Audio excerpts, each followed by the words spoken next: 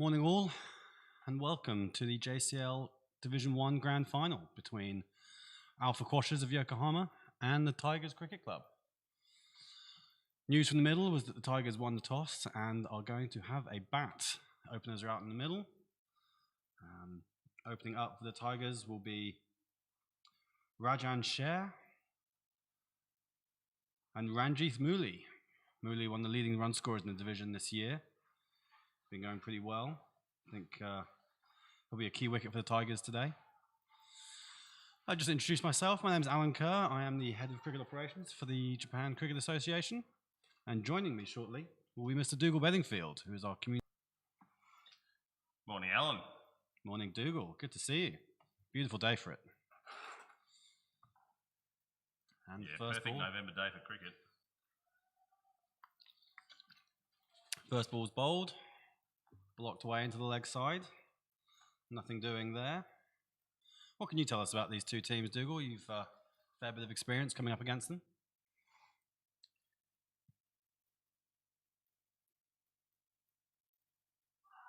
An early wicket. Not much to talk about there. Goodness me. Tigers, a man down, second ball. Well. That, I think, has just gone right under the defence of Ranjith Mooley, I think it is. It is, the left-hander. Caught a bit unaware there. Wasn't expecting a wicket so early. Well, Nando Rangasamy, the man opening the bowling, he's a pretty tall guy. You'd expect a bit of bounce, but that one, as you say, straight under him. 2 balls in.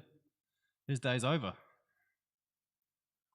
I think that was just a good Yorker first up, and it's caught the opening batsman by surprise there. Perfect start for the Quashers in their first ever JCL final. Division 1 final, I should say. They've got off to a dream start, just 2 balls in. Still a long way to go. Tigers will be hoping that their batsmen can bounce back from that early setback. But geez, that is cat among the pigeons early doors. Yeah, that's a horror start to your first JCL Division 1 final. He's been such a key player for them this season. He's scored over 300 runs. I think he's got 100 in there and a couple of 50s, giving real stability to the Tigers at the top of the order. But no contribution today, with the bat at least. I believe it's actually the second JCL First Division final. For the Tigers. From memory for the Tigers. But the first for the Quashers. First for the Quashers. Quashers have been thereabouts for several years. They've missed out on the playoffs in their first year in 2017, but then 18-19 they lost the semi-finals.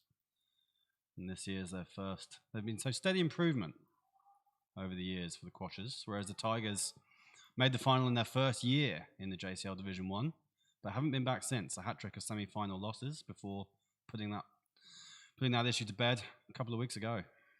It's good to hear one of us has done their research. Well, someone's got to be on it, Diggs. That's cracked off the back foot. Interesting shot. First runs of the day.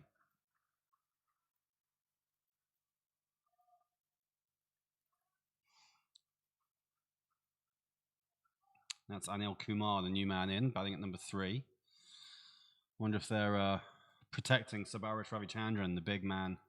The key wicket usually comes in at number 4. He certainly wouldn't want to be in the first over.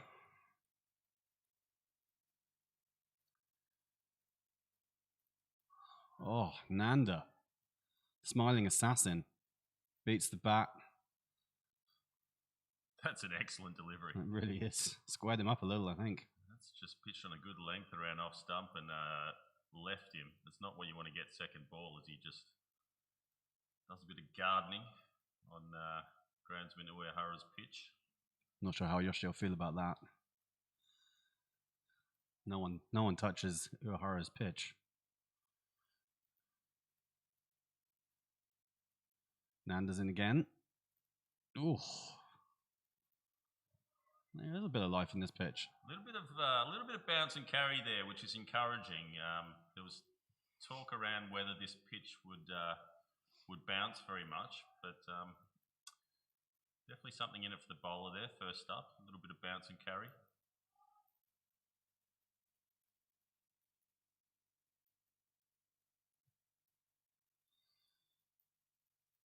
And again, very similar delivery. It does seem to die after passing the bat. The keeper's taken that around his ankles, and he's not standing too far back, but certainly the batsman didn't really know quite what to do with it, decided to get out of the way. So it's an excellent first over for the Quashers. Got the Tigers just 2 runs on the board and 1 down already. And before we were so rudely interrupted by the wicket falling, Dougal, you were about to tell me about your experiences playing against these teams and what you think might be in store for us today. Yeah, unfortunately, my Chiba Sharks were on the wrong end of a couple of results against these 2 teams this year, which would probably explain why they're in the final and you're not. my team's not. The Alpha Quashers steamrolled us in round 3, I think it was. We probably put in our worst performance of the year against them, so it was a bit hard to tell exactly how well both teams were going. But I thought they certainly looked like they were a team with a mission this year. Good reserves of seam bowling and a much more stable top order this year with the addition of Vinay Iyer at the top, who's had a wonderful season with 300 runs. Yes, indeed. It was a much different contest when my Sharks took on the Tigers. And that was one of the games of the season, wasn't it? It was an interesting day. We just watched this first delivery from Gurman Singh. That standard hooping out swing that he managed to get in the first few overs. He likes bowling from this end, doesn't he? I've only ever seen him bowl at this end. Likes the old school end, hence not taking the first over. He yeah, it does move that ball around when it's new. He's had some success here before.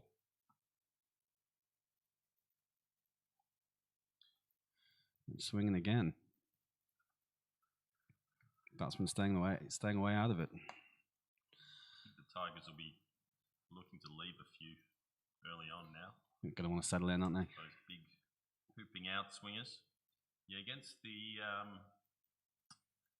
Tigers, it was a really slow outfield over at the Sunno River Ground 3.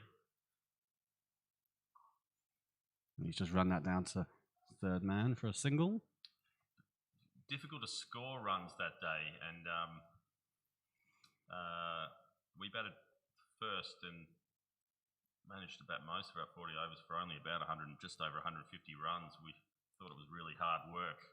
You say it was difficult to score runs, but you got about 80 odd, didn't you? It wasn't a pretty 80, mate.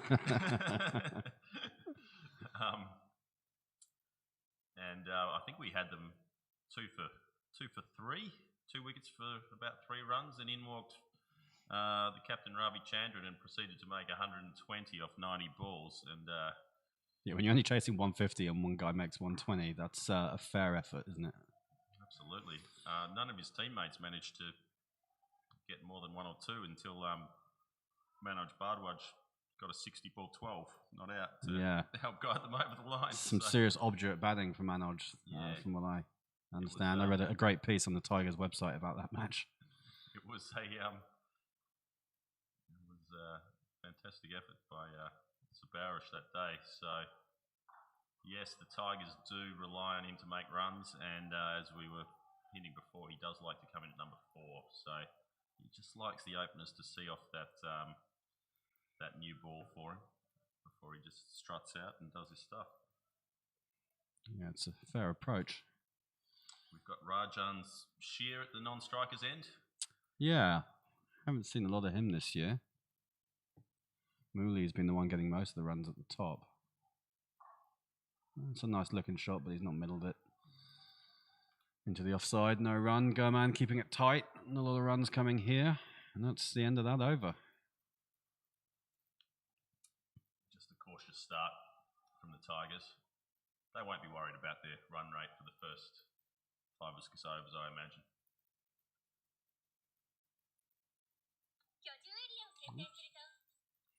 We are live. That's good. Just making sure that this stream is actually working and people are hearing us.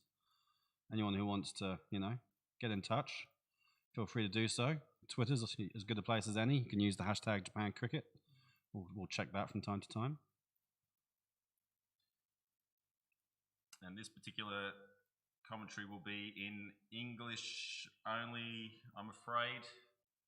I did get a message. I told my sister I was going to be commentating today, and she asked me if I'd be doing it in Japanese, which surprised me a little as she heard my Japanese efforts last year at my wedding, which were not all that impressive. I think she had greater faith in me than I do.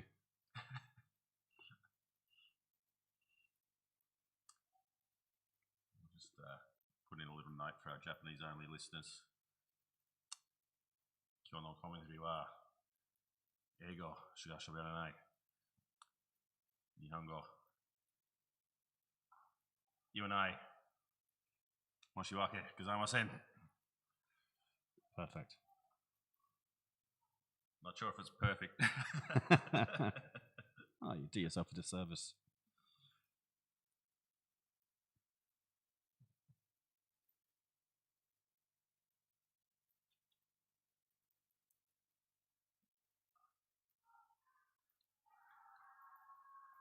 Plenty of noise out in the middle. I think that's coming from ground 2. Runs. Look at that. First boundary of the day. That was a nice forceful shot off the back foot. Not a lot of pace in this pitch, and he just waited for it, and almost a textbook back foot drive, punch through the covers. Impressive shot. Nando will be cross with himself. Not that you would ever know. Smiliest man in Japan.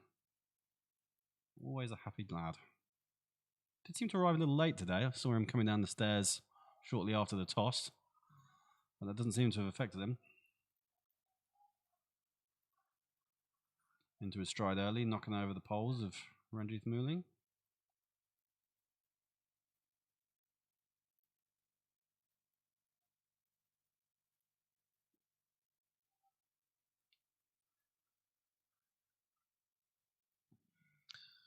Tigers with 7 runs on the board.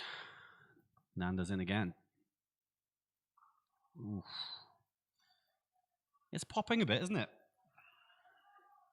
Just a little bit of pop off that length, handled quite nicely there by Rajan Shear.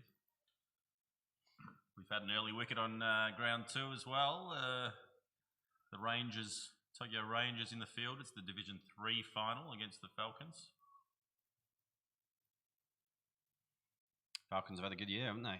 They fell at the semi-final hurler in Division 1, but I believe they're taking part in the Division 2 final tomorrow as well. They've had a wonderful year, in fact. Not many predicted the Falcons to make the semi-finals in Division 1. No, I think the chap down at 1 short's going to need a bit of a word with himself. I think he had them coming in 9th. So one of the worst predictions from the 1 short team. Does 1 short ever get it right, though? Oh, don't be so mean. You know, in their defence, I think they picked the top 4 last year, just not in the right order.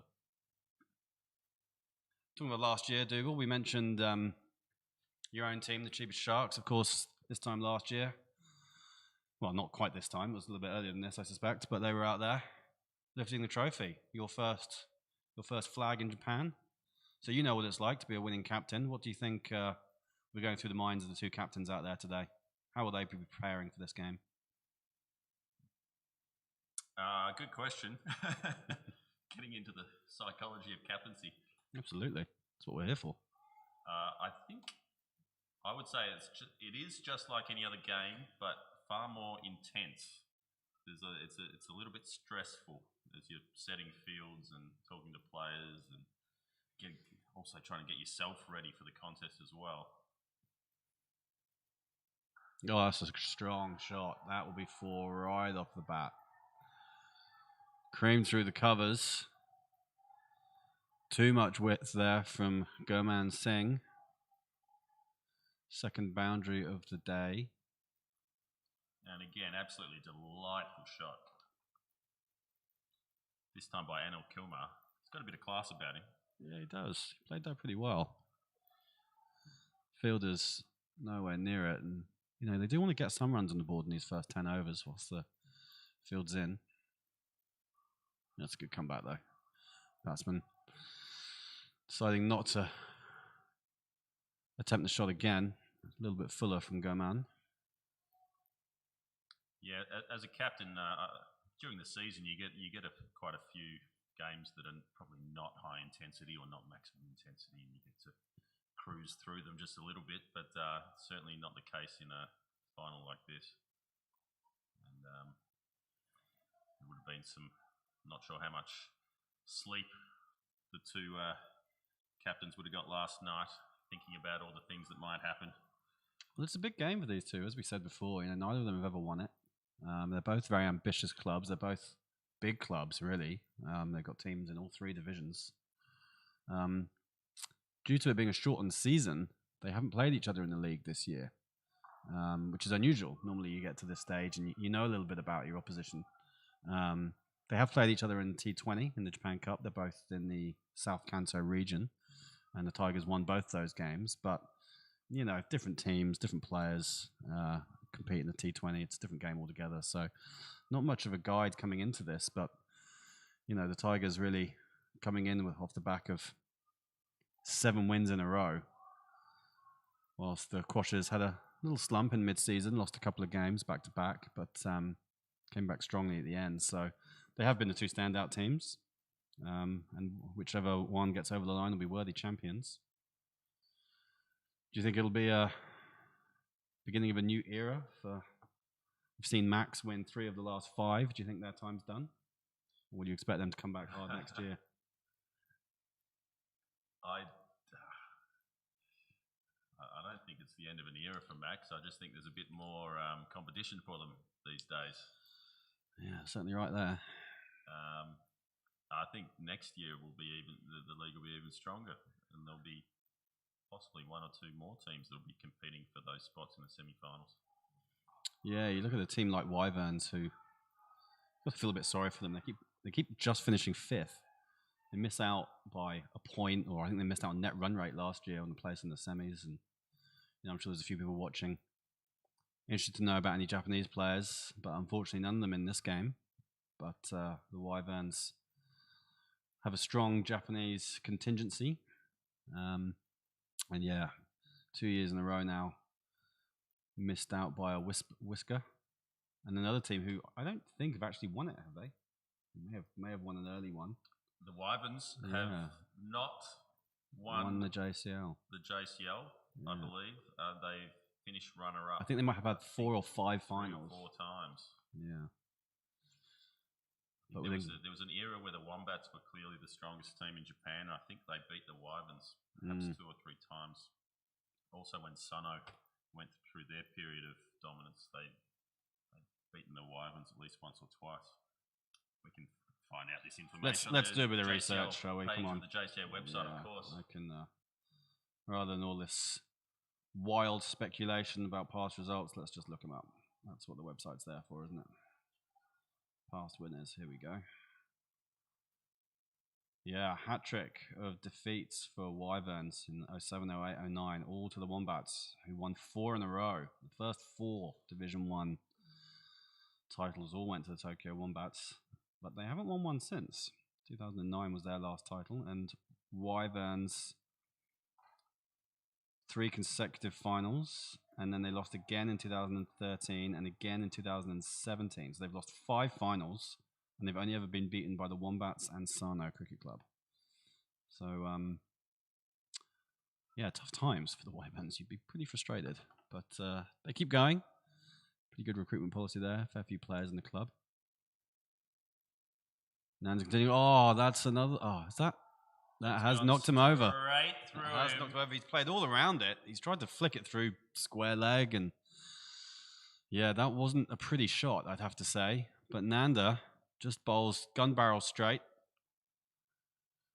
It was almost a carbon copy, but to the right-hander. Similar delivery, yeah. Banging it in a bit short, and then that nice full length, Yorker length, and yeah, I think Rajan Share is going to be regretting that shot. He was practicing it as he walked off. I hate to tell you, mate, a bit late to practice it. He's still having a go at it, but I think you probably needed to play a little bit straighter on that one. I like the intent. No issue with that. Wanting to score runs, but You know, this stage of the game when you're already an early wicket down, I think a bit of consolidation would have been useful, but instead, the Tigers have brought their captain in. I think he was just trying to tuck it round 3 square leg for 1 or 2, and yeah, possibly played it a little bit too square. And not even 5 overs gone, only 4.5 overs in, 2 wickets down, 11 on the board. It's time for Sabarish Ravichandran to do his stuff. I mean, the Tigers are going to be very reliant on him now. The Quashers got their tails up. They'll know how important a stage in this game this is. He really is the prize wicket, not just in the team, but in all of Japan. He won't be fazed by this situation. He's a pretty calm customer, isn't he? I think it's happened to him so many times before, coming in 2 wickets down for not too many runs on the board, and he's a pretty cool customer in this situation. Won't be too worried at all.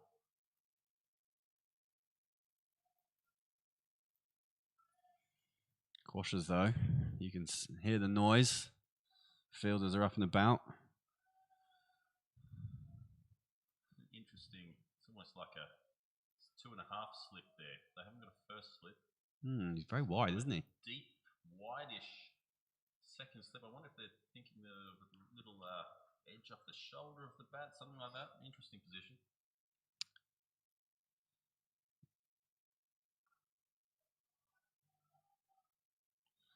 Oh, he looked pretty comfortable first up. Ravichandran just blocks that calmly into the offside and continues to survey the field.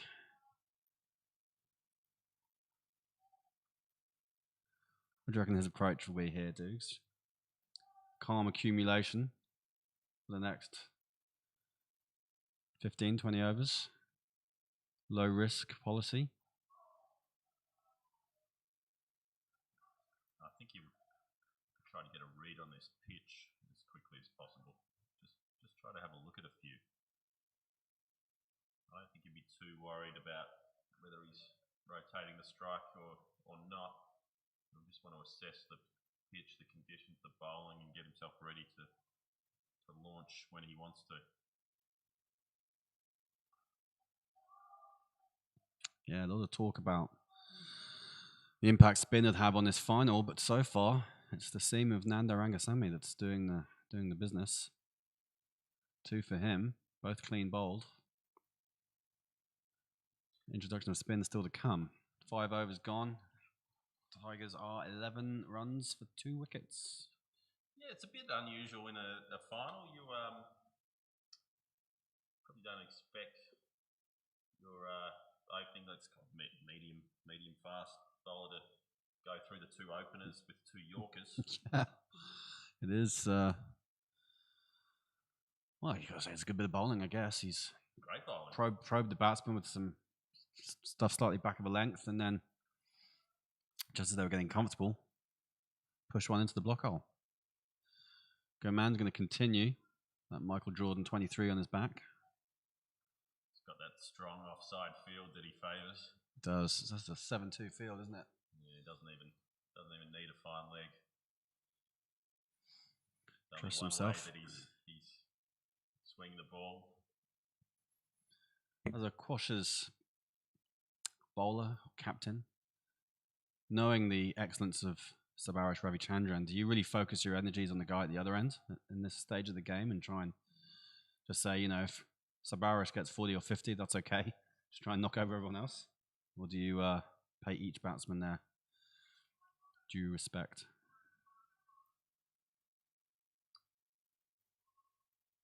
I mean, you can see they've got 2 slips and a gully into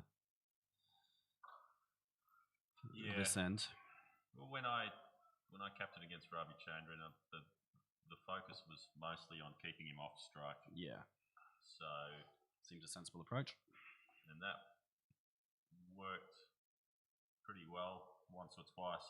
It didn't the last time. It was just a bit too good. I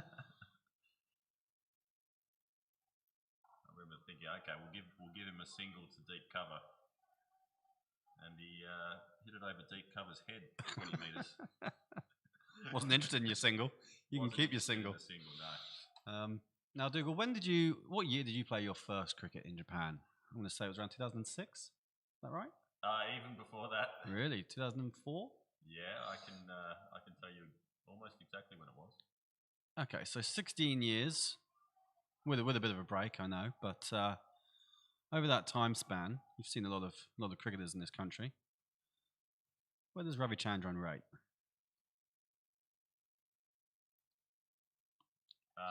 In terms of quality as a player compared to anyone else who's played in that you've come up against. Okay.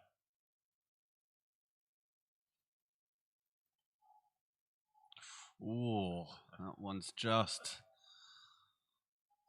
catching the edge, but never carrying. That was just trickled along to first slip. But I feel like those slips maybe need to get a little bit closer. Might not carry to them today. Best players I've had the fortune of playing with. Pretty handy player in Kendall Fleming. So I'd put him somewhere near the top as a batsman. And that is bounced just in front of first slip. As I was just suggesting, that first slip probably needs to get a little bit closer. He was trying to claim it. I'm not sure the umpire's having any of it. No, umpire Thurgate won't be. He won't be fooled. A bar of this. No. Kendall Fleming hasn't played a lot of cricket in Japan, but when he has, he's been extremely impressive with a bat. A very free-flowing left-handed batsman. Japanese origin, but learnt most of his cricket in Brisbane in Australia. And I'd say he'd be in a similar category really to Sabarish Ravichandran, those two. I'd put pretty much at the top. There was a fella, another Australian player who played a long time ago. I didn't get to play against him in Japan. I played against him actually in Melbourne, called Andrew Goldsmith. Now, I was going to bring this guy up. He's the record holder in Division 1 for the highest individual score, 197. Now, 197 is a fair score, and I understand that was in a losing cause. Yeah. I would have liked to have seen that game. He played for the Paddy Foley's Cricket Club. I imagine he just walked into a bar in Roppongi and was recruited to a cricket team, but he was an extremely high-level cricketer in Australia. And he was 197 that day against the Warriors. There we go. Sabarish not looking too bothered by Nanda's 2 wickets so far. He's just clobbered that over mid-on. Couple of bounces. And away for 4. Just a late flick of the wrists over mid-on there. Lovely shot to get off the mark. Extremely calm, extremely measured. Saw it early, picked his shot. And over he went. A little bit of risk in it, but backed himself. Now, see, that's the shot that Ranji Sher should have played. Just punched to mid-on. Not trying to play around it. They're quite happy to offer him that single to mid-on, weren't they? They were, yeah. He's back in the 30-yard circle, the fielder there. Wasn't exactly charging in to cut it off. But that's okay. Down at the non-strikers end. So, yeah, Andrew Goldsmith. So, you played against him in Melbourne? I did. Mount Waverley versus Box Hill. And we were lucky enough to get him out for a duck that day. Yeah. Caught at second slip. But you're still convinced he was good. The following week, he made 250 off 160 balls against a fairly handy team. So we thought we might have got a lucky one there. Yeah, Japan has had some pretty handy players, and there's guys who have been around a long time, guys who, have pretty big reputations in Japan. Hanif Khan. Excellent player, especially at 2020. Probably hits the ball harder than most people I've seen in Japan, I'd say. Beautiful bat swing. Of course, it would be remiss of us not to mention Amigo Kobayashi, veteran of Japan cricket. Scored a lot of runs over the years. I think Amigo would have made as many runs as anyone over the course of his career. Certainly. Beginning in the early 2000s and still playing to this day, still scoring runs. He's got a Division 2 double 100.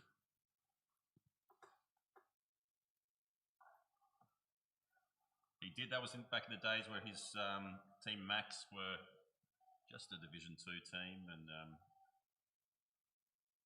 struggled a bit. But he certainly did struggle. He stood out.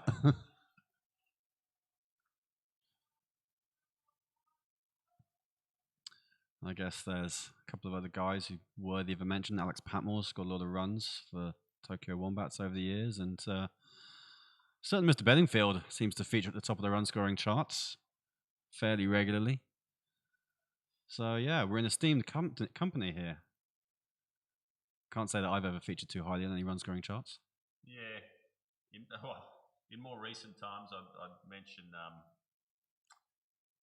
Vinay Iyer has an incredible record. Certainly does this year. Over his career in Japan. Player of the Year in 2016, I want to say. 16 or 17 it was. He was the Player of the Year, probably the last guy to get it before Sabarish took over. On his day, I would include Supun Navaratna. He's played some pretty fine innings. Gets away is as good as anyone. He's right up there on that. Gets a bit nervous though in his first few deliveries, and he's always a chance to get out. But so just looking at that highest scores in the JCL Division 1, Andrew Goldsmith way ahead back in 2011. And second on that list is 168 from a certain Dougal Bedingfield, all the way back in 2006. The only other guy to score over 150 is, as you mentioned, Supun Navaratna, 160 back in 2018. Kendall Fleming features on that list, and another Japanese legend, Tatsuro Chino, 131 back in 2010. Chino, another man who stands tall among the Japanese contingent, a bit of a legend in Japan cricket circles. Oh, goodness me. It's a wonderful delivery, and Gurman continues his follow through. Sabarish millimeters away from what would have been a real dagger to the Tigers. But he survives, he's still there. And I think the keeper and the slips really have moved up. I wonder if they were just listening to the telecast. Wow, who would blame them?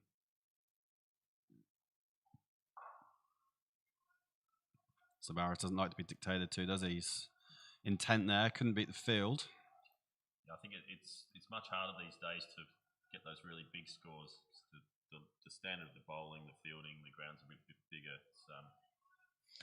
Yeah, playing out here, it's not the same as playing on the old Sunday River grounds, is it? Some pretty short boundaries down there. Sarno International Cricket Ground really has changed the makeup of those, or the look of Japan domestic cricket anyway, hasn't it? Absolutely. There's one last name. We're obviously missing a lot of good players out of the conversation, but a Sri Lankan, mostly bowler, but all-rounder by the name of Amal Silva. Yeah, he's on that list. He scored a big 100 for, I want to say, for Sarno in... Swing and a miss. Yeah, that was, like I said, doesn't like to be dictated to. Sabarish looking to assert himself there. That's the first real rush of blood we've seen from him. Charged the bowler and then looking to hit that over long on, I think. Amal Silva, a tall left arm bowler who bowled as fast as anyone who I've seen over the years in Japan, and he was one of those. He was a bowler who was really able to run through sides. He took 7. I think he took a 7 for the only 7 for in really? Division 1.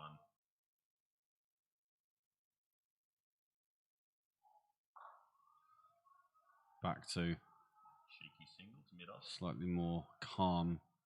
And I believe it was the 2014 JCL final where he came in at about number 5.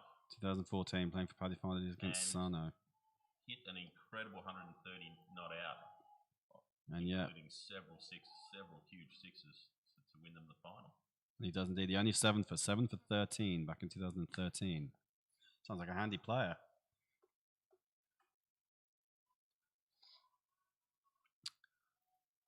Yeah, they had some, possibly not the most organised club at times, Paddy Foley's, but they had some wonderful players. Another one to mention was big Chula Rodrigo, who actually played for Japan. He was a very, very handy all-rounder. Talented, good eye. Yeah. Not been seen for a couple of years, Chula. Not sure if he's still in Japan. Good to see a few spectators around here today, Dougal. I mean, I wouldn't say they're packed to the rafters, but there's a few people who have braved the coronavirus and got out to watch the games. Probably family members, I suspect. Enjoying the beautiful environment that is the Sano International Cricket Ground. Nanda continues. There's plenty of room for social distancing here. Oh, you're not wrong there.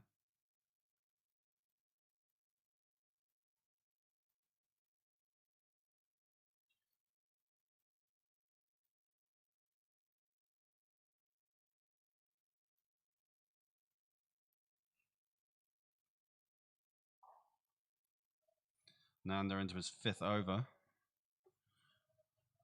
2 for 12 now. These two batsmen are trying to tick it over. Anil Kumar, 6 off 23.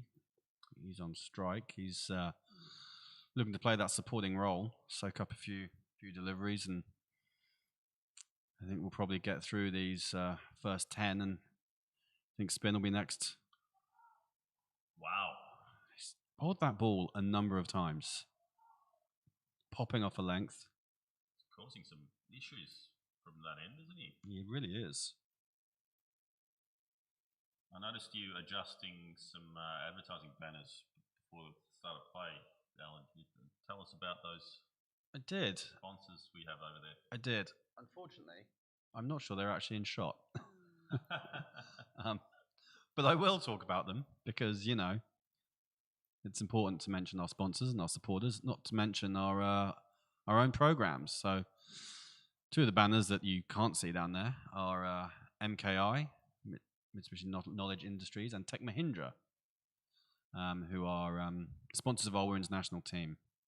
Excellent supporters of the JCA over the last couple of years and really enjoyed their cricket, and they're looking to do more for us, which is fantastic. We're really grateful for their support. Yeah, we're getting better and better at what we're doing here, but we haven't quite got the angles matched up today with the camera and the banners. Yeah, there's a few challenges around getting these things in the right place and making sure there's not anything behind them, or you want to get the right balance between being close enough on the field and on the action, and still being able to get sponsor visibility in. But at the moment, until we get 2 cameras, get our own production crew. If anyone's listening and they fancies, volunteering their services, please do get in touch. But yeah, it's great to have the support from numerous companies, both in Japan and outside. The banners, you'll see it just the JCA. And the Cricket Blast program, which is one we should mention. Cricket Blast, of course, runs in Sano, in Akashima, in Edogawa, and for next year in Kawasaki. We've had programs running in Kaizuka and Mie. So the Cricket Blast program is really spreading its wings and looking to make a positive impact on cricket in Japan and bring through the next generation of young cricketers. I think it's been instrumental in providing players for the Japan under-19 side, which we're certainly pleased to see. Juniors coming through the programs.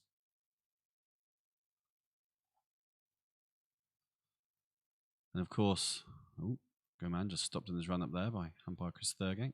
Goman also into his 5th over unchanged. The Quashers sticking with their 2 opening bowlers for as long as possible.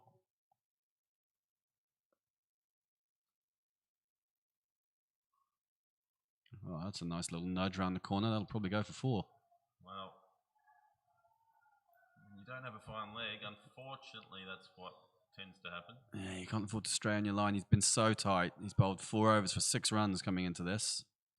Just given that there's 1 boundary in there as well, so that's just 3 scoring shots in his previous 4 overs, but that one has hurt his figures slightly. Still, an economy rate of 2 is not bad, is it?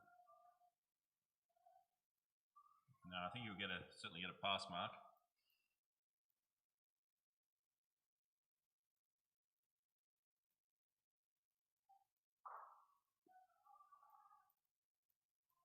Another example of how straight Ravichandran plays. His setup is very upright.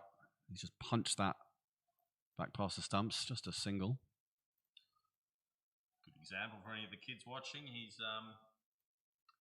played that as straight as possible, and with the mid-on, mid-off set slightly back, he just uses that leg speed to scamper through and get off strike. In terms of technique, he's certainly a fine technician, one to watch, and certainly a good example to model your game on. Often see some quite alternative, should we call them, techniques in Japan. Not to say that they're not perfectly effective. Steve Smith will attest to that. But I know Tomoki Ota is one of your favourites when it comes to his batting technique. The crab. Yeah, the Bamboo Man has his own technique, that's for sure. Oh, gone after that. That is 1 bounce over the rope. Goodness There's a me. man out there at deep cover point, but he Never had no got near chance. it. Never got near it. Sabara's just deciding. He's been batting for, I don't know, say, about 20 minutes by now. Getting his eye in. And the second boundary in the over. I think what allows him to play that shot is he plays the ball very late, and he waits for the ball to come to him, and then gets his wrists through the ball quite late. The swing's probably just dying from this new white ball now for Goman. Savarish able to line it up, and that's a sensible follow-up. Just dead bats that into the offside. Okay, so we've been watching for almost 10 overs now, Dougal. It's just 23 runs on the board, but you're putting yourself in the shoes of the man out there, the captain. What do you reckon a good score is today? I'm going to put you on the spot. That's always the conversation after 10 overs. Isn't it?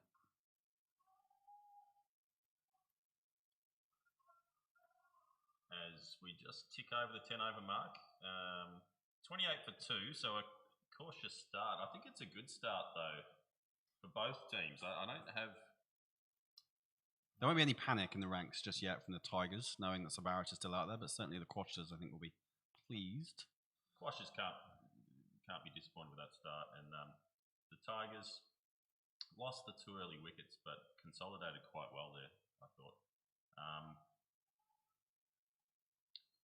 Yeah, I'd imagine the Tigers would want to up the run rate a bit, as they probably have done in the last 2 or 3 overs. Get to, say, 70 or 80 at drinks at 20 overs, and then look. Drinks are 15 and 30 today. 15 and 30? Yeah. Okay. All depends if they can keep wickets in hand, I think, the Tigers. Yeah, they've got some guys who can hit the ball down the lower order, but they're not necessarily guys they'll be there for a good time rather than a long time, I think. Yeah. I don't think it's going to be easy conditions to compile a big score today, so I would say anything around that, even 140 will be a competitive score, but they'll certainly be looking to get more than that, something around that 180 to 200 mark. Yeah, normally in the JCL, once you're hitting 200, you're very much in the game, but that's when you're playing on a synthetic. Oh, that's short and wide and cut away. Not going to go, is it? It has gone in the end. Not a great effort from the fielder there, using his feet rather than his hands. And not to great effect. So another boundary. Change of bowler, I think they're... Yeah, and a bit of a loosener to start with. We got big Nikhil Charger, unless I'm mistaken. Well, a lot of people would have thought he'd take the new ball. He's leading wicket taker in Japan this year. It's Nikhil. 14 scalps. He's a tall man. It is indeed him taking over from Nanda. Just started with a real listener though, didn't he? He did. Half tracker, and Anil Kumar just dug into it.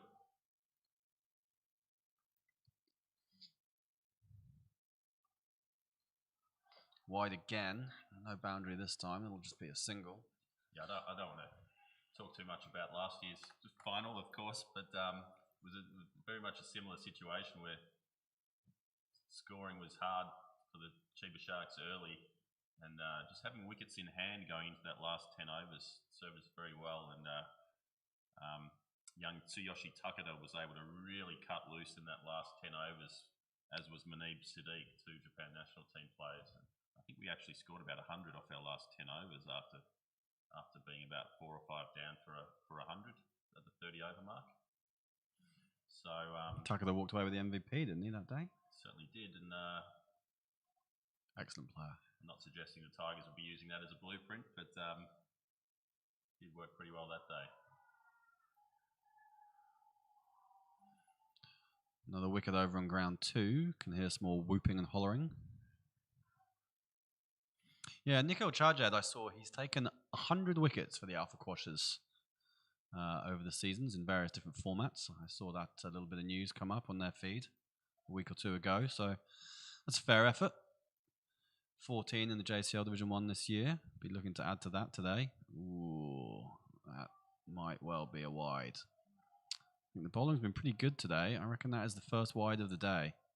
First wide, yeah, pushed it down leg and a little bit sloppy there from the Quashers.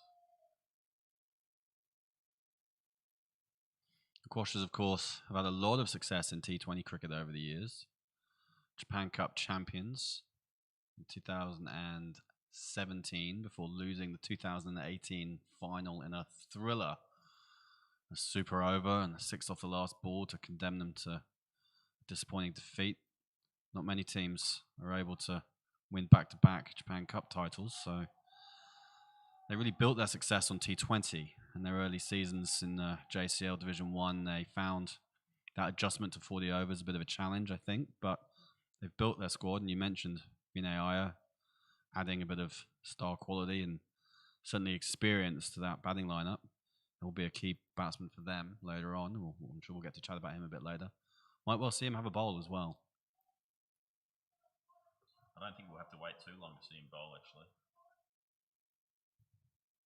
May come on from the school end. There's a few guys warming up out there. All of them trying to catch the captain's eye. Give me the ball, give me the ball. That'll be a shout, looks a bit high to me. They were slow setting off. I think if they'd gone to the bowler's end there, might have been a shout of a run out. So Barish was committed to the run. He knew it was on. Anil was at the wrong end. Yeah, Anil was a bit worried where the ball had gone, I think, and looked up, saw Sabarish charging at him. Thought, right, I better get my skates on.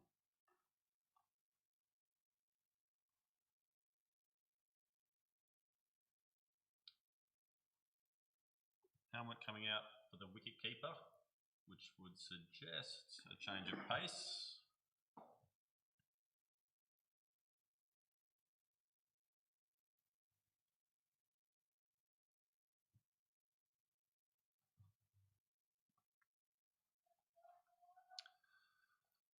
So Dougal's just stepped out of the commentary box for a moment. Phone's ringing.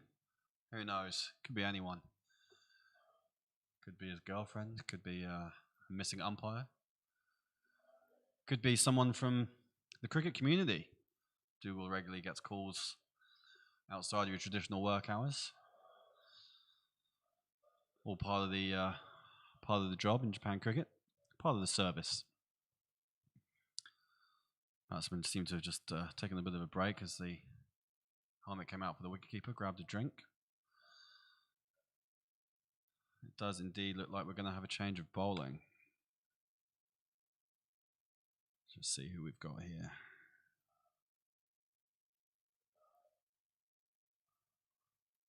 Certainly have to forgive me if I butcher some of these names, but I believe we have Yash War coming on to bowl here.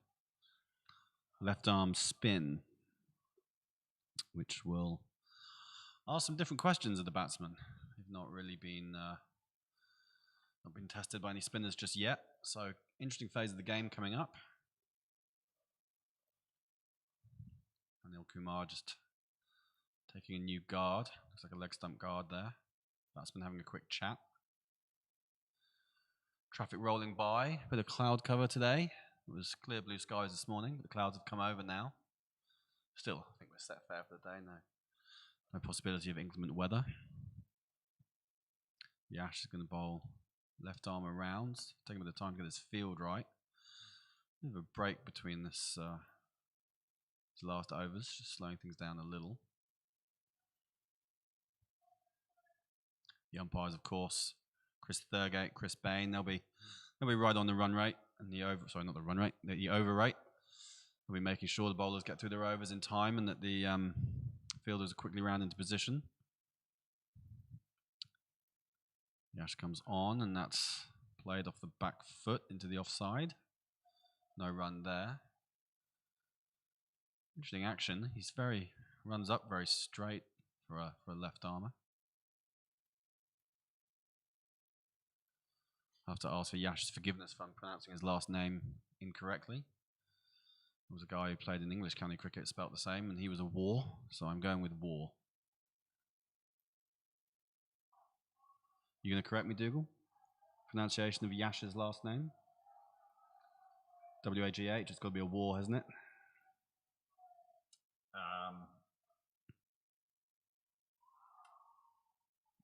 I don't know. There was a chap who played in English county cricket called Mark Waugh, spelt the same way, at the same time as the Australian Mark Waugh was carding it all over the international stage. Mark Waugh was my favourite player when I was a kid. Yeah, I thought. I presume you're talking about the Australian Mark Waugh, not the Warwickshire batsman. I didn't even know there was another Mark Didn't Waugh. even know he existed. Goodness me. Yeah, pretty decent player. Made a few runs, won a few titles, I think, with Warwickshire back in the mid-90s. But yeah, spelt the same way as our bowler here. W-A-G-H, his last name. Just ask some different questions. Cut away there by Sabarish. That's going to run down through third man, 4 runs. That's a late cut. It was very late. Waited on and somehow got down to the third man boundary for 4. Put it to the left of the gully fielder. Incredible shot.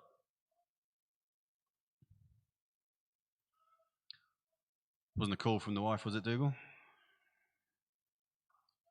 just a bit of confusion around umpire appointments. There's always something. There's always something. I was just saying whilst you were taking that call that... he's gone after that. That's a chance. It's up in the air. No, that's 6. No. That's about 6 foot over the rope. You'd have to be about 15 foot tall to catch that. He's a tall man, Ranantanwar down there, but he wasn't getting anywhere near that one. So, the introduction of spin has brought some runs. Definite acceleration. Sabarish puffing out his chest and asserting himself now. He's got a habit of doing that. It looked like he hadn't quite timed it. Tanwar's right back on the rope too. Suddenly the ball just lands over the rope. So, what kind of response are we going to get from the left armour? There you go. That's good cricket. Blocked. Dead batted. No need to continue the assault. Got the runs from the over. That was a pretty expensive introduction, I would say.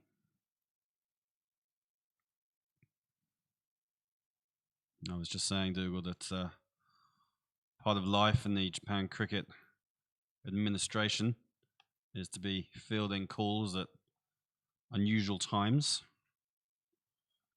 Evenings, weekends, all part of the service, isn't that right? It's not a regular job. So after that sedate start, after just 28 runs in the first 10 overs, we've now seen 20 runs in the next 2. So the change bowlers from the Quashers being targeted by these batsmen. So Barish, run rate now up to, his strike rate now up to 116. 28 off 24 balls, as is his way so often. Batting for the Tigers, really starting to assert himself, and Anil Kumar just playing that support role, which someone needs to do, and he's the man standing up for it at the moment.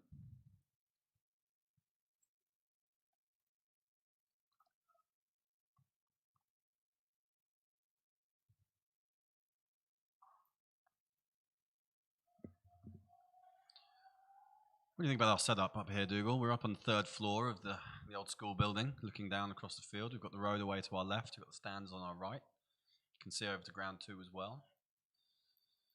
It's not a bad place to watch cricket, is it? Not a bad place at all. Could do with a few more amenities. I was going to say, could do with some catering services and perhaps some additional facilities. We're a fair way from the Sunday Cricket Challenge kiosk, not to mention the toilets, but you know, we'll battle through. We know the people need us.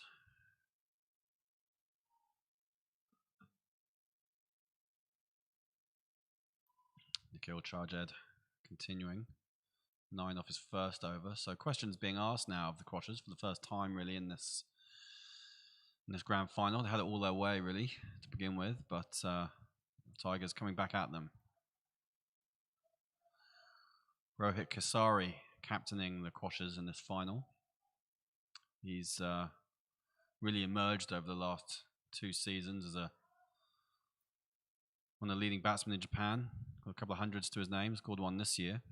Oh, that's gone through everyone. It's going to be 4 byes, I think. Yeah, umpire Bain signalling that as kept low. Didn't miss byes. Didn't miss leg stump by much.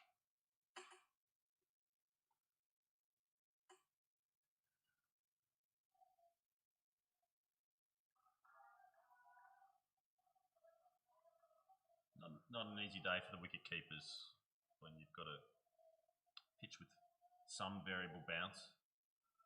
Just needs to keep low and get something behind that. That is out. He has cut that straight to the point fielder. Straight to Yashwar, I think it is, at gully. Yeah. Didn't look like dropping it. Straight in. Fingers pointing high. And Anil Kumar. Support comes to an end. It's a shame. He was just starting to look good out there. It's not the prize wicket. Sabarish remains at the non-striker's end. A good knock in the circumstances from Anil, but it's really job half done, unfortunately. It was a short ball, and there to play that exact shot, he's just picked out. He's just picked out the man, isn't he? And couldn't have asked for a better catching height, straight into the voice box. All he had to do was position his hands there, as you said. Easy catch. Nikhil Chajed. Another pole in the column. I believe that takes him to the outright leading wicket taker now in the division. Ahead of the man batting for the Tigers. Captain Sabarish Ravichandran leading the stakes in run scoring and wicket taking this year. Doesn't have the most catches though, so that's one thing. Nikhil Chajed. No, you can't. Nikhil Chajed, you know, he's probably got away with one a little bit there, to be honest. Wasn't his greatest delivery, but hey, he'll take it. Wicket in the bag. And the Tigers are 3 down. Haven't quite brought up 50 yet. 49 runs on the board, 3 wickets down.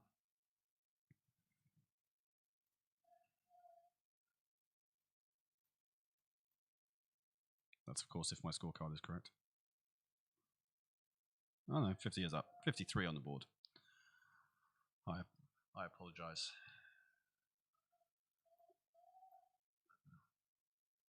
We've got Rahul Cole coming out at number 5 for the Tigers. I imagine he'll be keeping wicket later. Useful player. Yeah, he's got 100. Not this season. He's got 100 last season. Opening the batting. So he's dropped down the order. I suspect that's got something to do with his wicket keeping. But yeah, big moment for Rahul. He's been around a long time. He loves his cricket, this guy. Very passionate, very enthusiastic. Does a great job organising the Indian Embassy Cup side every year. Likes to dance. He's going to have to dance out there today. Solid defence. Yeah. Sees out the over, and I believe that's going to be a wicket maiden for Nikhil. So 9 off his first. Certainly come back well in the second. He's turned that around, hasn't he? It's quite a turnaround. Just as Tigers were looking to get away, as I said, 20 runs off the 11th and 12th overs, and suddenly no runs off the 13th. So 13 gone, 53 for 3. Sabarish looking imperious at one end. He needs more support. Is Raul Cool the man? Yash War is going to continue. Took a bit of an assault in that last over.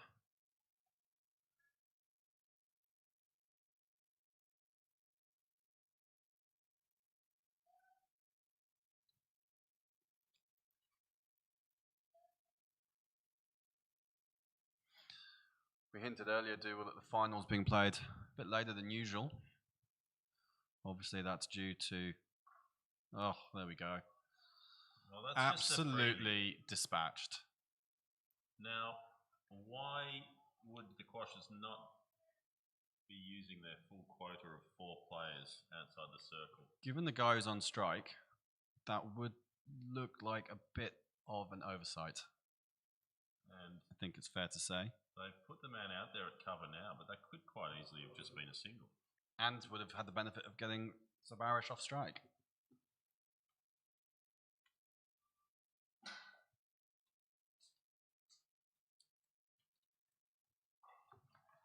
That's miscued, but he'll get away with it.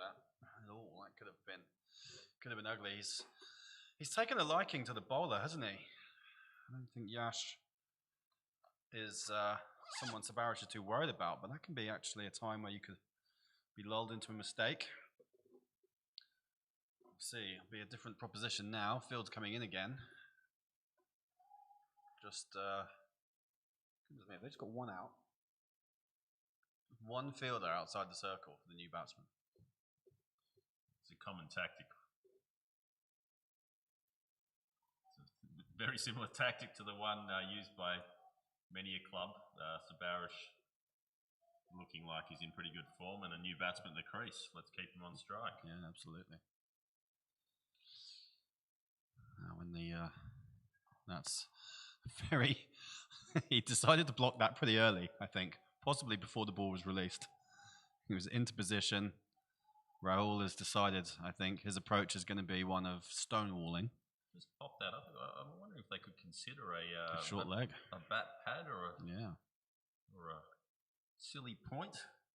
Short cap. You don't see that a lot in limited overs cricket, but I think the approach here is going to be very similar to what we saw in that innings you talked about before, the game against the Chiba Sharks, when Sabarish is dominating at one end and he just needs someone to hang in there with him. It's a big game and there's a lot of overs left in this, and Sabarish keeps batting. You know, the sky's the limit for him, but he's got to have people staying with him, and he's got to not feel under pressure as well. Once more wickets fall, all the onus of the run scoring will come onto him. Raul's just pushed that to mid-off, and a bit of noise in the field, but a pretty comfortable single, I think. Yeah, I don't think the Quashers can afford to be giving away that single. In this case, it was the last ball of the over, so no harm done. But Raman Tanwa there, just a little bit slow off the mark at mid-off and berating himself. Can't be too hard on himself, Raman. Big unit. Interesting, he hasn't had a bowl yet. Yeah, I did think he'd probably be featuring at some point, but these two sticking with it for now. Certainly with that last over wicket maiden from Nikhil Chajed means I suspect he'll be keeping the ball in his hand for a while. And they want the spin. You've got Raman, you've got Vinay Iyer still to bowl, so plenty of options for the Quashers. They always have a lot of options. I read in the one short preview. He's another one who likes having a bowl. Seems to have turned himself from a leading off spinner into an opening batsman this year, Kartik. Regularly picked up wickets, but this year been one of the leading run scorers for the team. Yeah, he's been opening up and taking the game on from ball one with some success. Yeah, you said. I was reading the one short special preview. I don't know if you had the chance to cast your eye over that. Only came out late last night, but they were mentioning how Kesari, Iyer, and Velingiri have scored something like 60% of Quash's total runs this season, which is – impressive, but also suggests the other guys aren't getting much of a bat.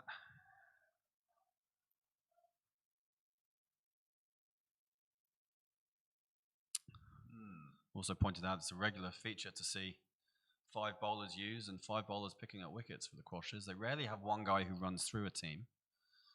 Lots of bowlers chipping in.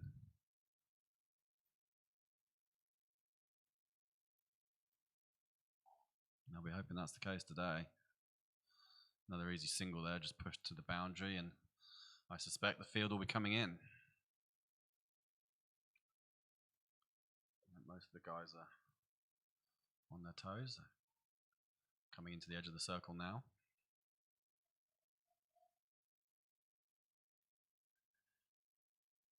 You're going to give us an update on the score over on ground 2, Dougal? The Falcons-Tigers game? Nope, that's wrong. It's the Falcons-Rangers game. You just see a nice looking cover drive play down there.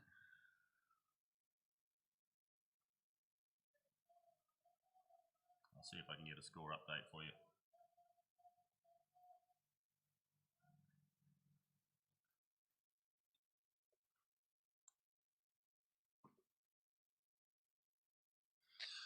Yes, I was just saying, it's obviously very unusual for finals to be played this late into the year, well into November now.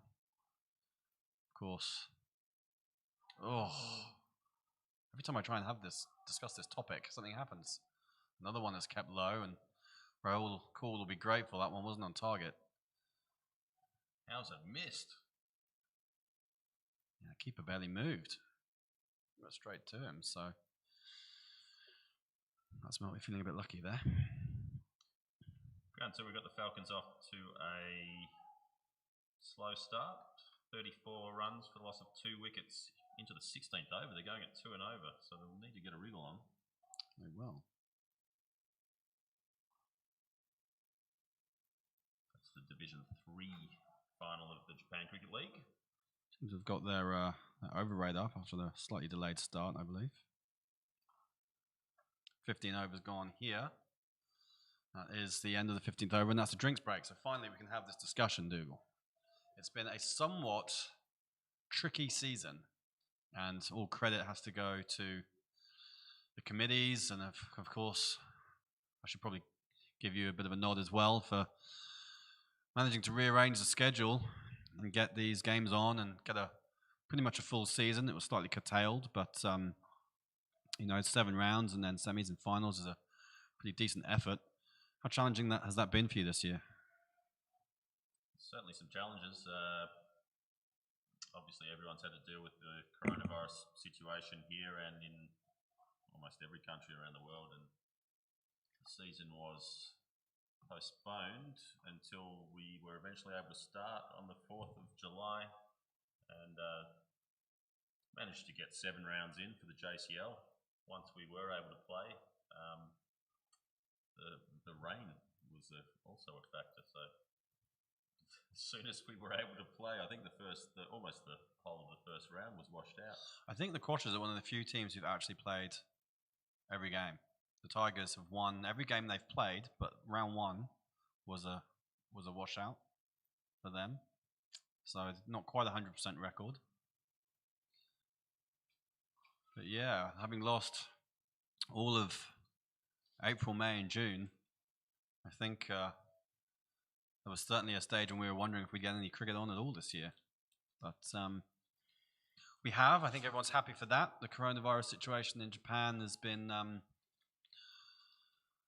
don't really know what to say about it. It's not exactly controlled. There are still a lot of new cases on a daily basis. Tokyo getting around, certainly still in 3 figures on a daily basis, but the Japan policy has been somewhat different to other countries. Certainly we've seen the UK and Melbourne in Australia being locked down, pretty harsh restrictions there to keep the guys, keep people safe. But in Japan, we're able to get back to sport from midsummer. I think there was just a lot of uncertainty around what was going on in the first few months of this year. And since then, Japan's been able to stabilise the situation. You've got a few hundred new cases every day. So no one's panicking. Certainly from a Sano City perspective, they've been pretty keen for us to get cricket going again. Ultimately, the sport here is important for local businesses, drives commerce, and from our point of view, it's fantastic to have that support from Sano City. It's something that we certainly rely on, and they've been absolutely essential in us developing this ground and all of the work that's been put in. It would be a terrible shame if that was for nothing. We were able to start junior activities in Sano in June, and then that was with people not crossing prefectural borders whilst the state of emergency was in place. But once that was repealed, cricket was able to start, and certainly these two teams will be grateful that it was, because they wouldn't be out here otherwise, competing for a prestigious title. A lot of teams have walked this path before, as we discussed earlier. Be a new team etched onto the trophy this year. But it will always be a year with an asterisk next to it. Certainly we should take this opportunity to say to everyone that we hope they are staying safe wherever they are, wherever people are watching or listening from around the world. We hope that people haven't been too severely impacted by the coronavirus, and we hope that they're enjoying our coverage here today of the Japan Cricket League Division 1 final. It's been challenging for a lot of people, but different countries obviously moving into different seasons, coming into winter now, and influenza season is about to arrive. Be interesting to see how that combines with the current corona situation and what winter has in store for us. But all that's to worry about another day, I think. For today, just enjoy what we've got. Two good teams fighting hard out in the middle. People might be wondering why I'm wittering on so much at the moment. Dougal just utilising the drinks break to get through a bit of convenient food. How was that, mate? I think drinks breaks are for eating and drinking, not talking, mate. Yeah, I just forgot to bring any food with me. I thought the drinks breaks were for the players. I didn't think commentators got a break. It's going to be a long day for us. We need to run some ads or something. We do. Tigers have moved to 61 for 3 off 15 overs. Yeah, I think they'll be happy enough with where the run rate's at now. Going along at 4 and over, they'll be pleased with that. Those wickets are a concern, but not an alarm, I think. They do have guys, having Rahul Kaul coming in at number 5 is give them some confidence. He's a very capable player.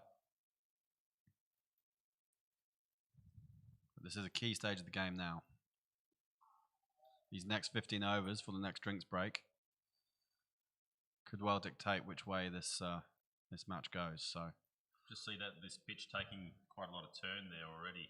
Yeah, it does seem that way. So Ravi Chandran and also the Tigers spinner Kumbari will be licking their lips at that. They will be handy.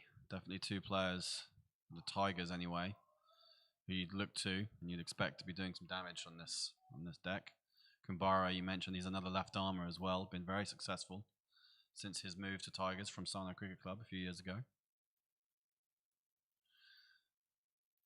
Oh, what's he done? What has he done? That is a significant rush of blood to the head. Came down the track, huge swipe. I've been talking Rahul up, but he's missed it. Keeper made no mistake with the stumping. Doesn't look too happy with himself as he walks off. He knows he's not done his job. That's a huge, huge breakthrough for the Alpha Quashers. Said a moment ago they might not be, Tigers would be concerned rather than alarmed. Alarm bells might be ringing now, Dougal. 4 down. He was defending quite dourly there, Rahul Kaul, and then all of a sudden he played a very expansive shot. Got nowhere near it. No, I don't think you'll want to see the replay of that. And his captain at the other end would be just a fraction disappointed. Yeah, I wonder what's going through his mind right now. He's passionate cricketer, Sabarish. He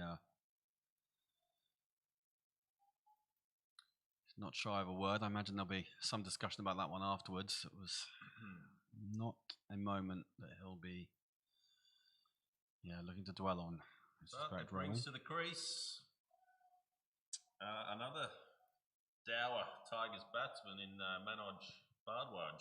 Now these two, they're good mates. These two, they are often seen on committees, organising committees for South Canto for the Tigers. Manoj certainly puts in a lot of time. Both these two were actually at the J-Bash Social, supporting the women's team a couple of weeks ago. Zabarish's wife getting involved in the new women's program, which is fantastic to see. So they know each other very well, and they're going to be really hoping that that partnership, that friendship, can pay dividends out here, because they need it now. They really need someone to stick around. You telling me Zabarish's wife has started playing cricket as well?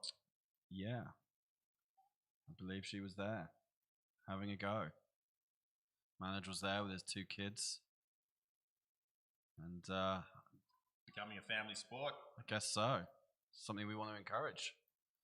Sure, it won't be too long before Manoj's kids are picking up bats and featuring the Cricket Blast programs.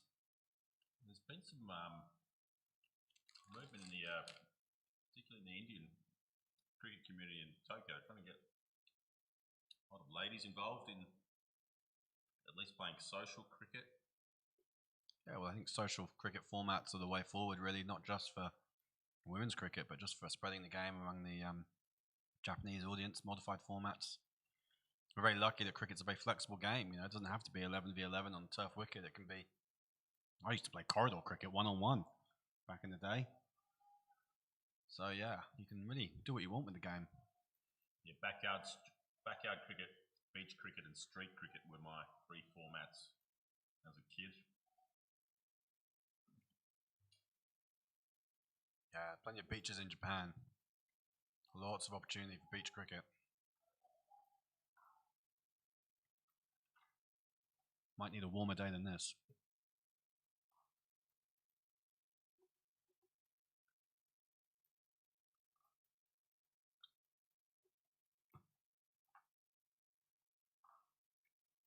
Corridor cricket, dorm cricket were my staples. Used to play dorm cricket with a hockey stick and a squash ball. Sounds challenging. We were surprisingly good at it. Think back to it now. If someone threw a squash ball at me and gave me a hockey stick, I wouldn't get anywhere near it. Barely get near a squash ball with a squash racket.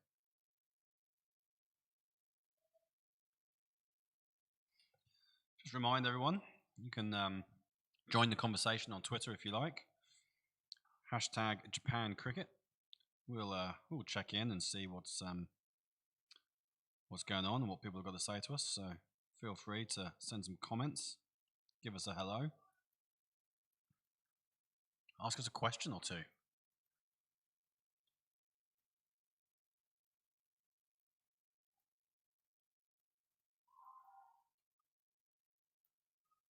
Quite animated there, bowler charge, Ed. I think he believes there might have been a little nick on that ball.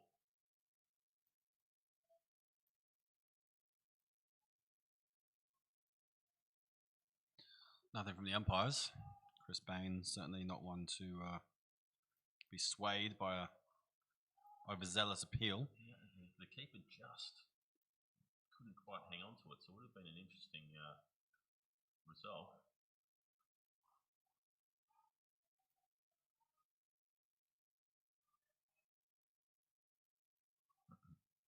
They've obviously come in with a game plan, the Tigers, to really put pressure on the cautious fielders. You saw there, Ravi Chandra just happy to use soft hands and knock the ball into the infield and take one. Yeah, he's been pretty happy to take singles. He's not looking to dominate the strike at this stage. I suspect that might change if another wicket were to fall.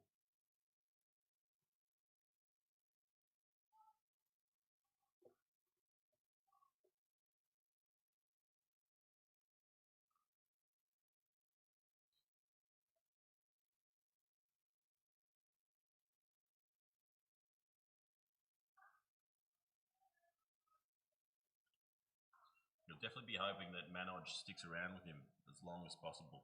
Yeah, I think certainly into the 30th, 35th over. It's the hitters to come next, isn't it? So they really need. You do need Manoj to build the brick wall. Charger just aborts his run up there.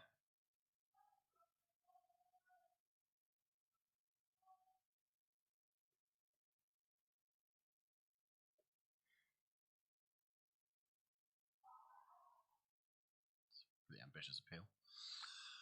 It's not as bright as it was this morning, Dougal. When I arrived at the ground, it was clear blue skies, and it looked like one of those crisp, clear autumn days. Clouds have come over. Not to say that there's any inclement weather around. I'm sure we'll be absolutely fine as the day progresses, but might get a bit tricky batting in the second innings with light fading from almost from around 3 o'clock. It starts getting a bit dark. Yeah, I think you're right. Winning the toss and batting first is probably a bit of an advantage on a day like this. Coming into whatever we were in early November, but the sun does go down really early, surprisingly early. Tigers captain Sabaresh Ravichandran, no hesitation choosing to bat first when he won the toss. Called tails, which of course never fails. Yash War to continue. Sabaresh has taken him for a few runs already. It'll be interesting to see how he goes about it now, because his wickets are falling at the other end. Every time another guy gets out, his wicket becomes even more important. It really is vital to his team's chances that he stays in and gets the runs on the board. Been allowed a single there, as you've been saying, Dougal. Team's pretty happy to give him the one. Bring Manoj Bhardwaj back on strike as the field all comes in. Familiar patterns emerging here at the SICG. Yeah, they're very good at shifting through gears, the Tigers, as I call it. Quite happy to go slow for a few overs, consolidate, and then if they need to, really accelerate.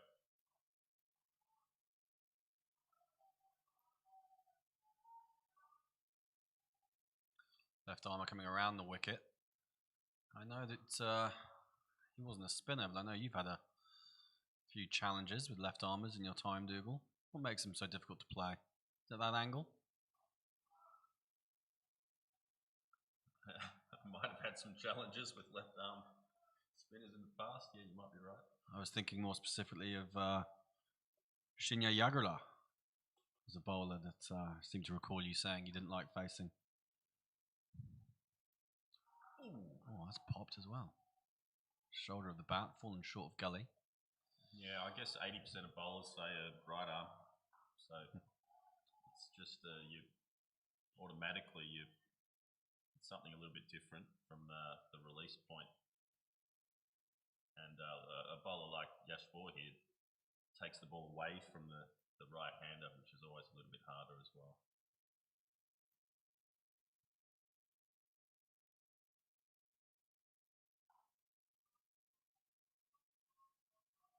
Yep, Manoj looking to settle in here.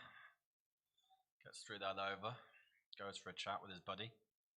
Sabaresh is still looking at the scoreboard, looking at the field settings, taking stock. What do you reckon they'll be chatting about?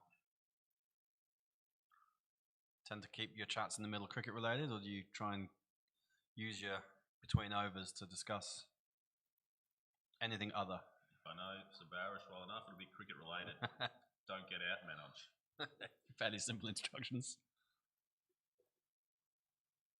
Perhaps after his chats with Rahul, which I suspect was along similar lines, he might be even more assertive with Manoj. Definitely do not get out, Manoj. Do not charge the spinner. Aha! Another change of bowler. Now that looks distinctly like Vinay Iyer to me.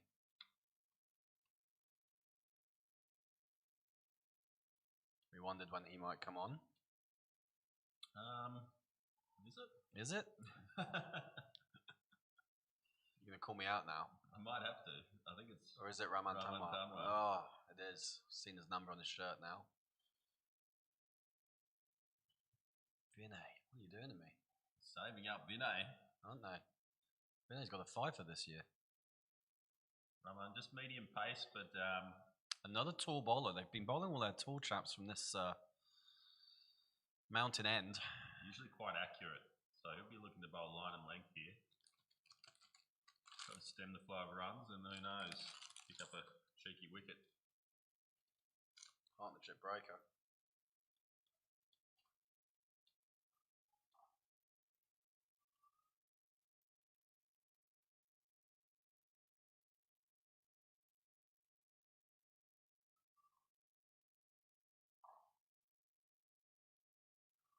Raman's another one who's crossed from a rival club to the Quashers. They've managed to attract some pretty handy cricketers. Started his cricket with the Paddy Foley's cricket club from memory. Paddy Foley's now just playing in Division 2, so I think he fancied more of a challenge in the top division. Just drifting onto leg stump there, and Sabarish is quick to turn that around the corner and come back for 2. There you go, a bit of aggressive running. First we've really seen of that. Yeah, not the strongest arm on the boundary there, Nanda, and managed to get an easy 2.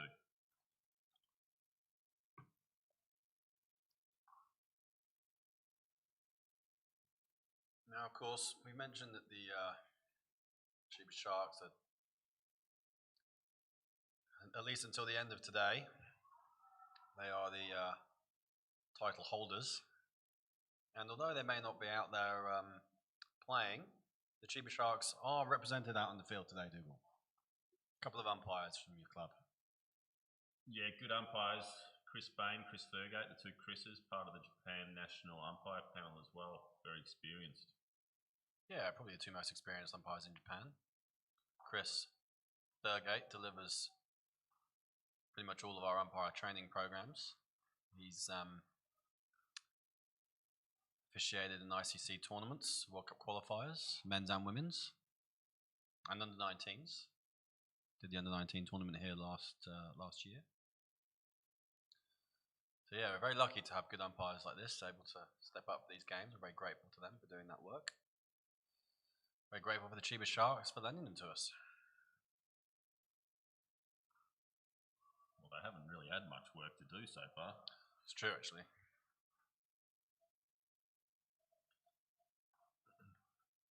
They got to walk out to square leg at the end of each over, mate. You know, it's all work. Trust me. Count to 6. It's hard. Done a bit of umpiring myself over the years.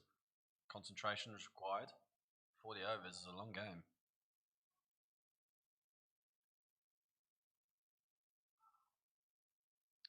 Bowling very much into the batsman's hips here, Raman. Not sure he's quite got his line where he wants it. He's certainly straight on the leg stump there. That strong offside feel, you want to just shift that line to the 3rd or 4th stump.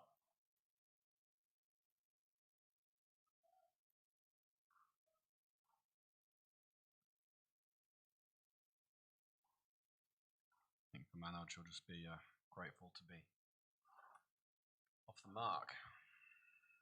He's got 2 runs to his name now, off 11 balls. Sabarish into the 40s. Just miscuing that cover drive a little. A little bit sluggish this pitch, so really do need to wait for the ball to come to you.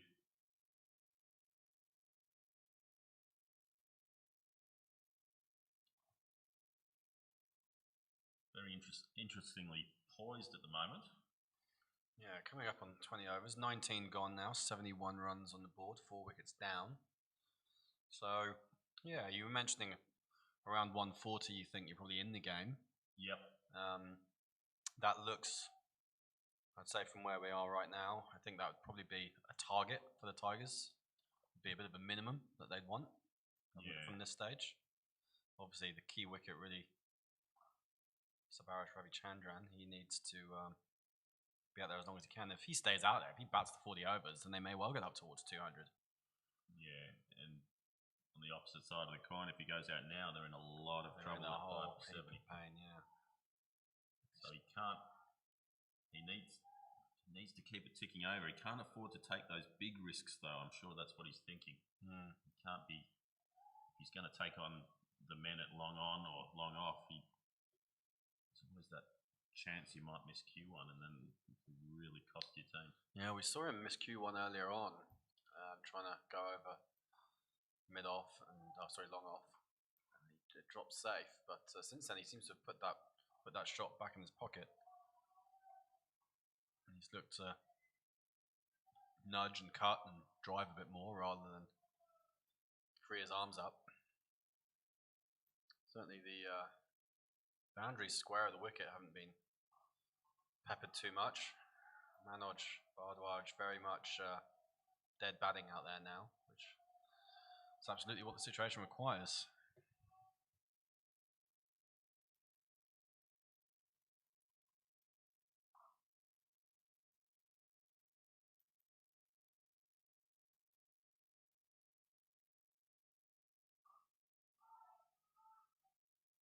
A little bit of intent there for Manoj, just played out to square leg, but never a run on. Very short mid wicket and a very short cover now in place. Really trying to squeeze Manoj Bhardwaj here. Yeah, not quite the bat parad you were mentioning earlier, but it's. Oh, he bowled there. Yeah. Tried to bang one in short. Some captains are more aggressive than others. Yeah. Someone would be calling for a couple of helmets and demanding two of their younger players step into those short positions. You got some good stories about doing that in Australia, haven't you, Dougal? Getting under the lid, close in, and having your fast bowler bowl 110 half trackers.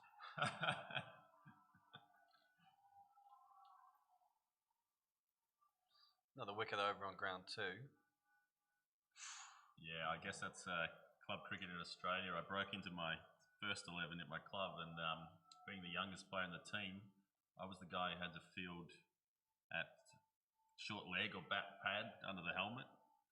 And we probably at the time had a couple of fast bowlers who weren't getting any younger, and perhaps not as fast as they once were. We're still digging in those bounces, which were getting pulled within a whisker of my nose a couple of times. I saw my life flash in front of my eyes a couple of times there. You mentioned Kendall Fleming before. He has a similar story.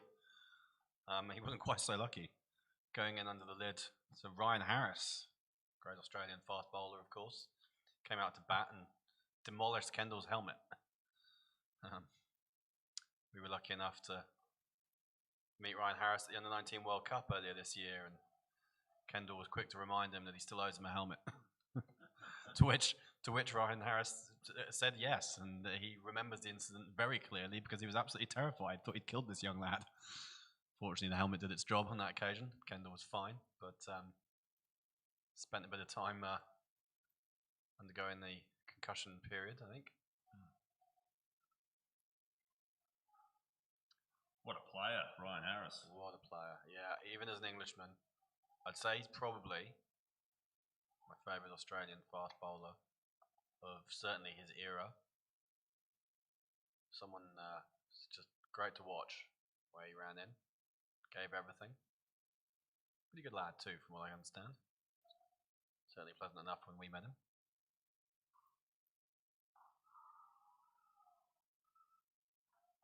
He was one of those guys, you didn't really mind when you took wickets against your side. You're like, yeah, all right. Oh, nifty bit of footwork down on the boundary. And then struggles to pick it up. That ball comes back eventually. He runs there. 3 for 3. I wonder if they could have considered running 4 there. Yeah, the way he struggled with the pickup, probably gave him an opportunity, but not wanting to take any undue risks to the Tigers, which is, I guess, a sensible approach. The last thing they need right now is a run out. Sensible, very sensible, conserving the energy. I usually drill into my young players that I coach that you have to run the first hard, then Absolutely. Second, even harder if there's a chance for 3. It's pretty demoralising for a fielding side when batsmen are scampering, gaining runs where bowlers especially don't think there should be any. I mean, even here, yep, they're going to take it on. That's good running. Simple 2. You know, he's barely onto the pads again. The ball's barely gone 15 metres, but he's got 2 runs out of it because it hit a gap and they ran that first one hard. You mentioned earlier, it's knowing your fielders. Nanda probably not that alert down there at fine leg. Probably needed to get onto that a bit quicker.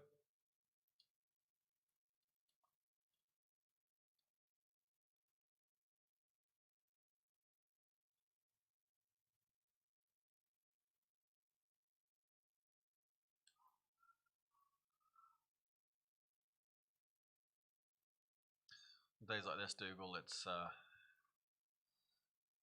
these grand finals, big occasions, means a lot to the teams. There's a word that comes into play. Pressure. Who do you think will be feeling the pressure out there the most right now? You think the Quashers will be pretty happy where they're at? You think the pressure's on the Tigers to post a score? Yeah, at the moment, I think the Quashers would be happy enough with where they're at, but they can't let this innings just drift away from them. Can't be letting easy 1s and 2s go through. Big appeal there. It looked a bit high for me. On it. Yeah, Bain not having any of it. Umpire Bain not interested. Yeah, right now you'd say the pressure is on the 2 batsmen, but the way they navigated that over was pretty good, I thought. Yeah, they are. I mean, looking back over the dismissals, it's been some good bowling for sure. But I'd say a couple of batsmen got themselves out. Certainly the cut shot, the stumping were avoidable dismissals. So I don't think these 2 batsmen need to be afraid of anything that's coming at them. There are opportunities to score. They've shown that. Sabarish Ravichandran's going at better than a runner ball.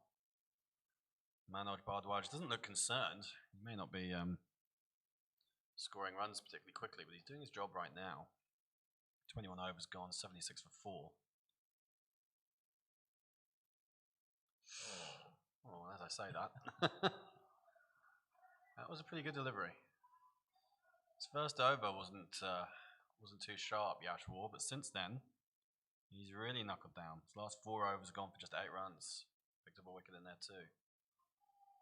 Got into his stride. There we go, another quick single, putting pressure on the fielder.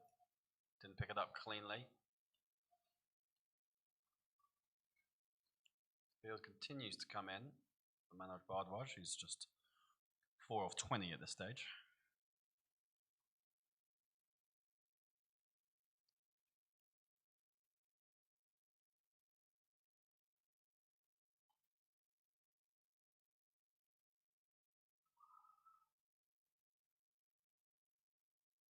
It's happened a number of times today, bowlers balling their run up.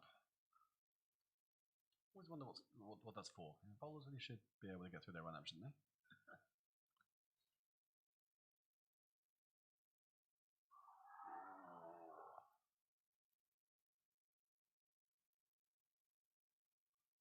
A little half shout, maybe just angling down the leg. Thought it looked a decent shout from here. We're on an angle, so we can't quite see. Perfect angle over. And they weren't too excited, but no.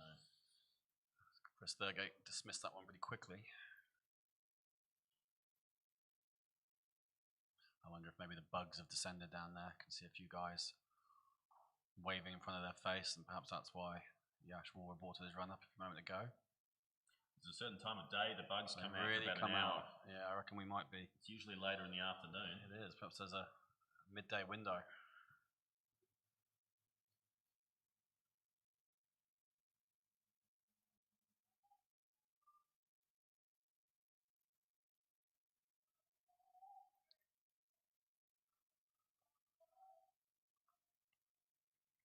Just make another mention of the Twitter feed. Don't be afraid to get in touch. Hashtag Japan Cricket. Say hello. give us your questions. They're not exactly rolling in at the moment, but any that do will be quick to respond. Who knows? Maybe there's a heap of comments coming through on the YouTube channel that we're not actually looking at. Sorry about that, if that is the case. That particular piece of technology is in another room.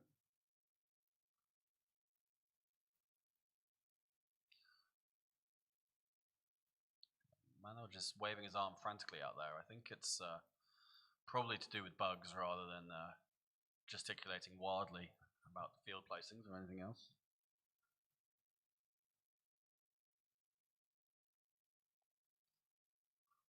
Now, Dougal, we touched earlier on some junior cricket, and we touched on the Under-19 World Cup. Seems a good opportunity to talk about that.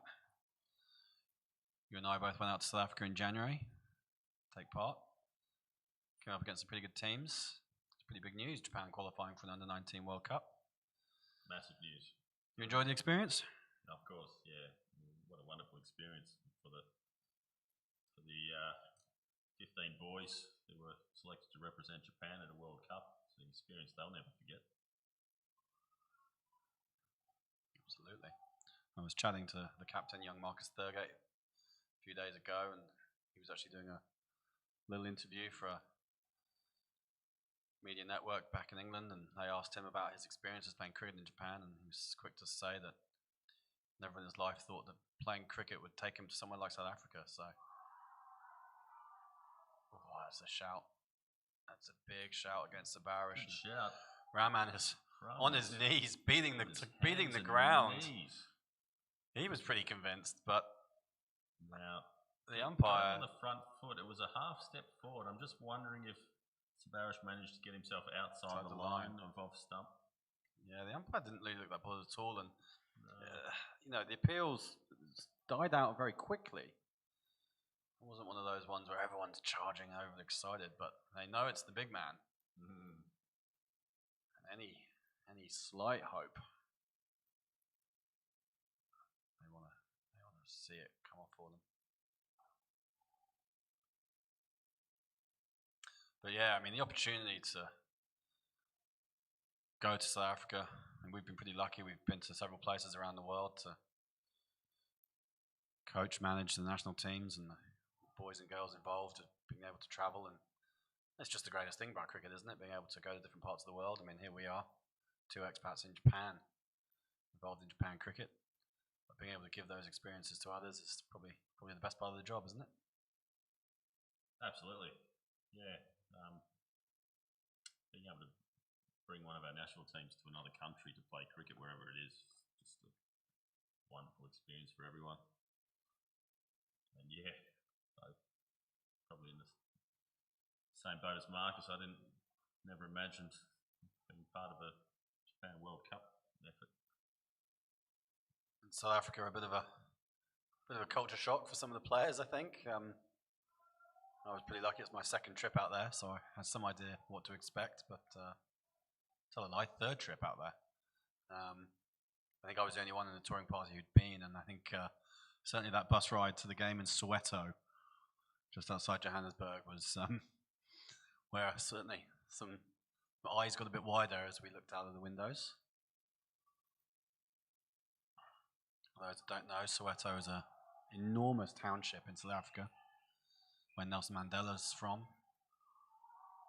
The streets are very different to the streets of Sano or Tokyo or Chiba.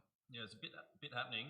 We met some wonderful people there, though, didn't we? We did, absolutely. You turn around this dirt track and you go around the corner, and all of a sudden you're at this beautiful cricket ground, and all the staff there are so pleased that we're there and quick to help, and they want to chat and find out more about your stories. It was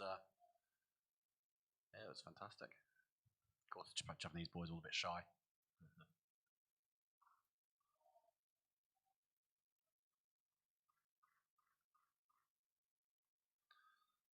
That's the end of another over. These guys really digging in now. Questions being asked, and Runs not exactly flowing. 77 on the board. 4 wickets down after 22 overs. Wow, Manoj, a very nice clip off his toes for 2 there in the middle of that over. Starting to display a little bit more confidence, I think. He's been out there a while. Came in, I think, in the 16th over. He's should have his eye in by now. My score's been slowly updated. I stand corrected. 80 for 4 off 23 overs now. Manoj Bhardwaj, 6 off 27.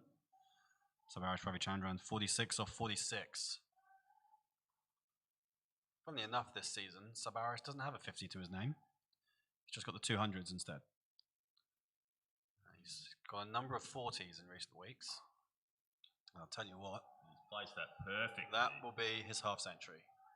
As we speak, 47 deliveries, 6 boundaries, 1 6. And the captain, you've got pretty short odds on him making runs today, I think. He's a standout player in Japan over the last few years, and cometh the hour, cometh the tiger. You're suggesting he could add to that those 200s today? Well, there's plenty of time out there. 17 overs still to go. You kind of feel with Sabarish that the only person who's going to get him out is him. Just looks so unfussed. You'd have to say, bringing up your 50 off 47 balls on in a final on a challenging wicket is... Seems to be playing a different game to everyone else. I mean, he's a man with all the strokes, not afraid to use them, but you know, the rest of the team are battling out there, going at strike rates of, you know. What has happened there? I think he's got back in time. I think he's got away with it. I think the keeper has had what can generously be described as a shocker. Manoj overbalanced. That wasn't in the cool realm of charging down the track. He's just leant too far forward. He's overbalanced. Keeper's had it in his hand, and then it dropped out of his hand, giving Manoj enough time to pivot and get back into his crease. That is a significant life for the Tigers and could be a key moment in this game.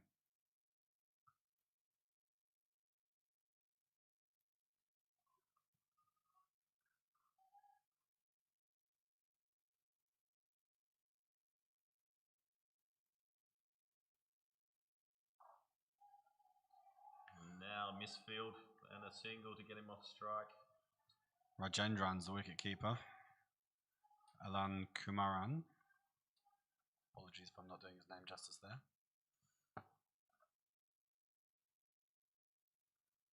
I think he'll be disappointed with that one.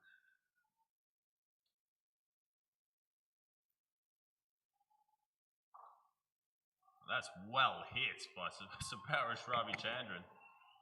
Straight over the bowler's head, and the long off placed a little bit wide, and he couldn't get there. Yep. Looks pretty comfortable playing those shots against the left armour. No issues with taking on the spinner.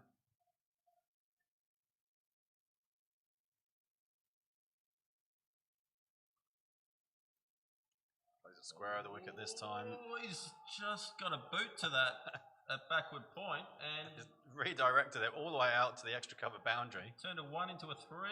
Yeah. I think that was Raman Tanwar at backward point. Quashers just needed to let it run, I think. Starting to look a bit rattled, the Alpha Quashers. They know they've got a... And that 3 gets the captain back on strike for the next over. Yeah, there's a bit of game heads needed out here. When you've got a guy who's not only capable, but is in the process of taking the game away from you. Got to stay calm, stick to your game plans. And those little errors start to creep in. It can be infectious, can't it? It's like when one catch goes down, suddenly everyone's dropping them. One wicket goes and they all follow in a heap. Cricket's a funny game like that. It's played as much in the head as it is in the hands and the eyes. Now for cautious, want to be wary. They're still in a good position in this game. They're still very much in. You know, they'll fancy chasing anything around 150. The batting lineup that they've had and the success they've had this year, but they can't be, as you said before, letting the game drift. Just leaked 13 runs off that last over. 2 boundaries and a 3. Yeah, Yash War's bowled. Pretty lengthy spell now. Oh, he's got him! He's got him! Well. That 3, Dougal. Perhaps it was a tactical giveaway by Raman Tanwar. He wanted Sabarish on strike. He fancied him. Now he's knocked him over. Well, third time today we've seen quite a full ball. Ravi Chandran trying to heave that. It looked over mid-wicket. As we were saying, you know, he's the only man capable of getting him out is him, I think. It was a shot that, you know, don't mind the ambition, but it was pretty expansive with 17 overs still to go in this contest. And Sabarish, I think he's just got that wrong. He'll be cross with himself. He's made a Taken start. The spinner for 13. There's still a long way to go. Suddenly, 5 wickets down. Main man back in the hutch. This game is about to get very interesting, Dougal. This innings, you mentioned it a couple of overs ago. Sabarish was to fall. 80 odd for 5. Things could get ugly. 93 for 5 now. First wicket of the day for Raman Tanwar. He's 1 for 13. Yash War's bowled has 7 overs on the trot. 1 for 33. New batsman at the crease. Swapnil. Charazia.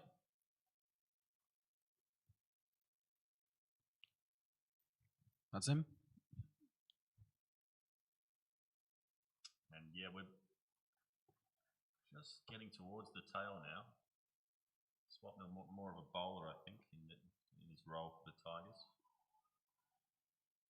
Yeah, this is going to be an interesting phase now. 93 on the board. Cautious were just starting to look a little ragged. And with that, of all the people to get, it's brought their tails right back up. They will be full of beans once again. And they'll feel like they're right back in this match now.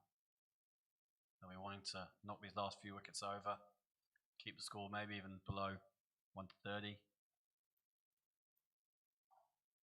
really did come from nowhere, that wicket. It did. The Tigers have gained the ascendancy through just playing good cricket shots.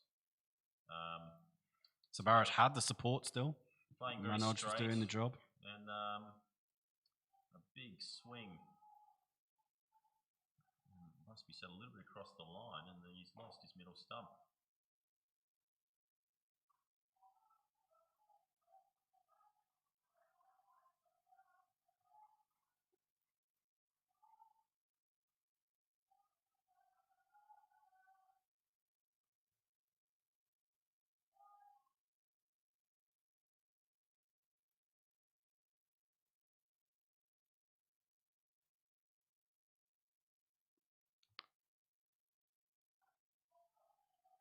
Oh, there's a mix-up.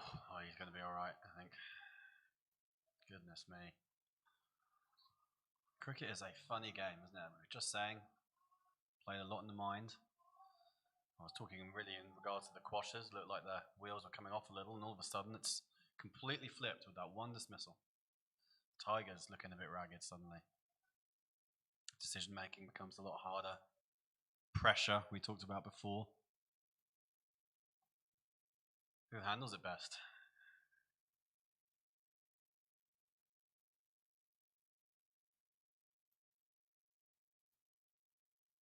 Oh, well. Raman Tanwar has come to the party. That's a 4th time we've seen stumps getting knocked over today. And just as we thought, 1 brings 2. The Tigers now will be deeply concerned about where this game is heading. I think that was almost the exact delivery of the opener, Rajan Shear. Was a Yorker, which he's just played over the top of. Yeah, they know what they're doing, the Quashers here. They're looking to hit the stumps. Ask questions of the Tigers' techniques.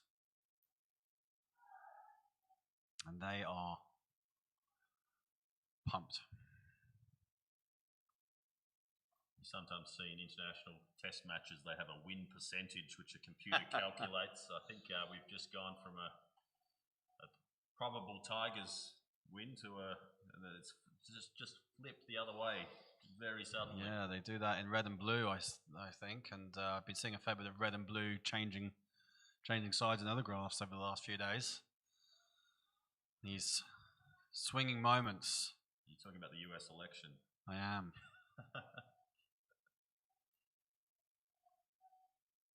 think it's a topic we should probably stay clear of. I think enough's been said about that, probably through various media outlets over the last week. We don't need to add. Fun as it might be. No, we're in a key point of this game. That was the end of the over. Raman Tanwar has really stepped up in that over. Nothing like a double wicket maiden to just steady the ship. Yash War is going to bowl his 8th. He's bowled his full spell. And we still haven't seen Vinay Iyer. Yep. Will he just take over from the school end? That would be my betting. They obviously like the spinner at this end. He'll obviously be turning it into the batsman, so it's different questions than being asked. I thought the spinners might bowl in tandem. It's a pretty common tactic, but today they've been exclusively seam up from the far end, from the Kurosawa Mountain end. And the school end's just 2 bowlers used from this end. Goman Singh, the opener, and then Yash War. I mean, who knows? Maybe they'll just return back to Goman at this point. Might be a handy bowler to come on and attack the tail. Though Vinay, from what I've seen, he has liked to pick up his wickets from the lower order. Doesn't mind cleaning up the tail. Doesn't mind cleaning up the tail. Less keen to bowl whilst Sabarish was in.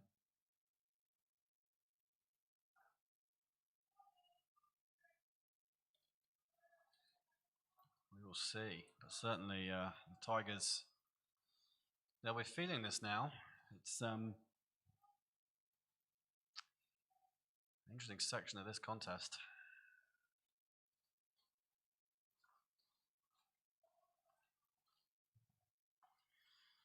Dead batted there by Manoj. I mean, this is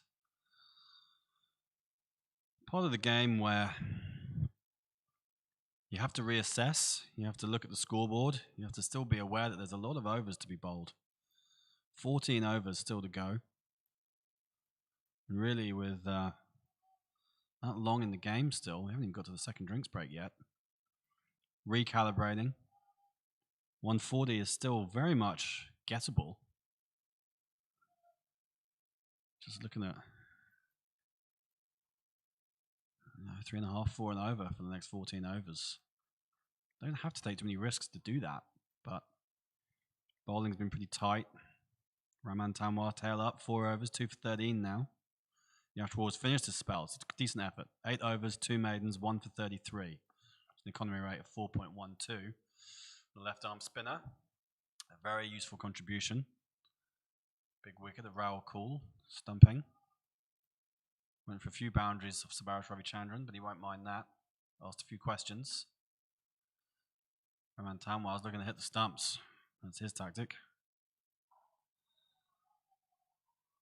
New batsman, Ankush Mahasaheb.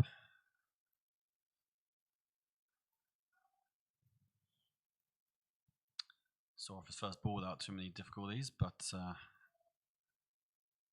pressure's on him now. Coming in at number 8.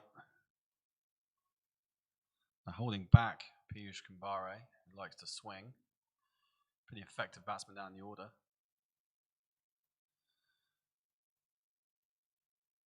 Appear to have lost Dougal. I have no idea where he's gone. 1 minute he's here, 1 minute he's not. Perhaps a comfort break for the Australian. Us Brits are made of sterner stuff.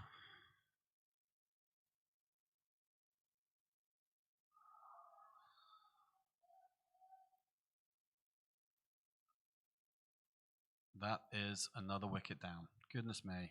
Turned my head for 1 second. Raman Tamwar's knocked over another one. So, Masaheb doesn't last too long. Just a couple of deliveries. Raman Tamwar hitting the stumps for the 3rd time in 7 balls. And really now, Tigers are battling. We finally have a question on Twitter. Abby Dewan. Nice to hear from you, mate. He's asking, how much do you reckon a safe score, considering the AQCC top 3 have been firing consistently this season? Well, my thoughts right now, Abby, are a little bit more than this.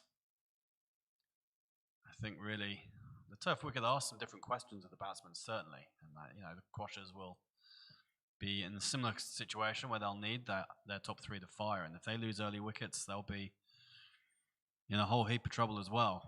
But we've been talking about 140 for most of the day as a target.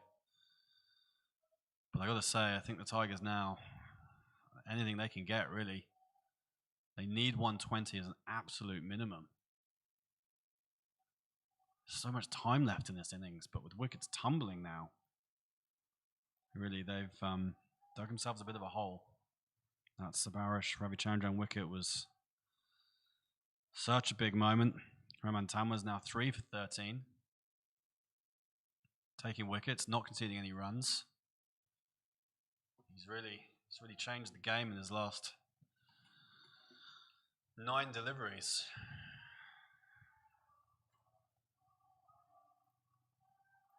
Abhi Dewan, of course, batsman of the tournament in the Japan Premier League this year.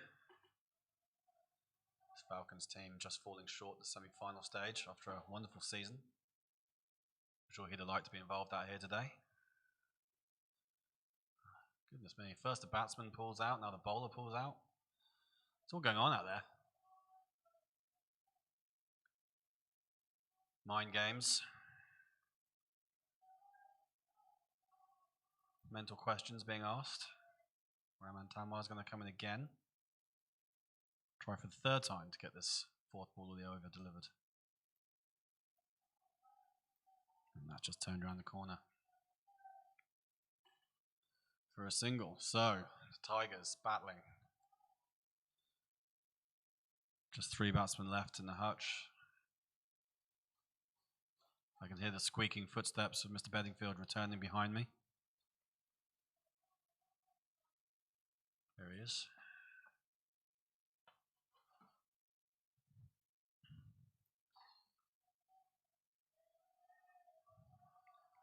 Manoj Bhardwaj is still there, of course. 7 not out of 35 deliveries.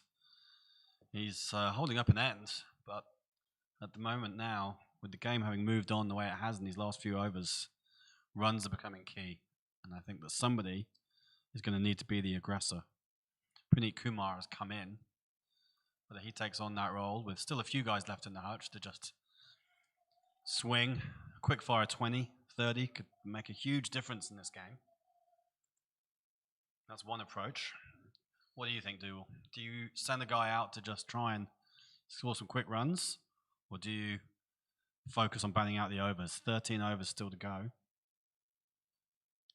Even if you go at 3 and over, you're picking up another 40 runs, which takes them up to that 140 mark. I don't know how to answer that, Alan. I'd be in a state of shock right now, mate. We're cruising at 93 for 4, and all of a sudden we're 95 for 7. 95 for 7. It's a collapse of monumental proportions. Mahasaheb just missing. Came and went, missed a straight one. Another of these deliveries that snuck under his bat. Was it a full length delivery? It was full, same as the other ones we've seen, really. Raman Tamwar continuing to hit the poles. All the wickets that have fallen from this end have been clean bowled. That's not true. There was one that the catch in that point was this end as well. But Anil Kumar hit one straight to gully for a backward point. And now then, how long has it taken to change of bowler? Up for a bowl? Vinay Iyer does indeed take over from Yash War. 28th over of the match. His loopy off spin. He's picked up plenty of wickets in the past, and he's going to ask some different questions again. He's a handy bowler. He's really lost a fair bit of weight over the last few years. He used to be a fairly rotund man, but now he's quick to tell me how he's a newly reformed athlete. Is that right? That is. What kind of training program is he on? The non-beer training program, I think. Haven't tried that one. He quit beer. Yeah, it's a brave move for any man, but, you know, to be applauded. And he's certainly been seeing the results. Finally can bat for longer, get through more overs, although he won't have many overs to bowl today, I don't think. Unless the Tigers do go, and it looks like they are, going more for the bat the overs method, for now at least. Manoj Bhardwaj is still scrapping away out there, doing everything he can to keep his team in this. We did have a Twitter interaction, Dougal. Abby Dewan, a teammate of yours for the East Canto Sunrisers, speaking up, asking some questions. How is Abby? What's he asking? Abby is great. Abby's in fine form. Asking about a target score, especially considering the form of the Alpha Quash's top order. Well, they were chasing a low total in the semi-final and did not have too many issues with it. Did not break sweat. They were just chasing 80, I think, 79 maybe. Got it in 13 overs without losing a wicket, so yeah. Yeah, the Max Cricket Club didn't show up. Yeah, they really did seem to fall asleep at the wheel.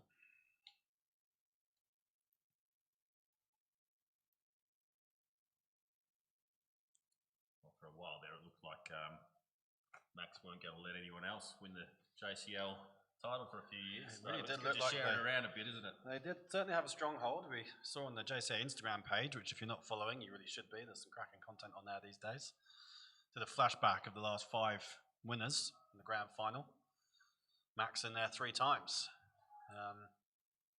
They had 3 and 4 years before last year, so they really were taking over, looking like a dominant side, but perhaps a bit of an aging side as well. Some of their batsmen, I think the batsmen wrong side of 30. Wrong side of 35. And as the competition increases, like you say, good to get the trophy shared around.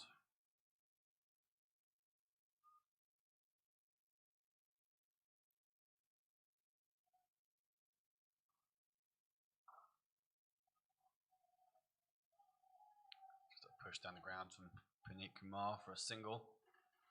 It's actually looked pretty confident since he decent, strode to the decent crease. shot. Yeah, looks comfortable enough.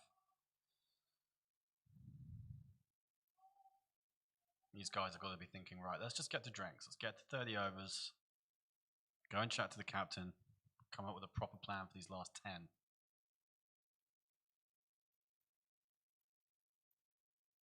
It's pretty wide. He's got away with that one. It's really Raman Tamwar has turned the game on his head, though, isn't it? This spell. You were surprised it was a bit late for him to come on.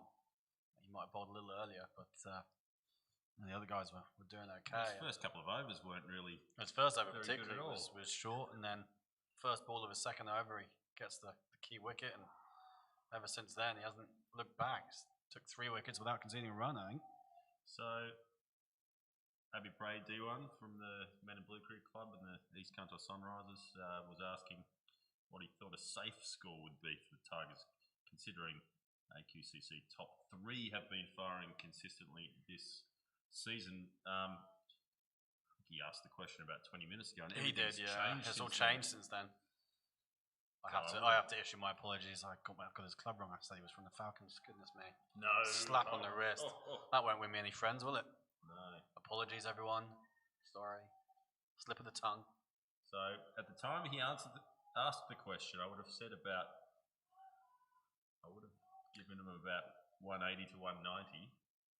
Well, he's asking for a safe score, so not necessarily a target score, a safe score.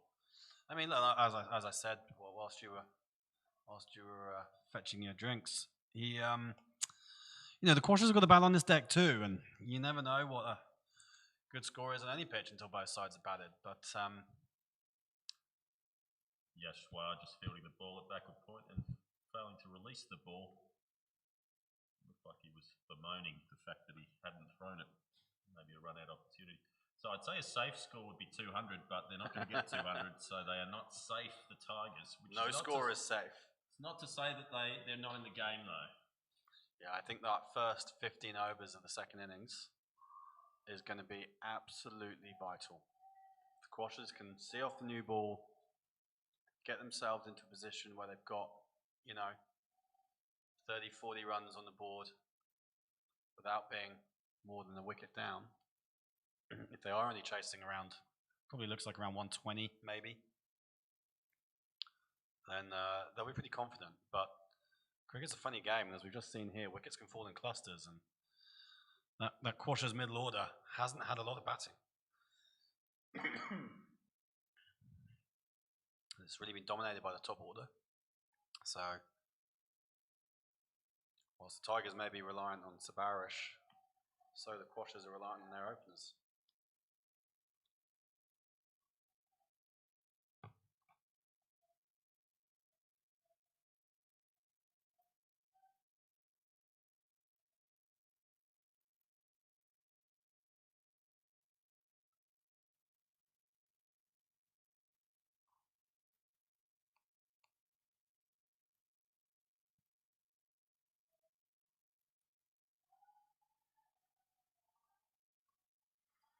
With a noise out there, everyone's pretty excited about how this final is developing.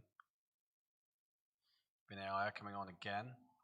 Full toss, that's just leading edge back towards him. Well, if we can just rewind to the semi-final, Tigers posted just the 150, so not a score of any note, but the way that their opening bowlers bowled, Puneet Kumar and Swapnil Charazia. Puneet Kumar, 7 overs, 3 for 8. Swapnil, 4 overs, 2 for 8. And then they're followed by Piyush Kumbari and Sabarish, 2 excellent spinners. So they're not out of the game. Questions. Yeah, they're certainly going to ask some questions. There we go, a bit of ambition. Struck that out to the square leg boundary, and that's gone for 4.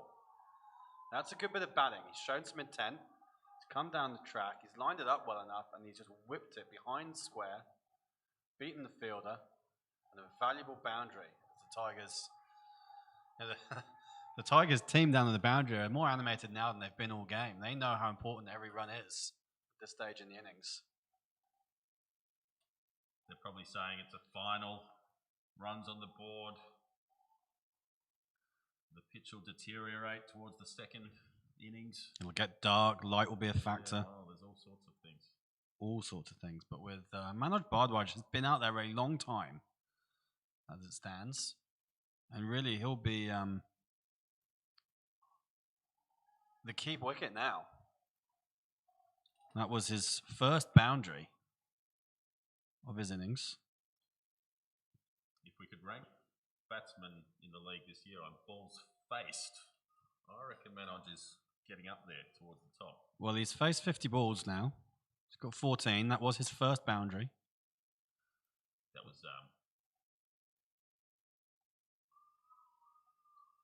but you need guys like that in teams at this level in Japan. Guys who can eat up deliveries. Make sure you bat the overs.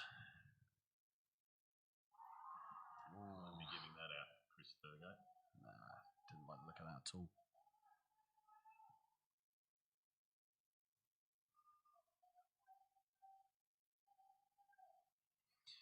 Vinay started with a maiden, looking to complete the second over. 5 runs from this one so far. See that one boundary being the bulk of those. That one's just dead batted into the leg side. 103, so the 100's up for the Tigers. Have at least made that. And that will be drinks. 103 for 7. 30 overs gone.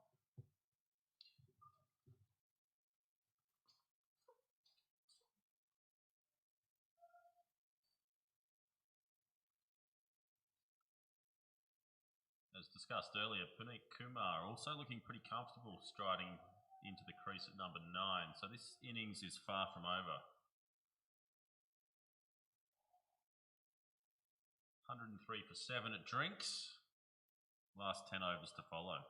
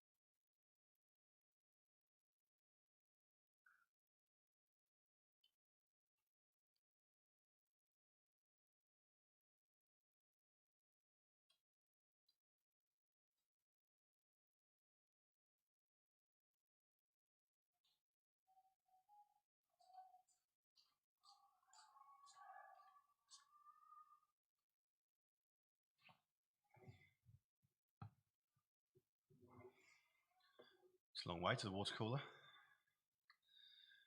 Goodness me.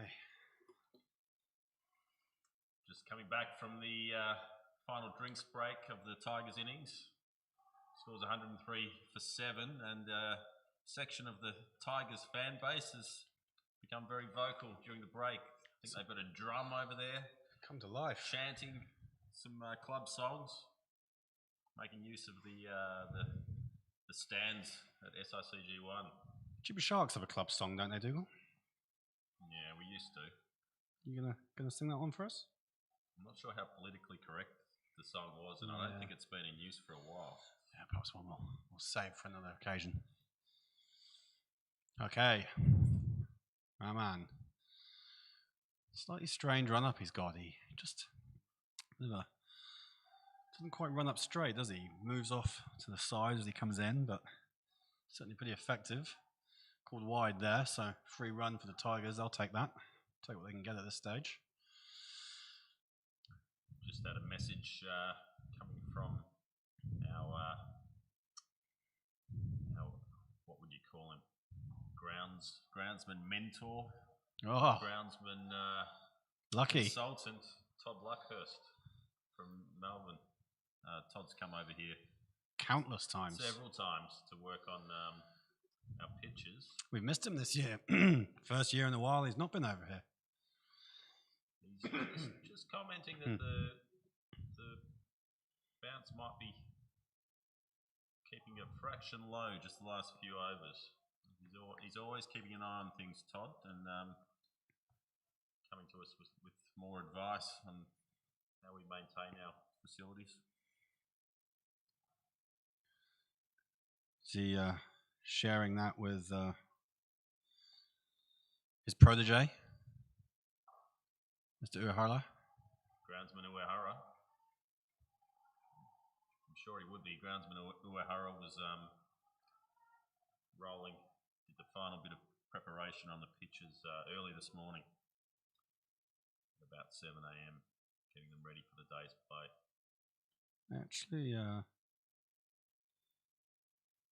missed his vlog this week. The groundsman.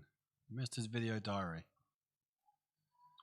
I'm sure it was there. Oh, a run-out chance. A little he copped that. flick of the wrist. Manoj is down. I think that might have hit him somewhere.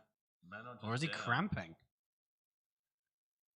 No. I'm not sure you should be cramping on a day like this, should you? The bowler's come up to him and he's offered him some stretching or something. Not entirely sure that's... I think the whole Quash's team need to be gathering around. Sure.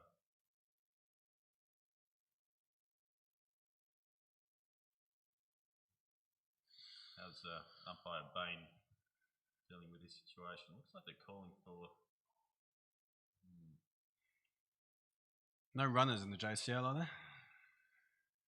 Well, there's no runners in cricket in general anymore. Something that's... So if you are injured and can't run properly, you either get carried off or you go for the boundaries. Yeah. Or you retire hurt. I'm sure Manoj will keep batting. Yeah. He's a resilient character. He is. Take more than a broken leg to stop him. We don't have the benefit of a replay today. So I can't quite tell you what's going on, but... Not exactly sure what he's done there. I don't think anything too serious. I think maybe either the ball's hit him or he's just taken a tumble. But he's carrying come out on. Now? Is that the captain who's come out? Sure, Chris Thurgate will be quick to directing him to back to the boundary. Directing him in a hurry to get off the ground. You shouldn't be sending your captain out there. Some other chap on the field here. I'm not quite sure who he is. Seems to be a lot of random. Well, he's in and out for Quash's playing pants, so right. I'm going to assume that he's a member of their... He's the 12th man. Their entourage, and he's not wearing a shirt, or at least he's wearing a tracksuit top over the shirt, for lack of a bib. Anyway, the action resumes, and that's going to be called wide. Tanwa's lost his line a couple of times. He's been pretty effective and hitting the stumps, but giving away a few extras, which we saw very little of in the first 20-odd overs. I thought the bowling was very disciplined.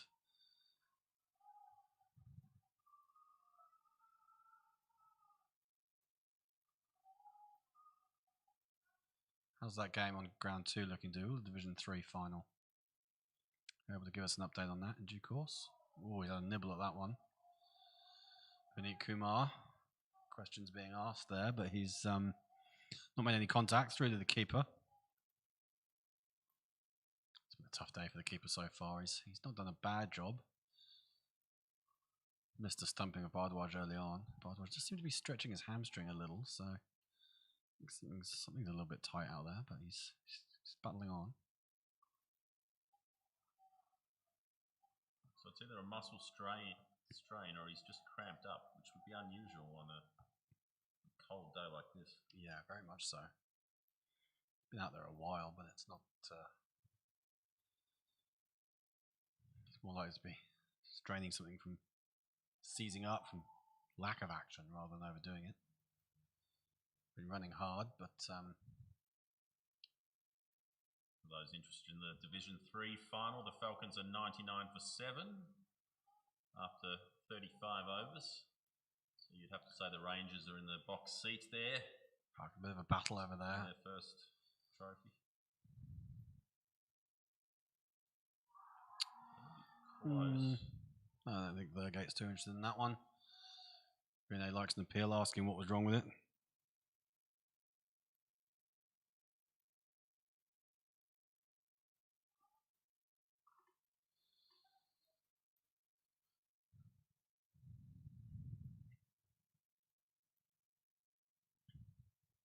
Oh, the French cut. One of my favourite shots, that. Just a single. Manoj doesn't look at all interested in 2 runs. He does look in some discomfort. That, oh, goodness me, Dougal. Further complications, further... I'm just wondering if he's popped a string. Very uncomfortable. He's still stretching. Oh, no, is he going for a quad stretch there? Or Yeah, that was a quad stretch. But I mean, I'd be surprised if he's hurt his quad. He's going to hobble through. He's hobbling through. At least one. Well, this is bravery now from Manoj Bhardwaj. He's the key wicket out there. He's supported his captain wonderfully well in their partnership. Wicket's tumbling around him. He's still out there. Now he's injured himself. But he's still going. I'd say of all the people on the field out there today, I'd say this probably means the most to Manoj Bhardwaj. He's very passionate. He's very enthusiastic. He gives a lot to this club, the Tigers. And winning it would be a sweet moment for him. So he won't be dragged off that field anytime soon. No, he's got about 4 months to recover if he does. Done a little injury. It'll be interesting though if he takes the field in the second innings, because he's not going to be able to field too well if he's done something there. And he's a part-time bowler, but I think they've got enough bowling stocks that they can survive without him.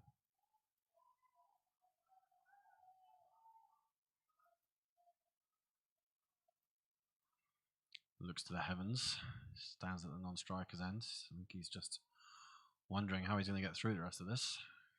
Tigers' 12th man today is Raja Nagaranjan. Keep an eye out for him. 102 on his back. See that more and more these days, don't we? 3 figures on a player's back. Vinay Iyer bowling now has a nice round 100 on the back of his shirt. Where do you stand on that, Dougal? 3 digits on a shirt. When I was growing up, I played a lot of Australian rules football, and I think it's also a thing in soccer football as well, where a lower number is more prestigious than a higher number. So I was always trying to get my hands on a single-digit number. Absolutely rather than right. more digits. So, yeah, if you had number 100, then you're the 89th sub. Yeah, you're playing in the 8th 11 or something. Yeah. I think Chris Gale made it fashionable, didn't he? Walked out with 333 on his back. Yeah, maybe that's anything that guy does tends to catch on. Maybe that's it.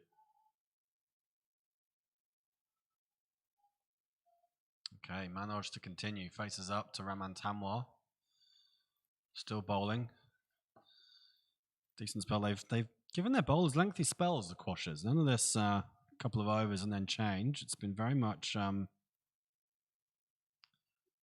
get comfortable, get into a rhythm.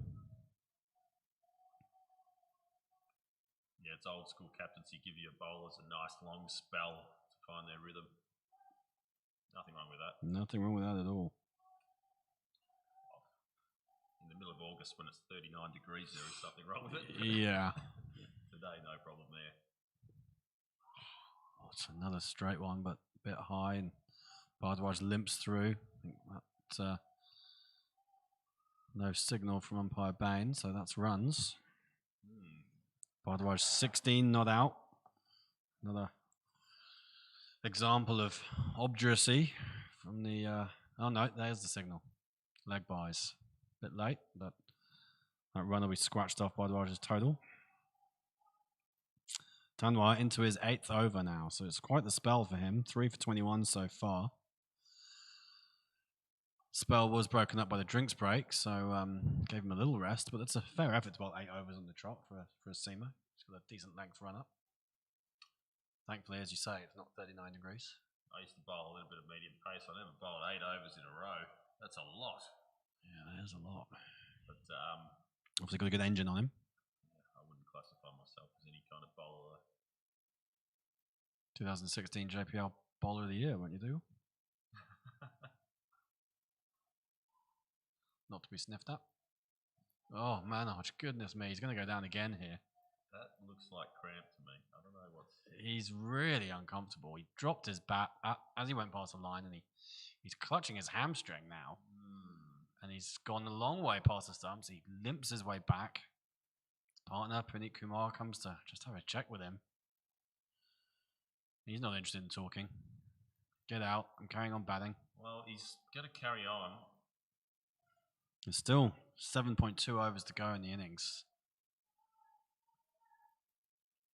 But I suspect if he's in a bit of pain, he's not really thinking all that clearly. And that tends to be when rash shots come. Well, he seemed to move He's right moved there, right and there. then just And he's coming back for 2 as back well. for two. Goodness Oh. me. He's back, run past the stumps again, looks to the heavens one more time. He's down on his haunches now. I mean, heroic. Sends shivers down the spine. Goodness me. Good on him. One of his more aggressive shots, that one too.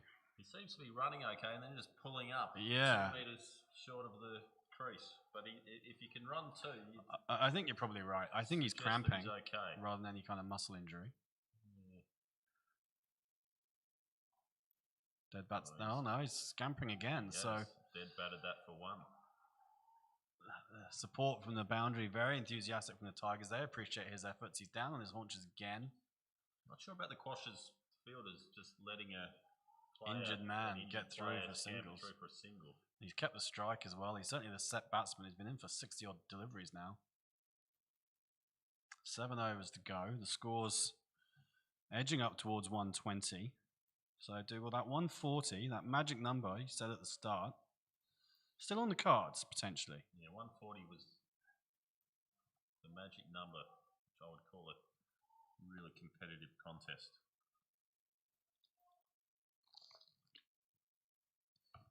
To do that, they'll need about 26 runs off the last 7 overs. Not out of the question. So Dougal, 4 and over. Another quick single. They're running better now. Oh no, can they come back for 2? This will be. Oh, this will be not out. Not says out. Umpire Bain. They've got 2. So the stumps are Well, broken at pushed the both mid off. ends. The throw came in to the non-striker's end, hit the stump, deflected round, was regathered. They came back for a second, through to the keeper's end, took the bails off, a dive from the injured Bardwaj, makes his ground. They need to sort this out, Quashers. Oh, it's chaos out there all of a sudden. You can't let an injured player push 1 to mid off and run 2. And run 2. Yeah, in what could be a low-scoring match. the fielders are all in. There's nobody on the boundary anymore. I guess deep square leg. He's on the boundary, but he's long on is sort of halfway. Otherwise, everyone's inside the circle, and yet they're still taking 2s, 1s and 2s.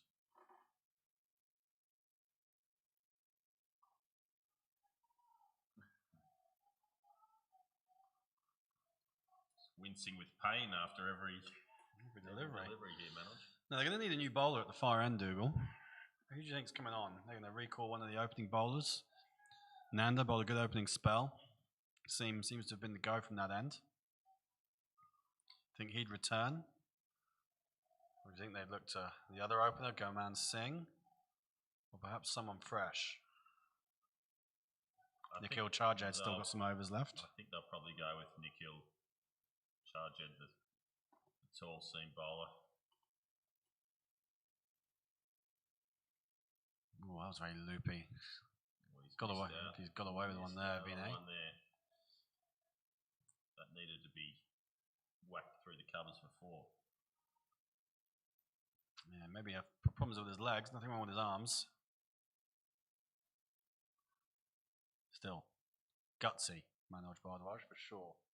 And it could be absolutely critical to his team. He stopped the rot after that collapse, after supporting his captain. It's not sexy, but it's effective.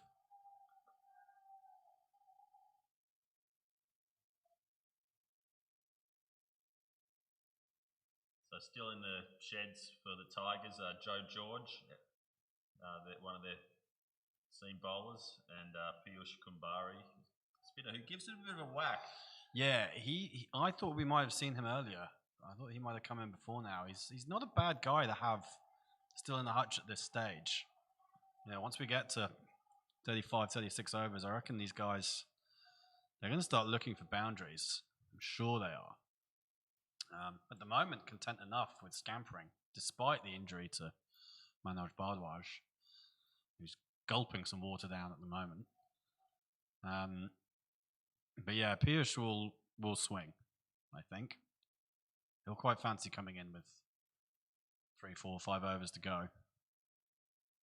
Joe George, I must confess to not having seen bat a lot, but that would suggest that perhaps he'd be at number 11.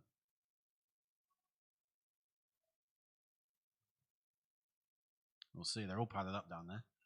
Yeah, I don't think he's been a prolific run scorer for the Tigers, Joe George. Been a very serviceable fast bowler for them over the years, though. He has. Think he'll take the new ball? Didn't in the semi, you said? I think he might be a change bowler for Maybe a change bowler this time. Yeah, decent bowling lineup, that Tigers team, and they'll believe for sure. With 120, 130, 140 on the board, they'll back themselves, despite the form of the Quashers' top order. Tigers' bowling lineup has got a lot stronger, I think, over the last few years. Year or two. Yeah. Well, you're right, Dougal. It is Nick Hill charge head, it looks like. Back on to bowl. I reckon he'll probably see this through now from that far end.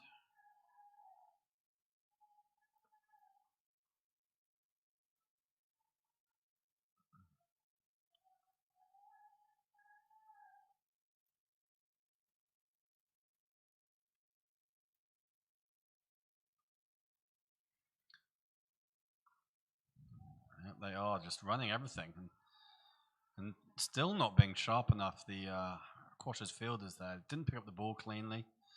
You've got to know that you've got an injured man. He's not moving well. Every time he sets off for a single, you've got to be throwing it to his end, haven't you? Yeah. It's usually what happens. I don't think the Quashers are too worried about this, though. By the look of it, they're thinking. They're thinking in their minds that keep them to 130 and comfortably covered whatever this chase is.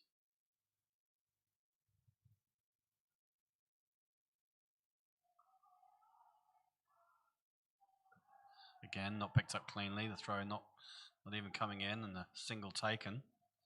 Bardwaj back on strike. He's done more running in the last 10 minutes since he got the injury than he did in the previous hour and a half that he'd been batting. Yeah, most batsmen in this situation will start swiping at the ball, try to pick up a couple of cheap boundaries before they depart. But credit to Manoj, he's putting himself through a bit of pain. Yes. Running between wickets. Well, they've got to 120. And they go again. That's a chance. And there won't be overthrows. Backed up that time. Tiger's strategy is obviously let's just pick up as many singles as we can. Just run everything. 40 overs, about 40 overs, yep. Our bowlers will keep us in the game. Well, the square leg umpires have got to be in the game as well, because there's going to be run out chances, I think. They're not looking to beat the infield, go over the top or anything like that. It's going to come eventually, I would say, with what's this? Virtually everybody in the ring, just the two fielders behind the bat. And as you draw the fielders in, suddenly you've got chances to score boundaries. You do. A flurry of boundaries now. Suddenly, 5 overs still to go. 122 on the board. 150. Very happy with 150. Shouldn't get ahead of ourselves, of course. Another wicket changes things pretty quickly. Oh, bit of bounce there. It has popped off that length a number of times. It's another run. Yeah. Just fended away down to third man. I think the pull shot could have been employed there, perhaps. Got an innings break. I don't think we've seen the pull shot at all today. It's been shelved. We've got an innings break on ground 2.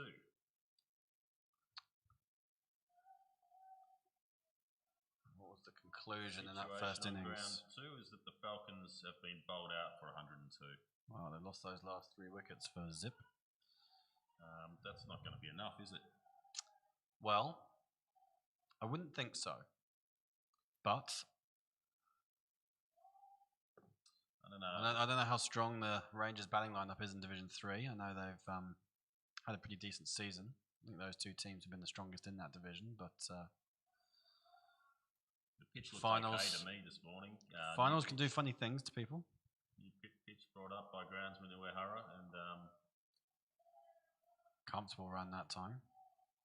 looked more so. It looked like there might have been a little bit of juice in it, more of a batting second pitch. So I Your money's firmly on the Rangers. Is that what you're saying? don't have any money on anything, but That's not true. You and I have a little 100 yen on this, don't we? Although actually, I think we both went for the same team, so perhaps that one got shelved. We'll keep quiet over who that was. yeah, I think the Rangers will get up over there in the Division 3 final. This game, not so clear though. Rangers featuring the Division 2 final tomorrow as well, is that right? Where they'll be up against the... I don't think they made it. Oh, did they not make it? You're right, it's Tigers against the Falcons in the Division 2 final, isn't it? Yeah, I think that's correct. So, yeah. Opportunity for the Tigers to do a double. Ooh, that looked a decent shout. Nothing doing from the umpire. Praneet Kumar still there, doing a decent job, holding things up, keeping his team alive. Stage in the innings when he came in, things could have unravelled very quickly. They're looking more and more likely to get to that magical 140. They are. Bit of aggression there. Oh, no.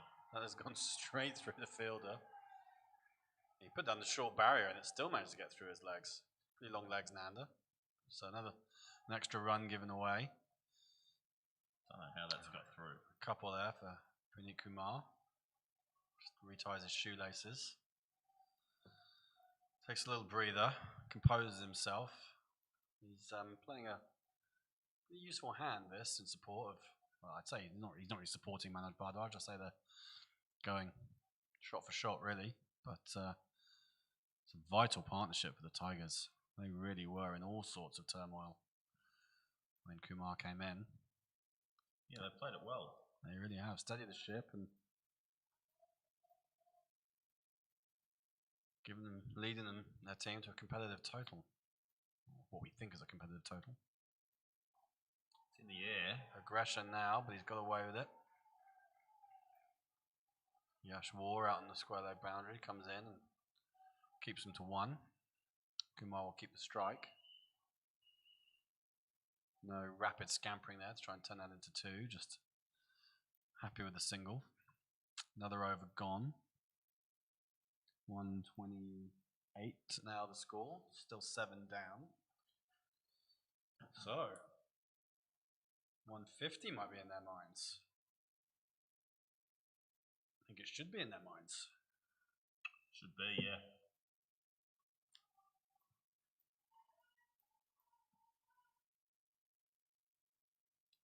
Field's still in.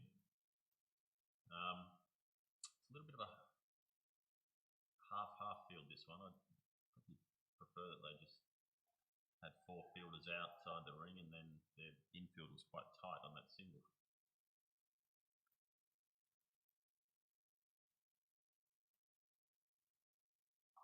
That's going to go over cover. That's the boundary. Good batting there. Serious cheers from the Tigers. I don't know if that's coming through audible on our mics. We should probably open these windows up, shouldn't we? Get a bit of atmosphere in. Although it would also make the room pretty cold.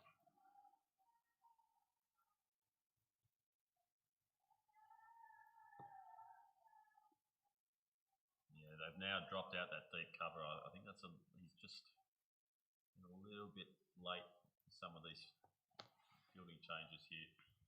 Rohit Kasari.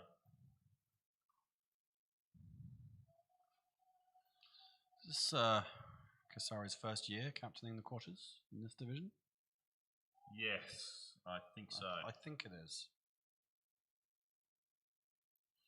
Certainly had a breakthrough season with the bat last year. And just giving away that easy single there. So those infielders are now dropped towards the 30-yard circle, meaning it's a bit too easy to just go run a ball here.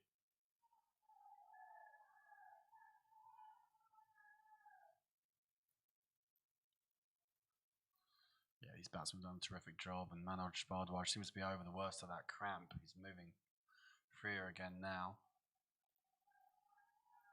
Certainly a spell a few overs ago when he looked in all sorts of trouble, but a bit more comfortable now. He's not going down on all fours after each single anymore. He's quick to say a few words to his partner, Puneet Kumar, and just remind him, let's get through the 40 overs and see where we're at. Terrific effort by these two. Partnership worth best part of 35 now, I'd say. Swipe at that one out to the boundary again. Fielded and returned. Just the one.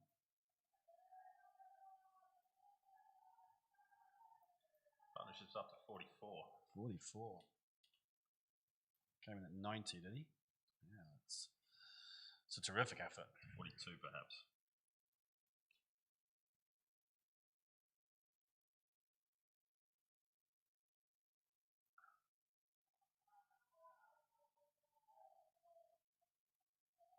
Given the way the wickets tumbled around that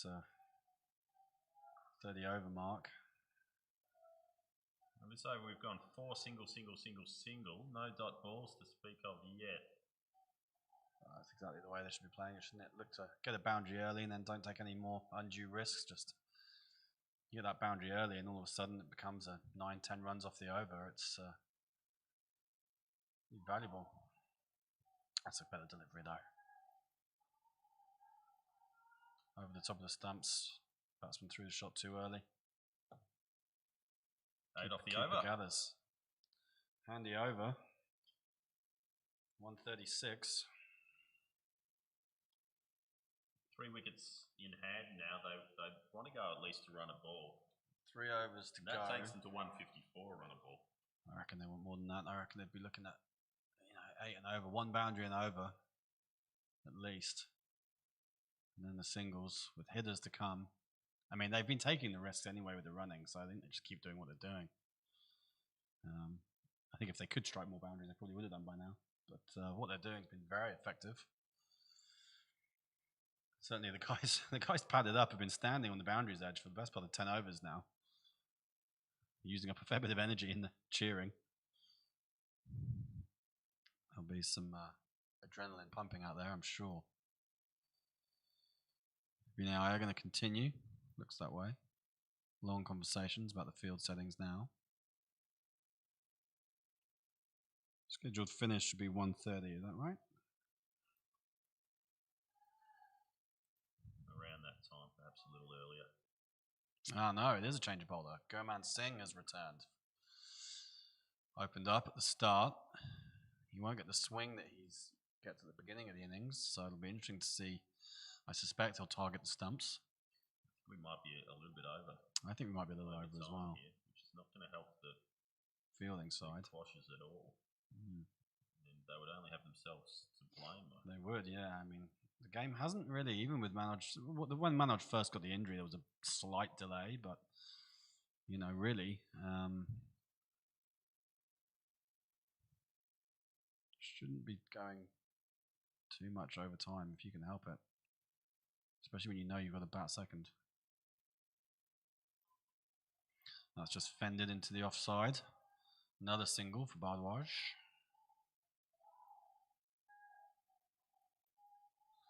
Back of a length from Gurman. He'll want to push that up a little, I think.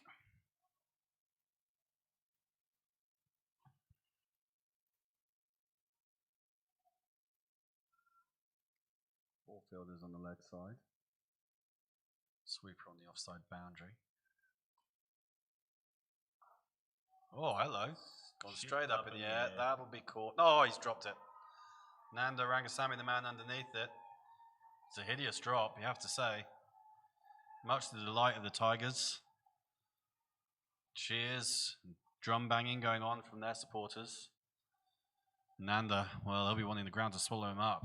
Day started so well for him. There's 2 early wickets, but misfield a few overs ago and a drop catch now. It's the first drop catch of the innings. But they didn't need that. Quashes. Kumar clearly deciding now's the time to play some shots. Chipped that in the air again. He's got away with it again. Brings Bardwaj back on strike. 3 overs to go. Looks like the gears are moving into out and out aggression now. A little bit more pace on the ball from Gurman, and that might actually benefit the Tigers here.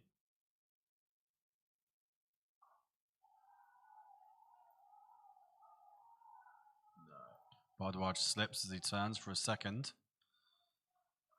He'll just hobble back into his ground. He's still limping a little, but moving freer than he was.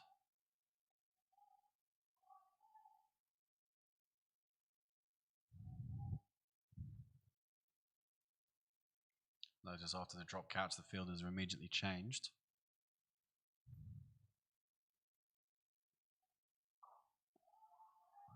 Another swipe from Puneet Kumar and another single. So, of course, that drop catch also brought 2 extra runs. So that's 4 off the first 3 balls of this over, and I think they'll be looking, as you said, pushing up towards 8-9 in the over if they can. They've passed that magical 140.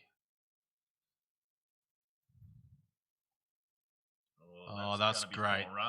Fielders are up. He's just nibbled that through the slips, the vacant slip cordon. Third man was up in the circle. It's a rare boundary for Manoj Bardwaj, but it's crucial for this team now. It's always a dilemma. Do you bring back your opening bowler, but risk that extra pace on the ball being used by the batsman? That's what's happened there, certainly. Last ball of the over as well. Something we talk about a lot, I know, with the Japan national team players, of getting out of an over, not giving away boundaries in your last ball. Gurman Singh, unfortunately, hasn't been able to do that this time, and that turns into a good over for the Tigers. 10 runs off. No, so trying to run out water. The umpires, no, get back. 2 overs to go. You don't need more water. Get on with the game, fellas. Come on.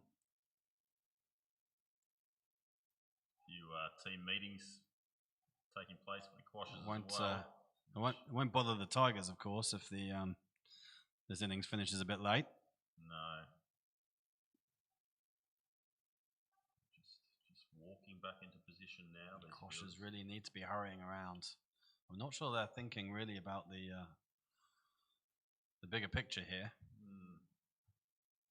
And that might be costly. The 2 batsmen. Oh, come on, batsman. A mid-pitch conversation. I think the umpires will have a word about that. Need to move this on.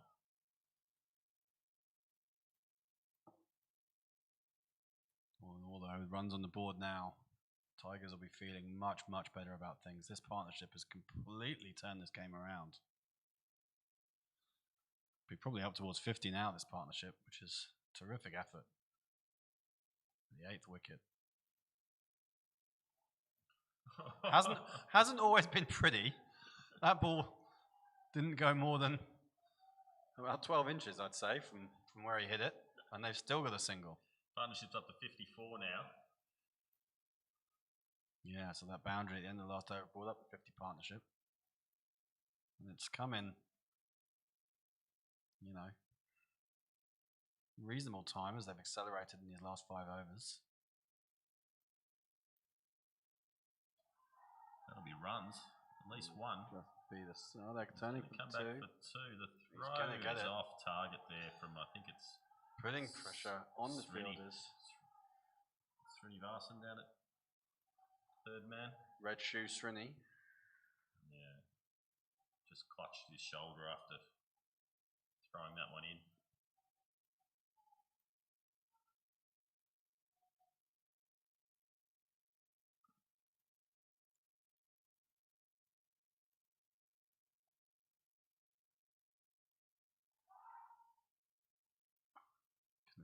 Well, I think that's going to be a wide after all that. As drifts wide down the leg side. Back, Puneet Kumar at the non-strikers then looks to sneak a single. Turns round, throw comes in, misses the stumps. Bowler gets back to collect it. There's a lot happening out there at the moment.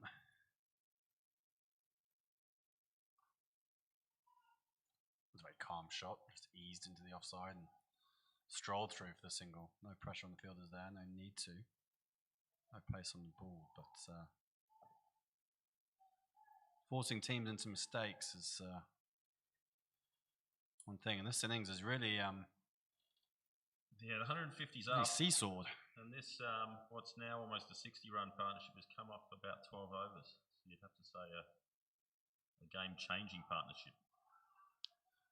Which now ends with, I guess you call that a run out rather than a stumping. He's come down the track and he's swung and missed, and the keeper's rolled it cross to the between stump. a stumping and a run out, because he used his feet to get to the ball, and then did he consider taking a run? I'm not sure. Can you say that was attempting a run or not? Well, the bowler will want it to be a stumping. He'll want the wicket to his name. But that's a terrific effort from Puneet Kumar. Really brought his team back into it. 60-odd run partnership for the 8th wicket is, well, that's big news in any game of cricket. I'm imagining the umpires may discuss at the conclusion of the innings whether they shorten this lunch break to yeah, they might need to. 10 minutes. Don't really give us much time, is it?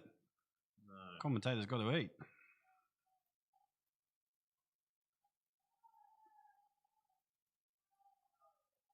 Manoj Bhardwaj up to 36 now. 75 balls faced, 2 boundaries. Wow. Oh, hello. He's hit that miles. Well, we said that he could swing the bat. I've been waiting for him to come in. I'm assuming that is Piyush Kumbhare. Certainly is.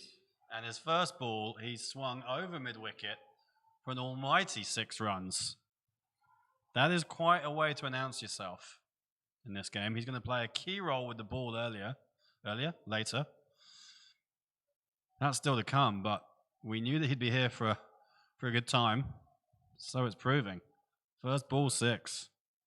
Tricky pitch. You got the opening bowler coming. First ball, you whack him across the line over mid-wicket for 6. Swing and a miss that time. Slightly shorter was the go. So 157 on the board. 8 wickets down. Final over about to commence. Let's see how this goes. Manoj Bhardwaj, 36 not out. Gurman Singh, the likely bowler. No wickets for him. 26 runs conceded off his 6 overs. Tigers now. Well, goodness, they might even be fancying trying to get to 170 at this rate. 157 on the board is considerably more than it looked like they were going to get. The complexion of the game's changed. Whatever the case, Quashers now will require 4 and over from the get-go. Yeah.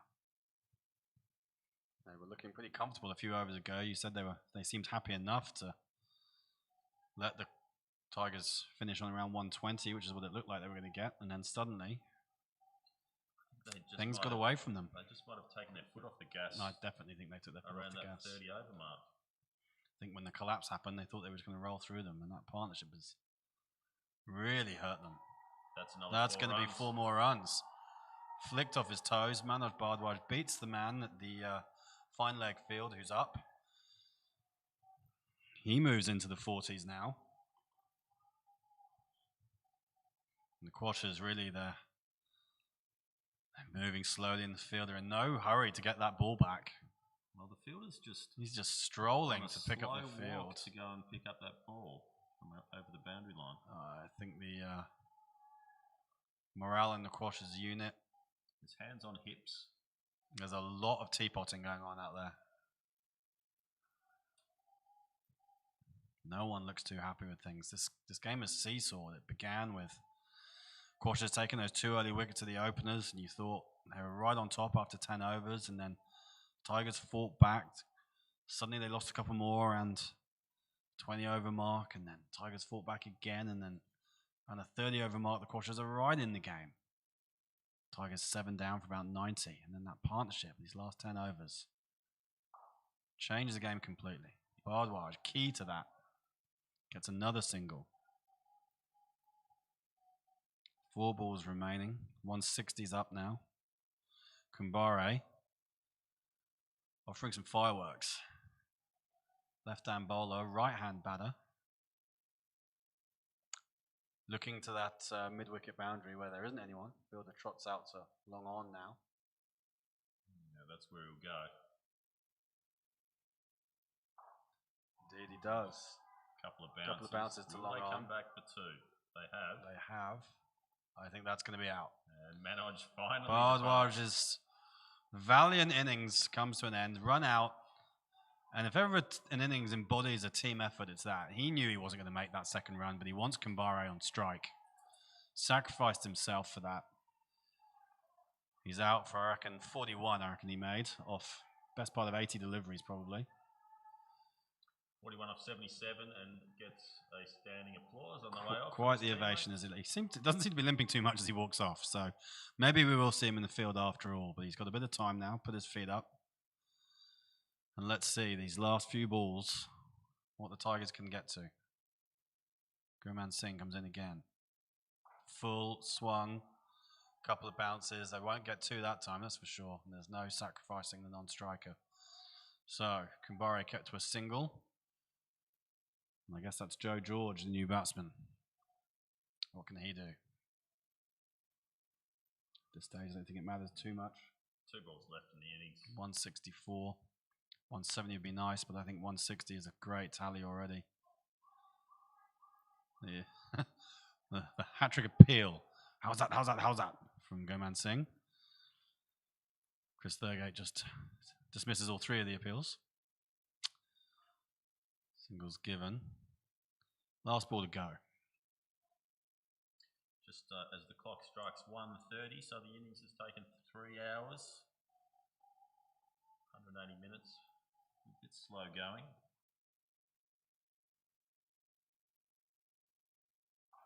That's another big swing. I think that's going to go. go.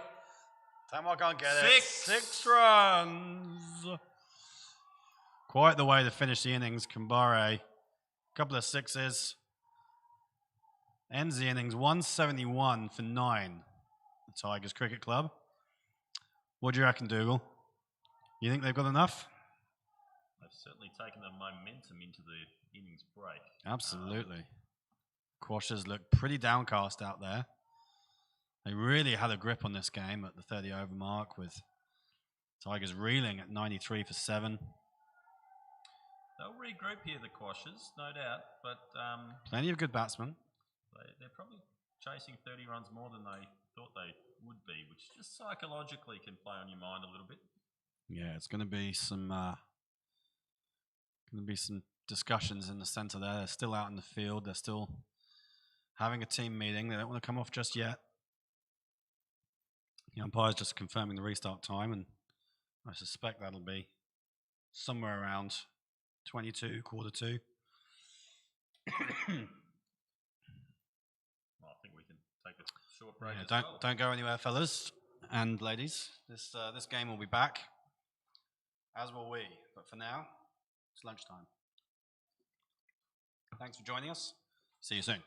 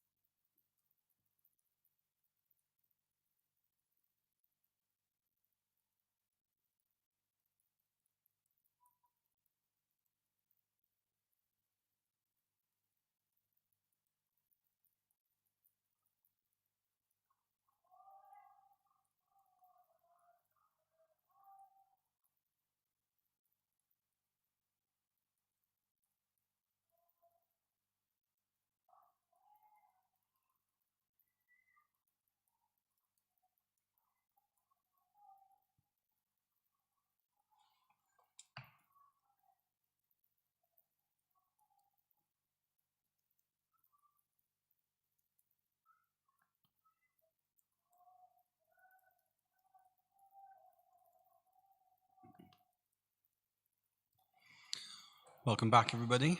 The second innings soon to get underway. Tigers with 171 runs on the board. Alpha Quashers have got their work cut out. But they do have two openers in excellent form. In Vinay Iyer and Kartik Velingiri, who've been scoring plenty of runs all season long. These two guys will be very much relied upon. They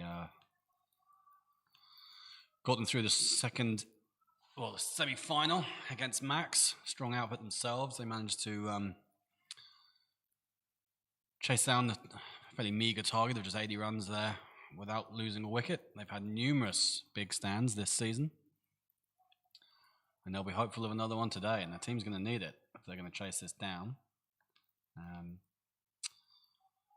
Puneet Kumar looks set to open the bowling for the Tigers from the school end.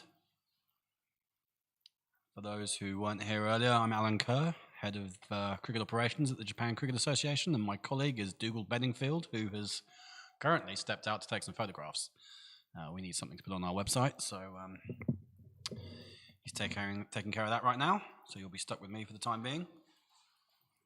Looks like Velingiri is going to face the first ball. Kumar into bowl now. Oh, it's leading edge, straight up in the air. First ball, man underneath it, and he's taken the catch. So, from the sublime to the ridiculous, the Tigers have come into this innings. They've taken the momentum from their back end of their innings with a wonderful partnership. 6 off the last ball, and now a wicket off the first ball. The Alpha Quashers can't believe what's happening to them as their day is unraveling. Kartik Velingiri disconsolately trods back. That's a huge blow. He's played across the line, leading edge, straight up in the air.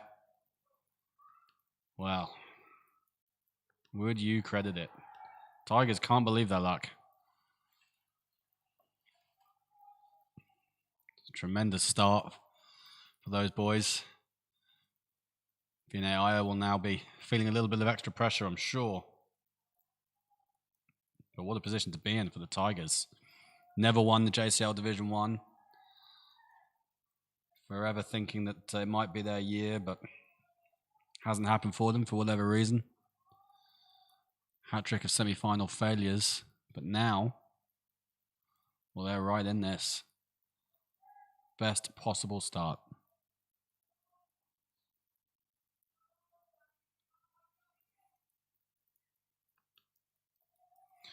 New batsman will be the captain, Rohit Kasari. Batters crossed as the ball went up in the air.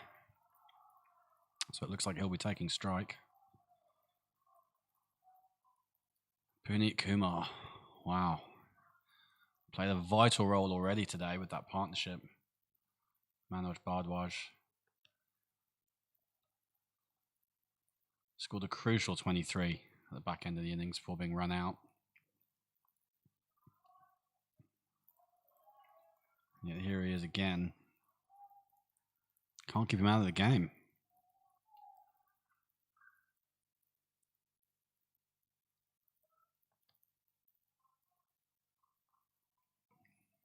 Velingiri, after the season he's had, such a good day with such a good year with the bat.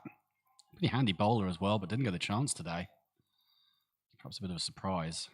Back in the hutch already, and now Vinay Iyer to face his first ball, and well, a lot of pressure on his shoulders.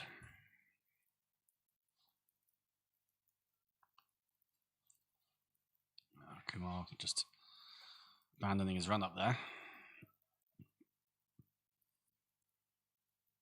It's another dead ball, and we are a little bit behind time today. It took 3 hours to finish that first innings, and a number of bowlers supporting their run up. Sometimes the batsmen not helping out. The Quashers were a bit disconsolate in the field towards the end of the first innings and perhaps not moving as quickly as they could have done. And as a result, if this chase does go the distance, it's going to be pretty dark by the end of this innings. So everyone will be hoping that these Tigers bowlers can get through their overs quickly. As Kumar comes in again.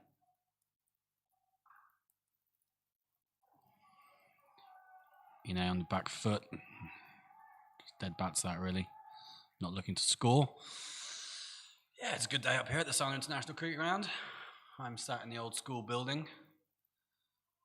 Got the entire school to myself right now, which is an unusual situation to be in. It's JCA temporary office at the moment, hoping this will be a more permanent arrangement, but for the time being we've had to move out of the Kagasawa Lodge, which was our home for 6 years. Now based up here. Does give us the advantage of being able to watch some cricket when it's on. Oh, Kumar, causing problems. Keeper couldn't take it cleanly, but it's just gone past the bat. Not missed by much. Well, Tigers certainly in the ascendancy right now, and they would have spent a lot of time thinking about how they're going to win this title, scheming, working on tactics. I'm not sure they'd have worked it out to go quite like this so far, but it's working out in their favour. Very much on top. But things can change, as they did in the first innings. Full from Kumar, and Iyer just gets the bat down, blocks that one out. Rohit Kasari's got 100 to his name this season, but not a lot else. One really good innings early on, and hasn't had a lot of opportunities since then, such has been the form of the two openers, but he's in early today. Can't be in any earlier as a number 3 batsman and second ball. I suppose there's some smart aleck who say you can be in after a stumping off a wide, but that doesn't happen too often.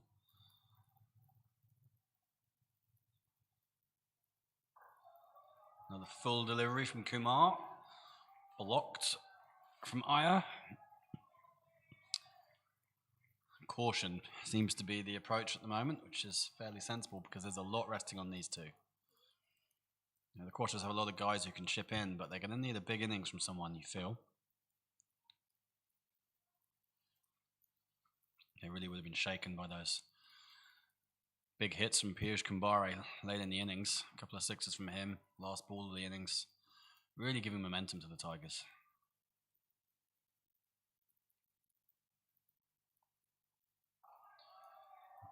It's another defensive stroke. And another dot ball. So, I think caution is now the name of the game for these guys. Now the Quashers have got to take a look at the opening bowlers and navigate the danger. Tigers do have a pretty decent bowling lineup, and they will be very keen to get really stuck in.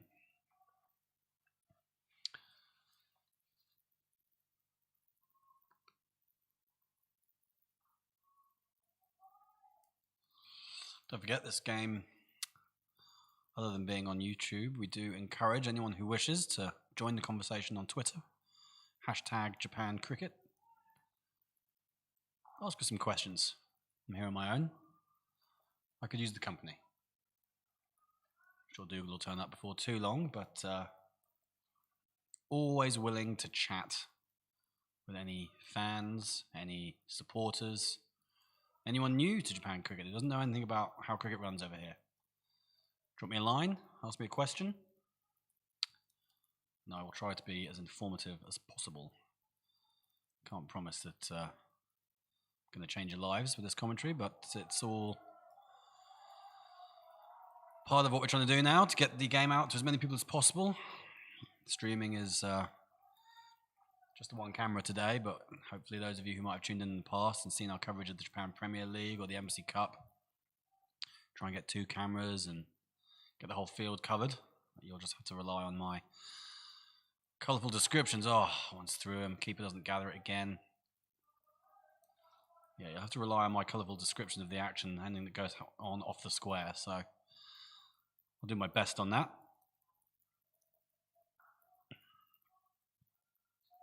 At the moment, the Quash is really trying to get a foothold in this game. They're reeling somewhat.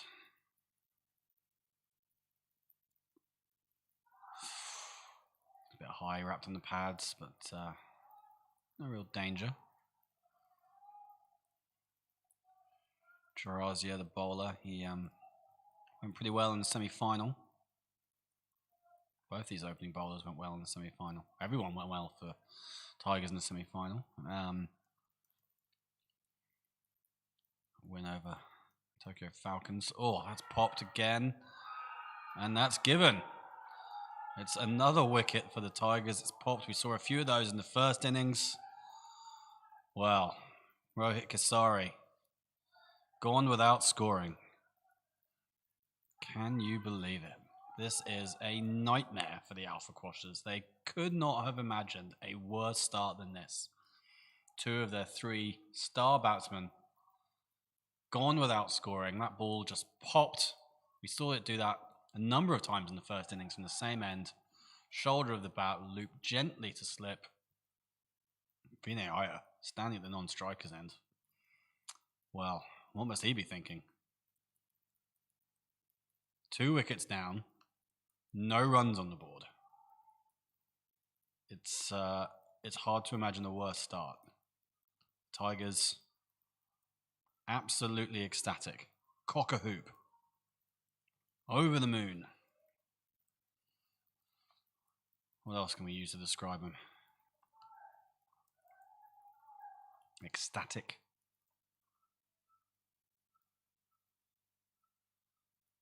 Energized, that's for sure. Plenty of noise in the field from the Tigers. Jaraja, just like Praneet Kumar, striking in his first over. No runs there. Rajendran, the new batsman, he was the wicketkeeper in the first innings, so he's had a fair bit of work to do. He would have hoped for a bit more of a break after 40 overs of wicketkeeping. Instead, he's out there in the second over with an awful lot on him.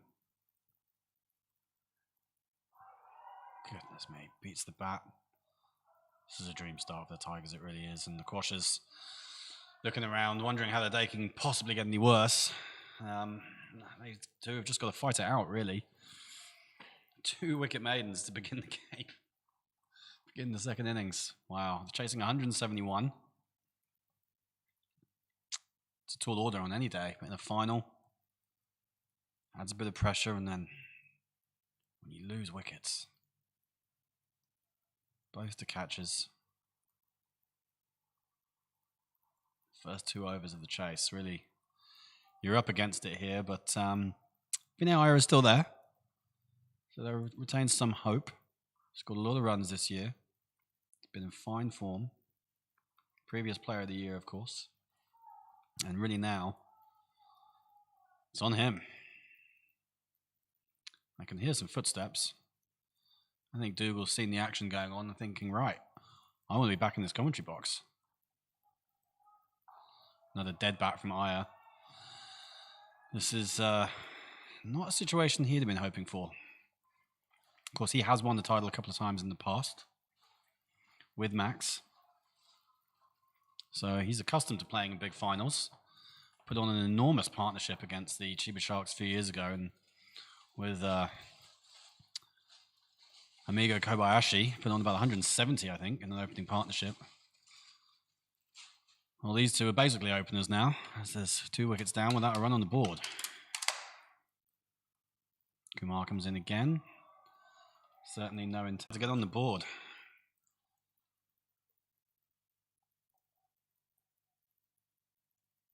Sun's coming out again. Seems to be shining on the Tigers right now. Oh dear. That's a close. That. Oh. Well. Batsman looked pretty worried. Glanced up at the umpire. Umpire Chris Thurgate. Nothing doing. Was quick to say no. It looked a very good shout. Pretty low. Was there a hint of an inside edge? Maybe. I'd say that's maybe what saved him, because he looked pretty in front.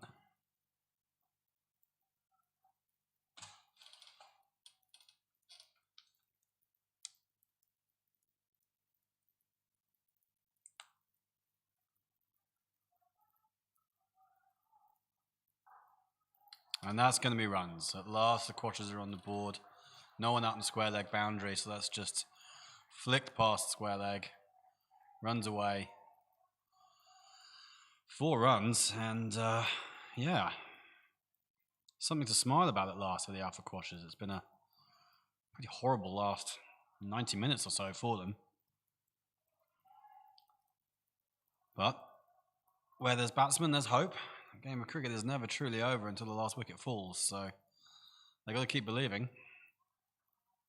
We do have a man with plenty of pedigree out there. Hit that pretty well, but just a single.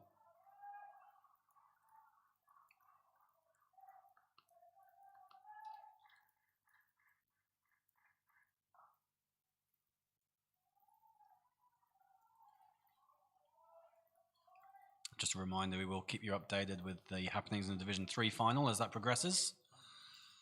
Tokyo Rangers against the Tokyo Falcons over on ground 2, which we can just about see in the distance. Not a great start for the Falcons, who were bowled all out for 102. However, they will, like the Quatters, have to keep believing and hope that they can turn it around in the field.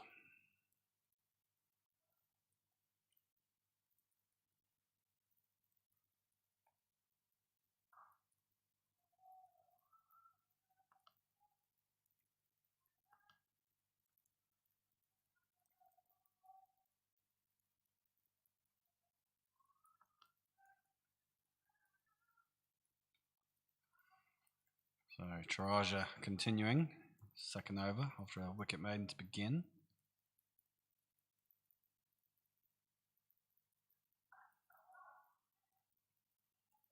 Finally some runs to talk about. Just a single that time. So Rangers and Falcons were the 2 teams that finished top of the table in Division 3. Both with 4 wins and a defeat apiece. As we look into the final, just check on progress over there.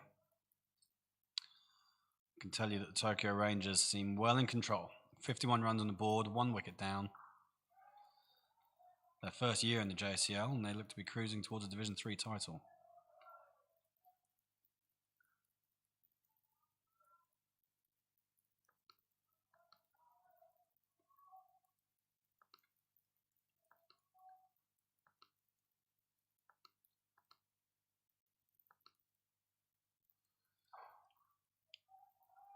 Meanwhile, the Alpha Quatters are trying to get a foothold in this innings, trying to work their way out of the hole they've dug for themselves. Long road ahead, but we mentioned prior to this that their opening pair had scored 50% of their runs all season, which is a pretty hefty chunk. You then factor in Rohit Kasari scored probably another 20-odd%. They going to need something from their middle order today, who have perhaps been a little starved of action.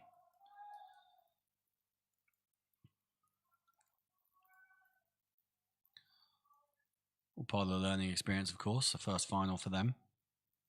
They'll come back stronger regardless.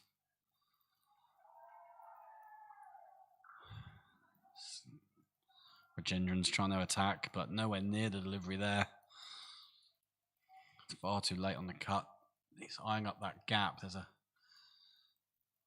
man down at third man, but the boundary is pretty clear on that offside. If he can get it past point or cover, plenty of space. That's where he's gone now.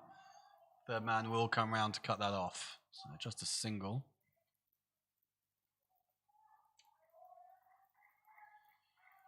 Got to wonder what's going through the minds of the Quatters batsmen and how they try and approach this. Required rates just around 4 and over still.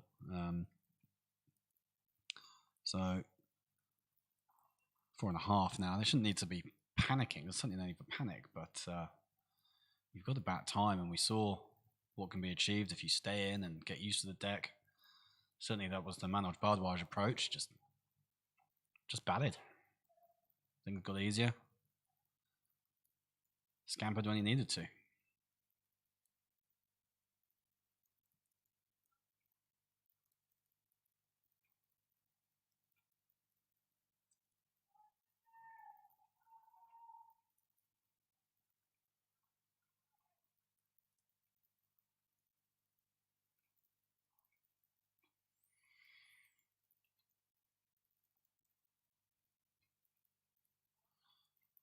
Can't quite attest to the quality of our microphones here, so apologies if you can pick up a gentle munching sound. Dougal tucked into his lunch, taking advantage of the Sonic Cricket Challenge bento service, which personally I can't recommend highly enough. How is it, Dougs? In fact, I can tell you how it is because I had exactly the same thing. Very good today. Yeah, cracking. Yeah, excellent. Cracking ginger pork bento. Yeah, been a very good addition to this year, that one. I have to say I've capitalised on it virtually every time I've been up here, so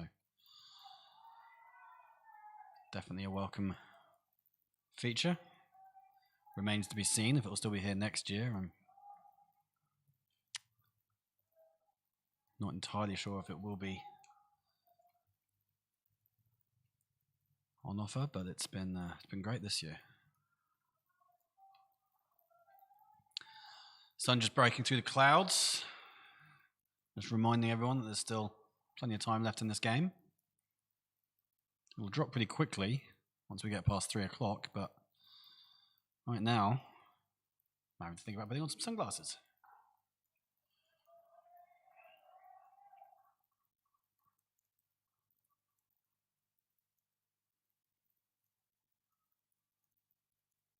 Praneet Kumar still running in. Not giving a lot away. Rajendran's the man on strike, just a single to his name.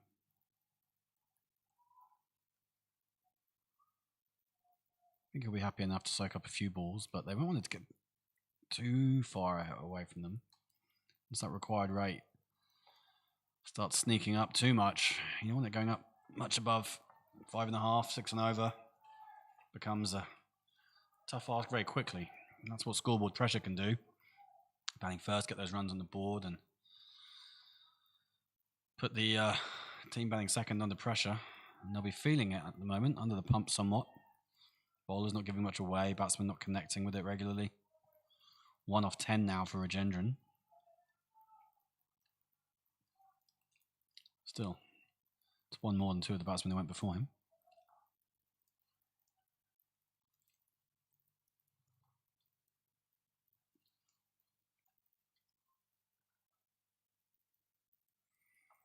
Again, bowler aborting his run-up. That has been a common feature today. One that I really struggle to explain.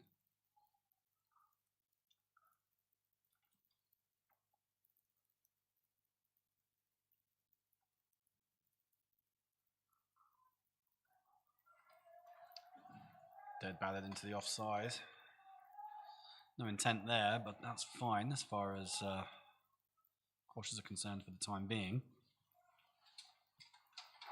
Now, Dougal, several times in the first innings, I asked for your captain's opinion. So, we mainly focus on the batting team, so we'll continue along those lines. You're the Alpha Cautious captain. You're back in the hutch. How are you feeling right now? What are you saying to the guys waiting to go in?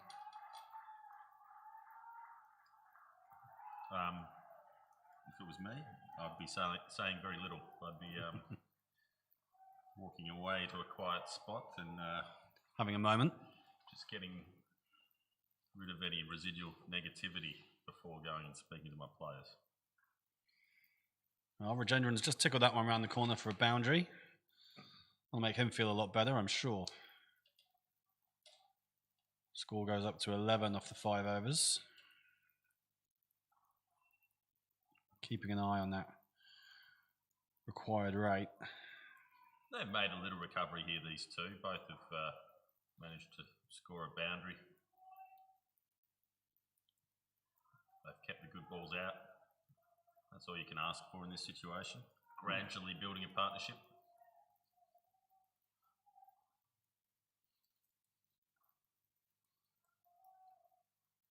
they just need any kind of partnership at the moment, don't they? Just try and this kind of situation, you just got to keep yourselves in the game because, as we saw in the first inning, a lot can happen in those last 10 overs. You got to get yourself into a position where you can still keep fighting, stay alive, stay in the game. 5 overs gone. The field will, well, it'll be interesting to see what they do with the field after power play concludes. 3 more overs of that still to go. I think the bigger issue for the Quashers is there's some pretty good bowlers to come.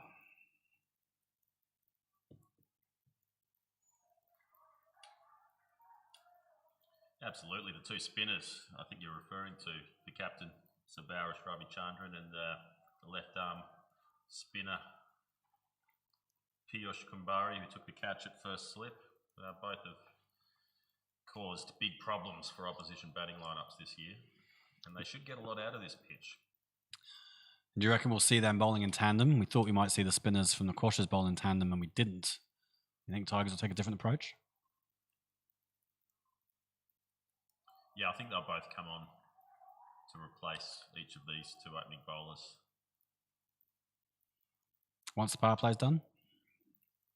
Around that time, I'd imagine. The way these guys are going, they might get extended spells. We saw the Quashers using pretty long spells for all of their bowlers. Tigers don't necessarily need to do the same. Got plenty of guys who can offer something with the ball. The swing there for Charaja looked like he was bringing that back into the right-hander. Certainly got a bit about him, this bowler. First time I've seen him, I have to say. I've seen most of the guys on the show today, but this chap's new to me.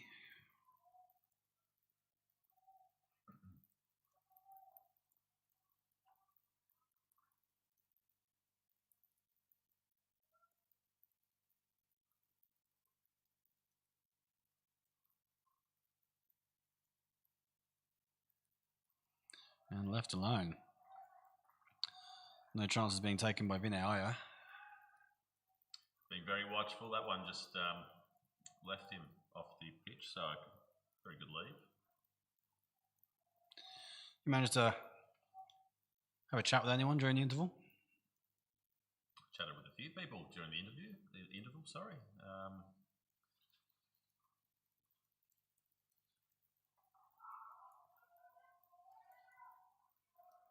The 2 umpires, Chris Thurgate and Chris Bain, did confirm that the innings did go a bit long. So they'll be keeping an eye on that, I'm sure, in the second innings. Had a chat to Roni Talukta from the Tokyo Rangers Club, who's here to watch his team in action today. He's here with his daughter, who was following around Erica Oda. I thought I saw Erica Oda today. National women's team. Has she been out having a practice in the nets? She has been. Yeah. I had a brief chat to a few of our men's national team players. Makoto Taniyama was bowling his leg breaks to Kohei Wakita, while Miyuchi and Kobayashi were watching on. Yeah, good to see those guys. Just season may be over for them, but still want to get some cricket in. Men's team will be getting together next weekend for a end of season training camp, just to look over the year and try and get some plans in place for the next season and what they can do over the winter. Hopefully, it will be a busy year for the especially the men's national team next year. I certainly hope so. All depends on what happens with international flight restrictions and lifting visas and this kind of thing. With our current climate. Yeah, absolutely.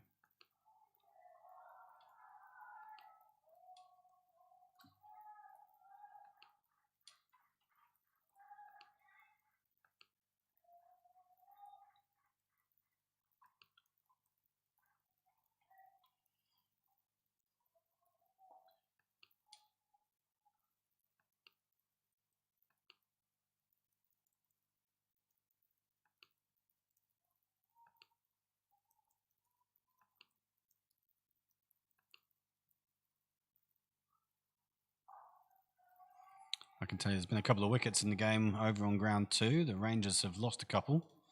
Suddenly they're 65 for 3, so they've lost 2 wickets for the last 10 runs, chasing 103 to win. So they'd still be fairly confident of getting there, but you never know. Well, over here, Alpha Quash's 12 for 2 as we go into the 7th over. Puneet Kumar still continuing.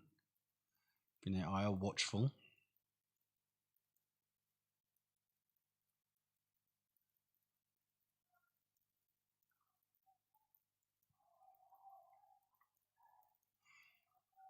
That required rate still hovering just over 4.5. Just medium pace, Puneet Kumar, but he's caused some problems with his lines and lengths. Just getting the ball to nibble around a bit. Yeah, Quashers would have been dead set on a strong start, so to lose 2 of the top order without even scoring really set the cat amongst the pigeons. That might be a signal from the umpire here, do you think? He's scampered through, it's just a leg by. Bit wayward in his line, Kumar there, but got away with it. Yeah, I saw Piyush Kumbhare in the interval, had a quick chat to him. He was feeling pretty pleased with himself after hitting a couple of big sixes at the back end of the innings. Confirmed that Manoj a bit of a muscle strain, but looks like he is out there in the field. So, oh, stumps everywhere.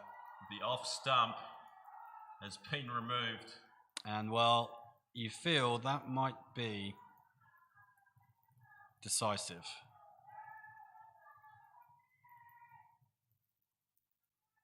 Vinay Iyer.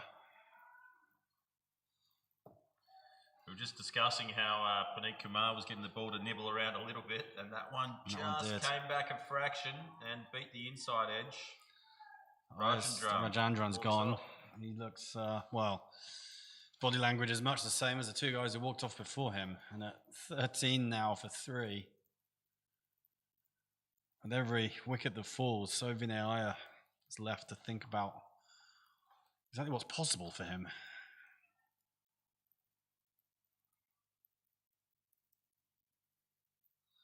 That was the last ball of the over as well. So Kumar now with 4 overs, 2 maidens, 2 for 9. Pretty decent figures when you're trying to defend 170 in a final. Yeah, he's bowled well. He's got an awkward approach to the crease. His back foot landing, I think, might be the cause of you were describing him aborting his action a couple of times. It's a very short run up. Short run up, and but generally puts it in good areas, and he's caused problems today, hasn't he? He has. I'd say Chiraja at the other end is probably a more classical type bowler, pretty upright in his delivery.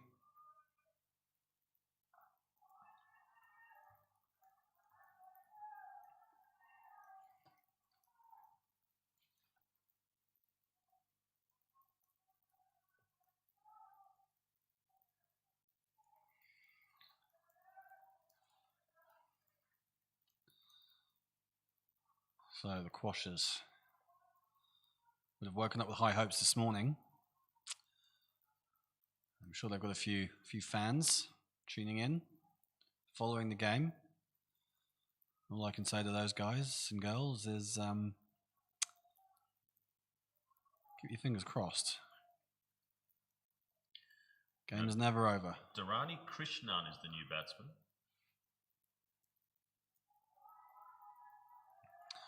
Well, he looks like he wants to play some shots, doesn't he? Hasn't connected with much yet, but seems to want to get a move on.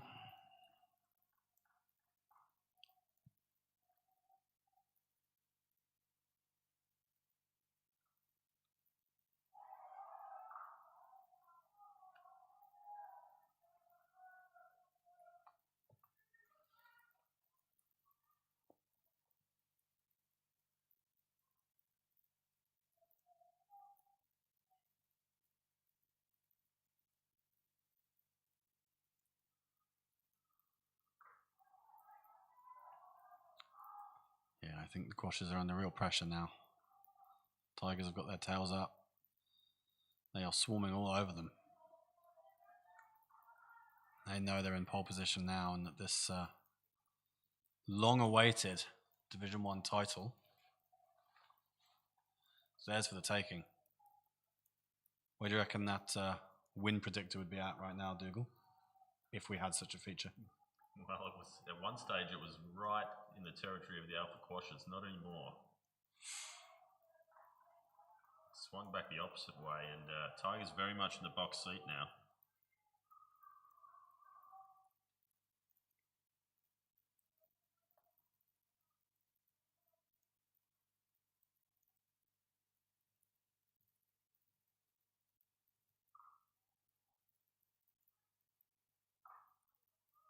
Player. A second fielder there dived in expectation of the ball arriving and actually dived the wrong way. So that's allowed them through for a single. First fielder failed to gather it as well. They won't mind that though, the Tigers. Quashers are going to need a lot more than a few scratchy singles, I think.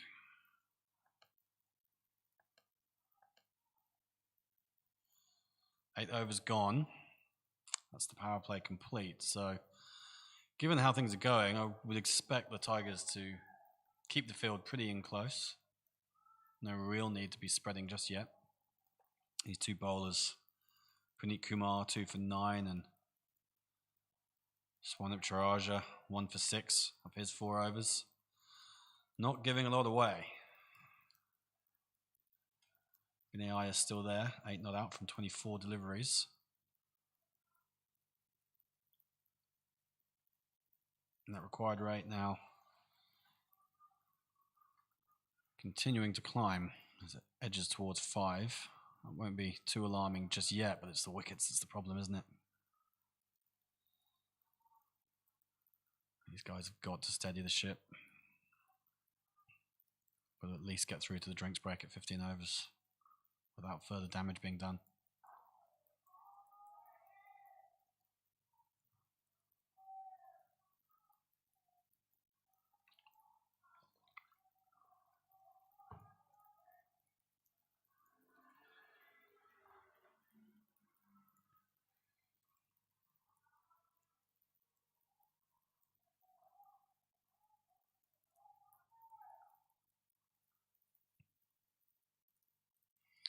So Kumar continuing into his 5th over,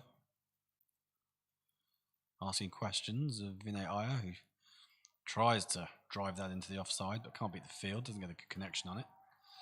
No run.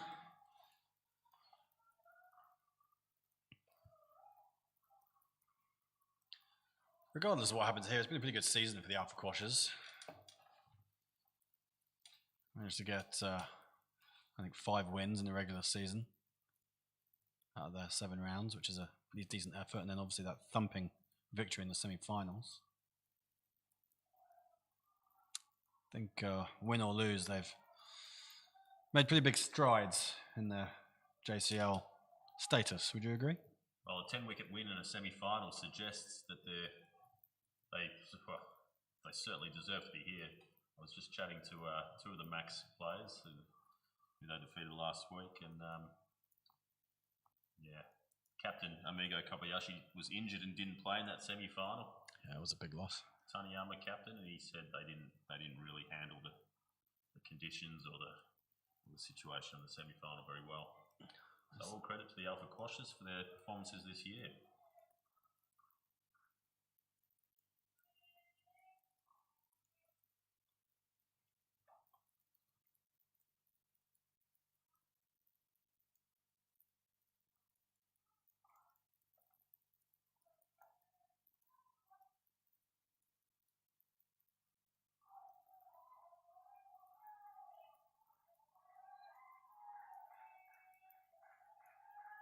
Plenty of positive noises coming from the Tigers players and supporters. Quashers camp pretty quiet. No real surprise there, given the match situation.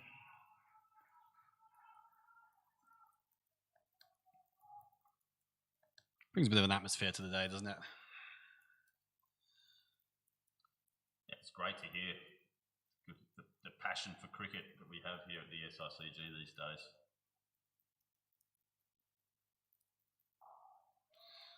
Kumar continues just bowling wicket to wicket. And Iyer just pushing it away.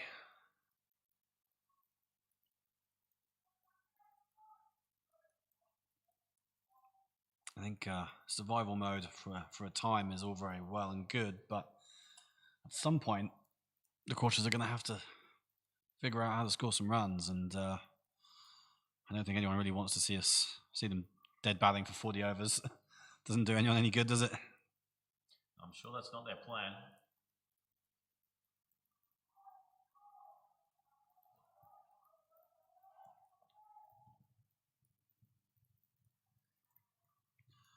And for the first time at the conclusion of that 9th over, required rate does knock over 5.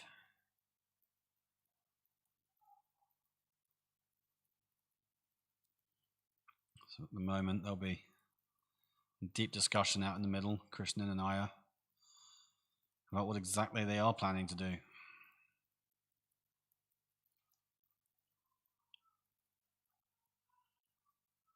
Probably won't be too long before we see a bowling change. 5 overs on the trot now for Kumar. Chiraja going to continue for his 5th. I think once the spinners come on, it's going to define this game one way or the other, isn't it? And that is out. So Krishnan nicked off. Chiraja swinging it away from him. Slightest of nibbles, and the keeper held on. Beautiful delivery. 4 down. Just a faint edge, picked up by umpire Chris Bain there. Tigers were certainly convinced. They knew Rahul Kool. He knew there was an edge on that. He'll be feeling a bit better about things, won't he, Rahul? Won't be too worried about his stumping anymore. Yeah, that'll lift his spirits, I'm sure. Vinay Iyer still there at the non-striker's end, just watching his partners come and go. Horror show. The 10th over, 4 wickets down. That target of 171. It's looking further Getting and further further away. and further away, isn't it? Absolutely.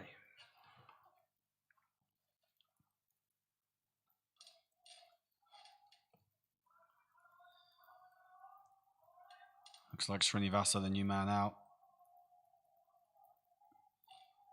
He's a long-standing member of the club. Key administrator. Big presence. Can he help Vinay Iyer chase down 170, Dukes? I'm not sure he's got a lot of runs under his belt this year. Yeah. It's a big ask.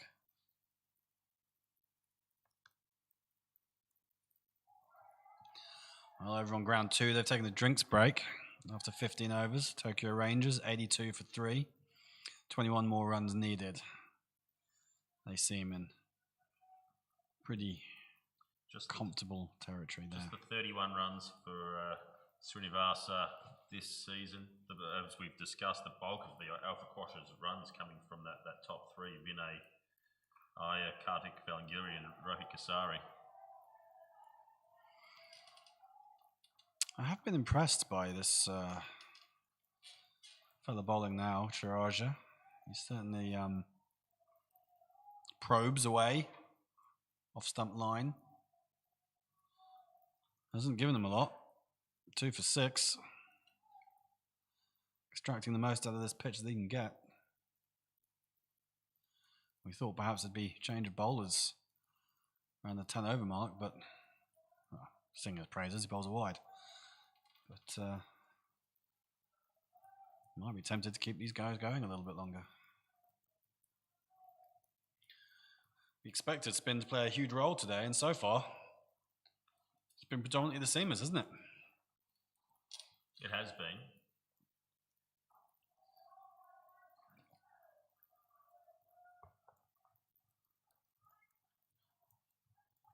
talked about the pitch earlier today too, and 4 of the dismissals were from Yorkers, so can't blame that too much.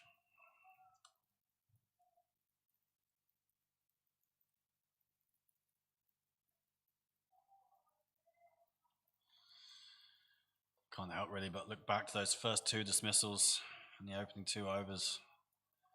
Leading edge from Kartik Velingiri, first ball, just really pushed the Quashers onto the back foot. The momentum was already with the Tigers, and that just really hammered it home, and they've not recovered at all. Batsmen haven't been able to even look for run-scoring opportunities. It's just a case of survival right now, and as the required rate continues to climb with every passing over, you feel they'll be desperately looking around to some answers. The questions the batsmen are being asked. Well, I think we look back to the first innings. Halfway through the 27th over, the Tigers reeling at 93 for 7, having lost 3 wickets for no runs, and we were talking about whether the Tigers would even get to 100 at that point. And we just felt the Alpha Quashers just let them off the hook, took their foot off the gas, and all of a sudden there was a 50-run partnership and they're up to 170, and the momentum's a big thing in cricket. Yeah, it certainly proved that way today. Momentum was shifting a lot in that first innings from side to side, but it was all a case of who was really going to grab it, who was really going to say, right, we're going to take control of this game, and that was certainly Tigers. The man bowling now, Puneet Kumar, involved in that partnership with Manoj Bhardwaj, and then the sixes from Kumbare at the end. Really going into the interval, Tigers' tails were up, Quashers' heads were down, and that has just continued into this second innings. Kumar into his 6th over. I'm not sure we get to choose the MVP, Dougal, but if we were, I'd say Puneet Kumar be putting his hand up at least. Most certainly.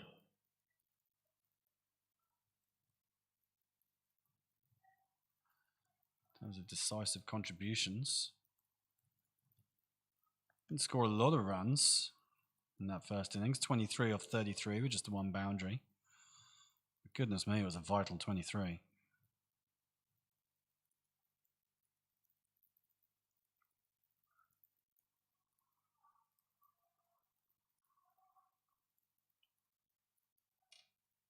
Overs, that partnership of 58, they batted.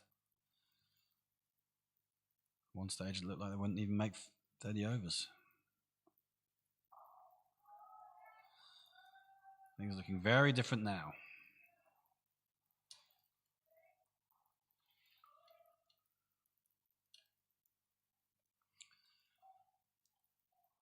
Pretty ugly looking scorecard for the Alpha Quashers.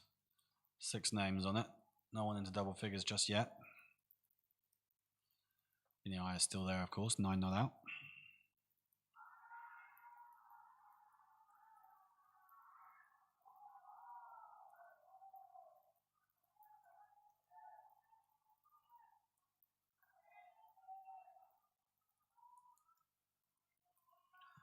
I was trying to look back through the archives, Dougal, and I can certainly tell you that since 2014, no team has arrived at the grand final unbeaten. I didn't get any further back than that. So I mean, there's certainly no arguments. Should, of course, Tigers go on to win this. It's not guaranteed just yet. But should they go on to win it,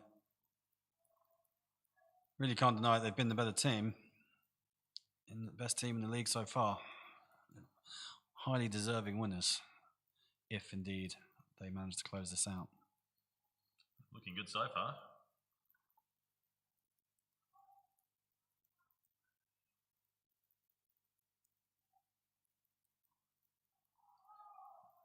It's another very nice delivery, that one. Pitched on off and seamed away. Yeah, it's been a terrific opening spell, hasn't it? Puneet Kumar. 6 overs. 3 maidens. 2 for 10. I think you'd have taken that when you got out of bed this morning. No, it's Swapnil Chirazia to continue into his 6th over. His figures are not too shabby either.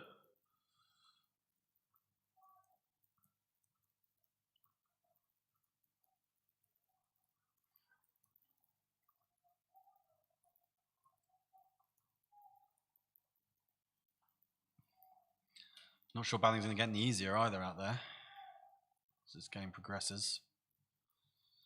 So to say it's an uphill task for the Quashers would be something of an understatement.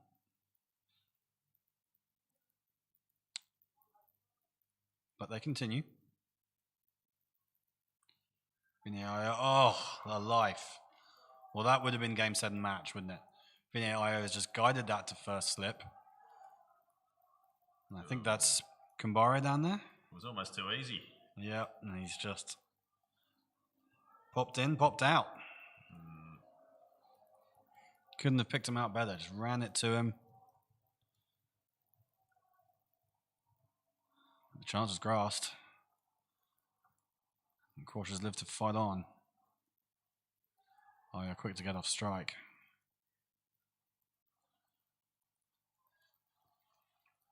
And Srinivasa Padada, he's faced 9 deliveries without scoring so far. Required rate is really starting to climb with a bit more pace now. Getting up towards 5.5. They've got to find a way to score some runs, the Alpha Quashers.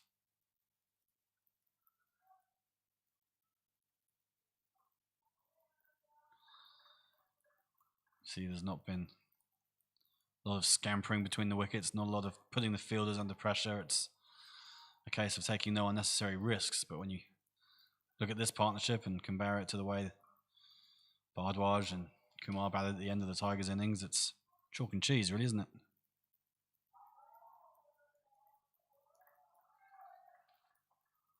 Yeah, it's probably time that they need to get a little bit more bat on ball. Try to knock balls straight to mid-on and mid-off and scamper through to those ones. You've got to try and do something, change something. Momentum's completely against you. You've got to try and turn it around. It won't do it. He's had a go here. That's out. A very simple catch to the captain, Ravi Chandran. Well, 11 deliveries with no runs scored. He's tried to go over the infield. He's backed away a little and just swung at it. And Ravi Chandran, as you say, is sort of a wide mid-off, sorry. Didn't have to do much to pouch that. Pretty safe hands on him. 5 down now. In 12th over. 20 runs, not even up yet. Not a lot said between the batsmen as one trudges off and a new man comes in, but we might get home for a cup of tea at this rate, Dougal. It's not good for the Alpha Quashers. All of a sudden, bad light doesn't seem to be something to be concerned about.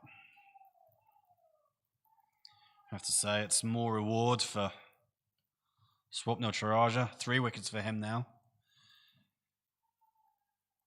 One of those wickets that fell in the collapse for the Tigers, but he's made up for it with the ball. 3 for 8. Key contribution.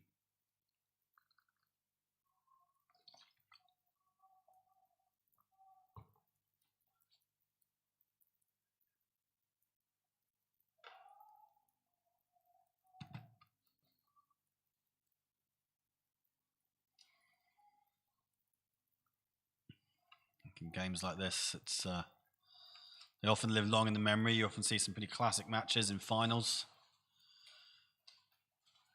But unfortunately, they can also go the other way. One team gets away early, and certainly that first innings, it really looked like the game would be pretty even.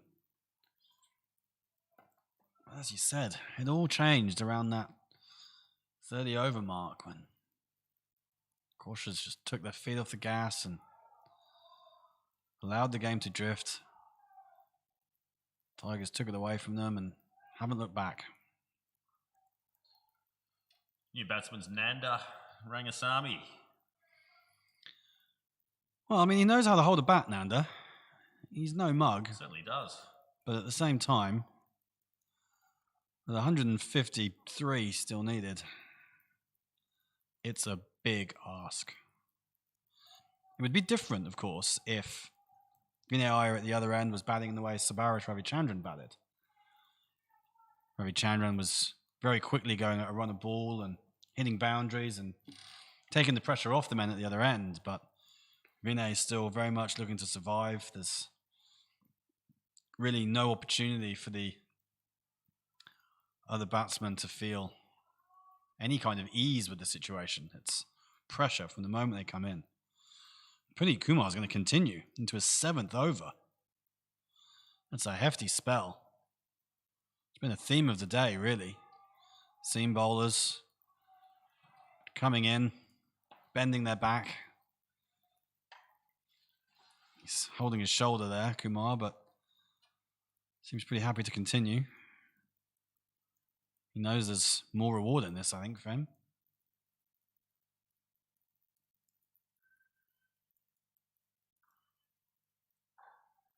Well, there we go.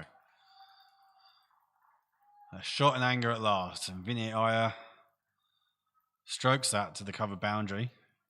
Didn't look too fussed about it. You wonder if this might be an over too many for Praneet Kumar. It's a lovely shot. Notice the ball didn't get up too much there, which is another concern for the Alpha Quashers, batting second, wearing wicket.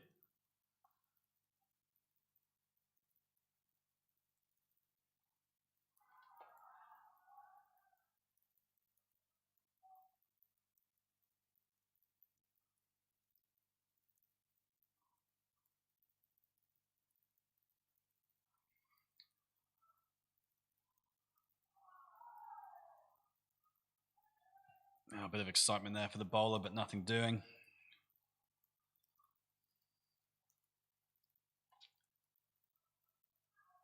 We said previously that we wanted we thought the Quashers really needed to get to the drinks break, no more than 3 down. They've still got 2.5 overs to go before they get to drinks. I do wonder what the conversations will be in the respective camps. I suspect a lot of positivity in one, and a fair amount of, I don't know, is glumness a word? We can call it a word. Regret, disappointment. Meanwhile, on heartache. round 2, we're pretty close to having our first champion team of the year in the JCL. The Tokyo Rangers need 8 more runs with 5 wickets in hand. And another strike. Cover boundary, eyed up again.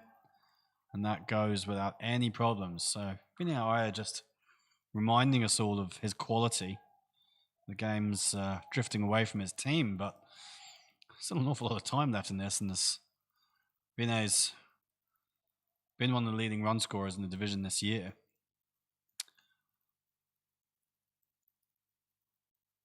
I think he'd be hoping to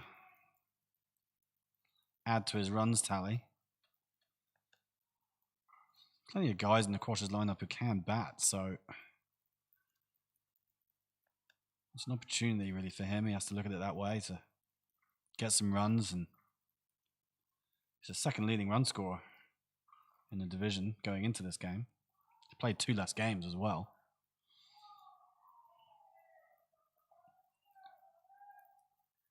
Big ask, of course, to catch Sabarish after his 50 in the first innings. Vinay would actually need to score about 150. But hey, that's what they need.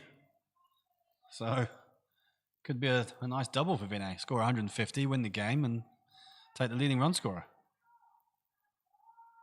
Look at that name in 3rd, Dougal. Dougal Bedingfield, 3rd on the run scorers. That was sneaky, wasn't it? It's sneaky, yeah. 350s, and you missed out on your traditional Sakura century with no cricket being played in April. Three years in a row, you scored hundreds on the opening day? Yeah, well, we didn't really have an opening day. Yeah, robbed. It's always Always nice playing cricket during cherry blossom season when the outfields are fast, the bowlers are a bit rusty. Time to cash in. Yeah.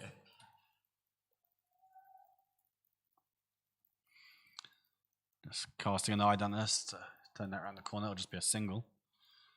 You mentioned a couple of the Japan national men's team and women's team having a bit of a practice. Wataru Miyauchi, third on the list of run scorers for the year. Is he? No, fifth. Sorry. Ah. Fifth on the list. Healthy average of 56. He's turned into a little run machine, hasn't he? 3 50s. Only Vinayaya has more 50s than him. So, yeah, certainly a good season for him. Young Marcus Thurgate and Neil Darte, 2 under-19 players, 11th and 12th on the list. So, good to see those boys progressing. Averages somewhat higher than previous years, a half century for each of them. Bit of a shout there for LBW. Vinay letting that one hit him on the pad. Dangerous move on this pitch.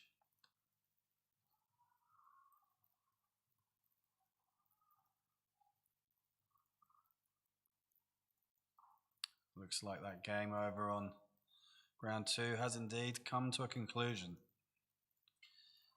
You can see a few elbow taps. Umpires being thanked. And just before 3 p.m. we have our first JCL title confirmed. Division 3. Tokyo Rangers are home, chasing down 102 with 5 wickets still in hand and almost 22 overs to spare. So that's a pretty comfortable win for the Rangers.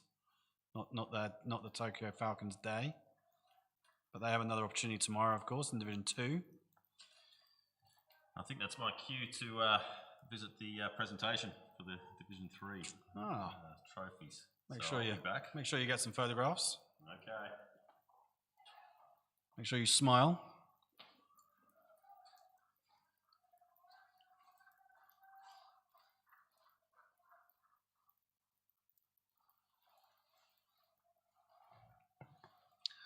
Drinks, of course, not far away here. Get through the end of this over from Chiraja, and there'll be one more, and then these teams go off for drinks. That was almost near, but that's a wide called by umpire Chris Bain. Remains still 7 balls to go for that drinks break. Quashers really hoping they can get through there without further damage. It does seem like the damage that's been done in this opening third of the innings is probably terminal, but cricket's a funny game. Strange things can happen. Tell you what, I was talking about cloud cover earlier and concerns about it getting dark. It's beautiful out there now. The clouds have cleared, the sun's out. Having to cover my eyes as I look down onto the ground. Chiraja comes in again. And nothing doing. That one's just pushed. Not a great connection from Nanda Rangasamy. But he lives on to fight another day or another over. 14 overs gone, 30 on the board for the Alpha Quashers. 5 wickets down. Still just the 2 bowlers used. The opening bowlers have been in quite a spell.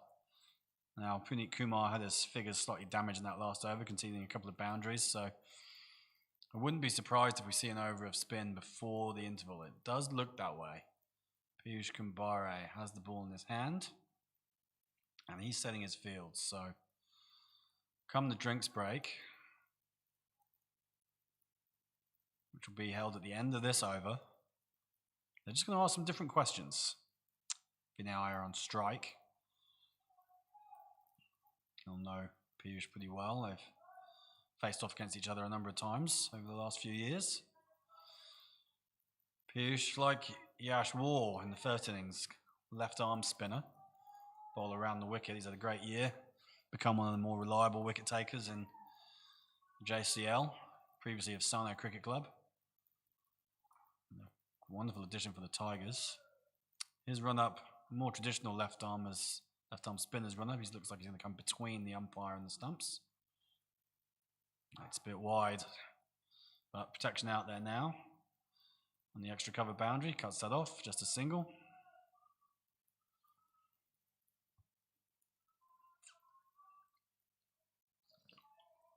As I look down onto ground 2, I can see the team's getting ready for the presentation. Dougal's made it down there. Hopefully be some photographs of that we can share on our social media feeds later today, tomorrow, and hopefully get some articles up on Monday, Tuesday next week. Of course, we have to get them up in both languages, so we apologize in advance for any slight delay there might be getting that done. We like to make sure we cater for our full audience with reports in both English and Japanese. There's plenty of questions being asked out there by the bowling side. Keepers up to the stumps, probably a bit of chat as well, I suspect. Not sure that'll bother Nanda too much. He's gone for a heave there, perhaps I was wrong. No connection. Nanda Rangasamy, as he looks to carve Piyush Kumbhare out into the leg side, but misses. Kumbhare in again. That's a bit better. Back foot, driven into the offside, but fielder at point cuts that off without any runs being taken.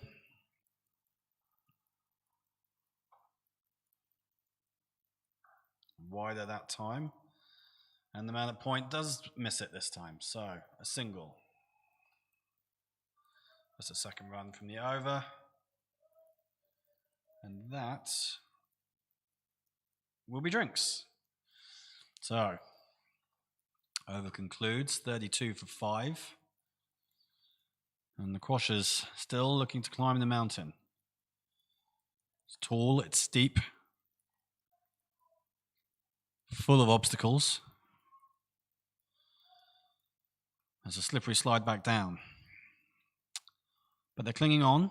They're still looking up at that towering score of 171 and hoping that they can get there. We'll take a quick break and we'll be back when the action resumes.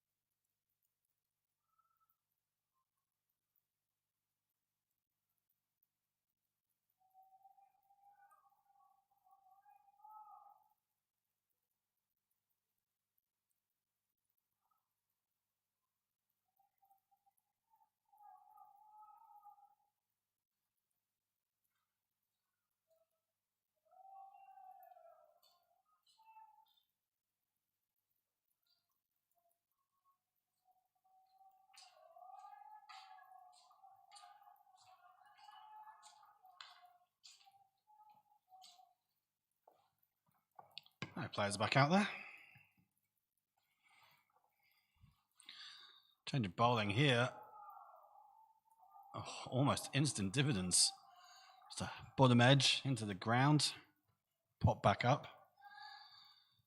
Nanda survives. I'm gonna say that's Joe George running in. So we thought we might get Sabaras Ravichandran coming on in a double change to have the two spinners bowling in tandem, but it doesn't look that way. That one's just left alone by Nanda.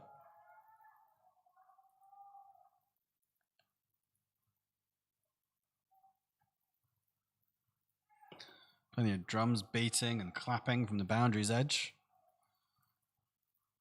Plenty of excitement out there for the Tigers fans. They've waited a long time for this, so only right that they should have their moment.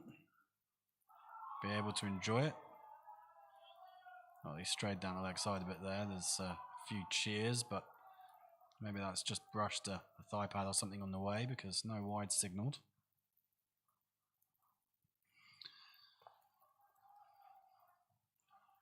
Joe George was a mainstay for the Tigers in previous years. He's not bowled quite as much this year as he has done previously, but still pretty effective medium pace bowler. Generally pretty accurate.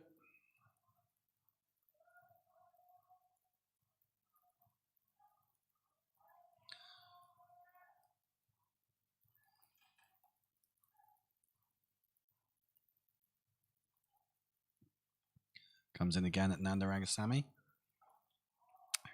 Defends that straight back down. Well, 32 for 5 into the 16th over. That required rate continues to climb. It's almost towards 6 now, and really you wonder how the Quashers are going to approach this next little section, this next 15 overs, because if they don't get runs, they lose the game. Now, Nanda has hit that one pretty well. It's bisected the fielders in the cover between cover and mid-off, and that's gone away for 4. So, pretty effortless, that. Solid drive, came straight out the middle of the bat. It's his first boundary. Triples his score. And shows a little bit of fight at the same time. I think that really Quashers have got to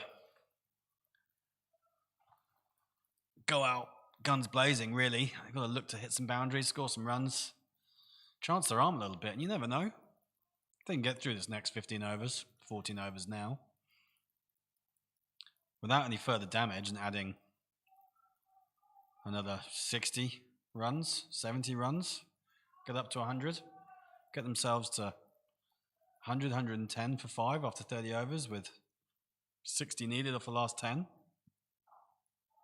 That's a contest. So the Tigers managed that. Scored 80 off their last 10.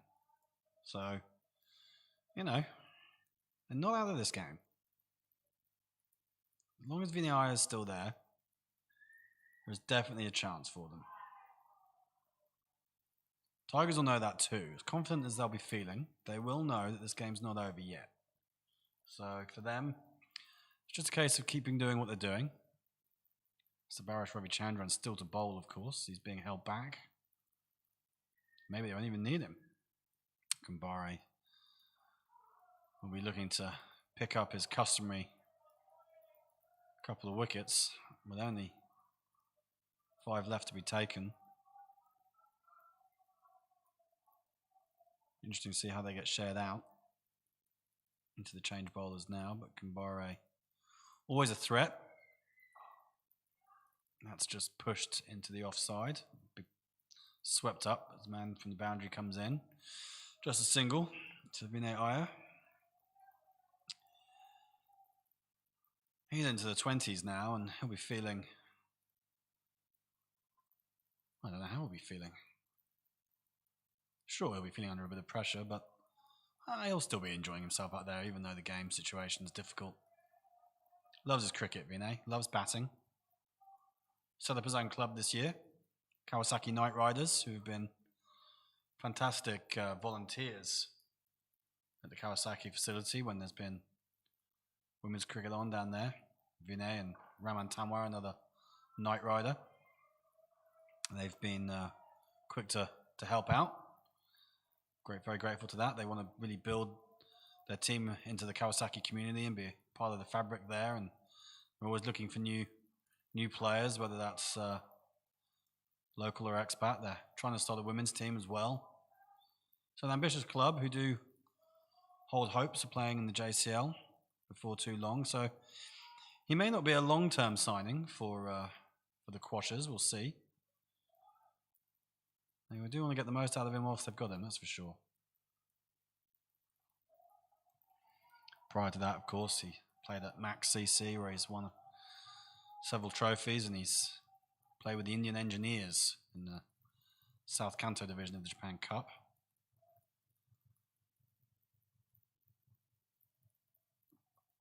Kawasaki Knight Riders, winners of the Tokai division of the Japan Cup this year.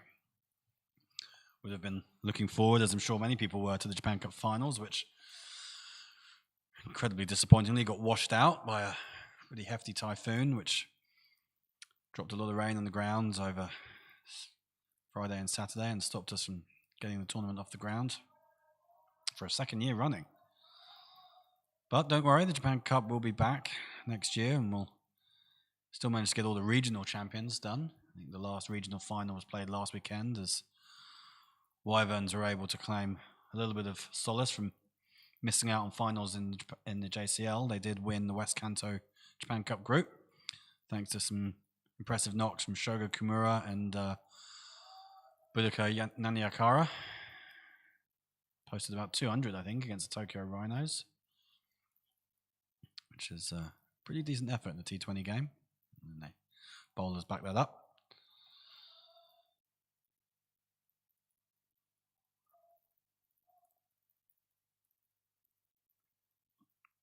But the JCL remains the prized competition, really, in Japan's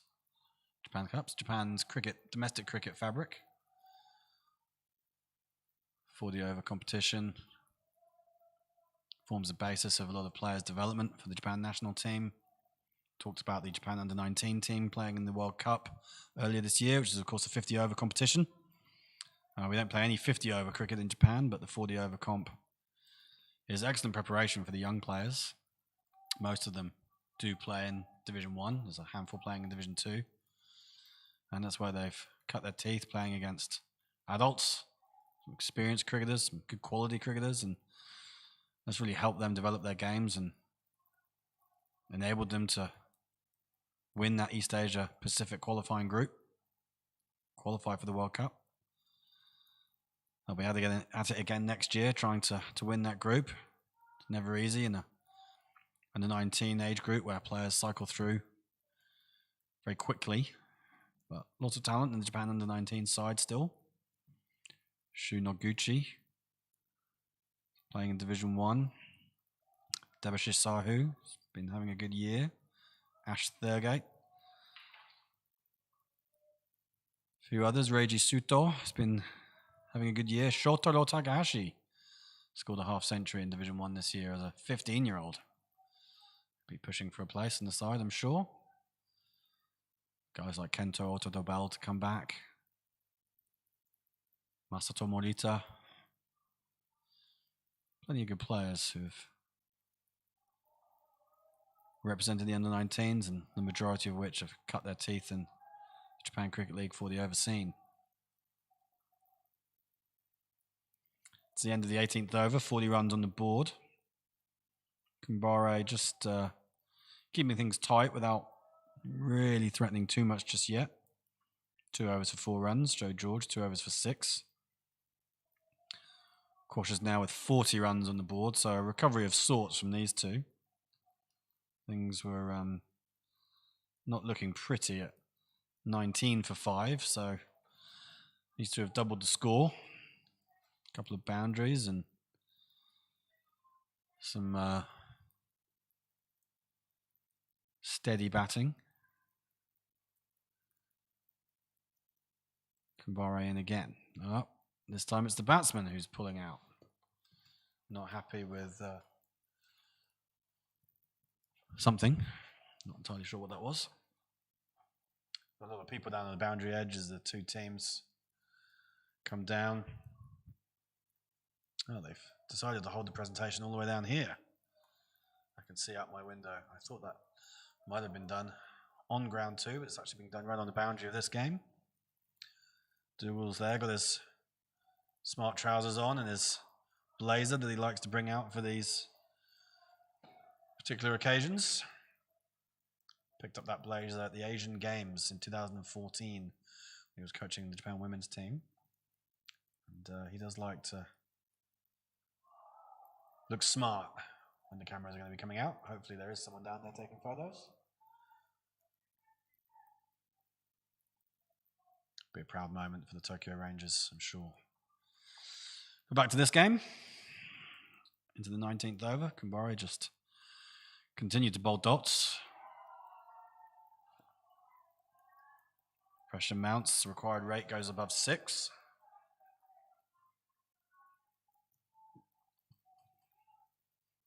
Really, as we see this game continue, with every dot and with every passing over, the Tigers get closer and closer to that first ever JCL Division 1 title.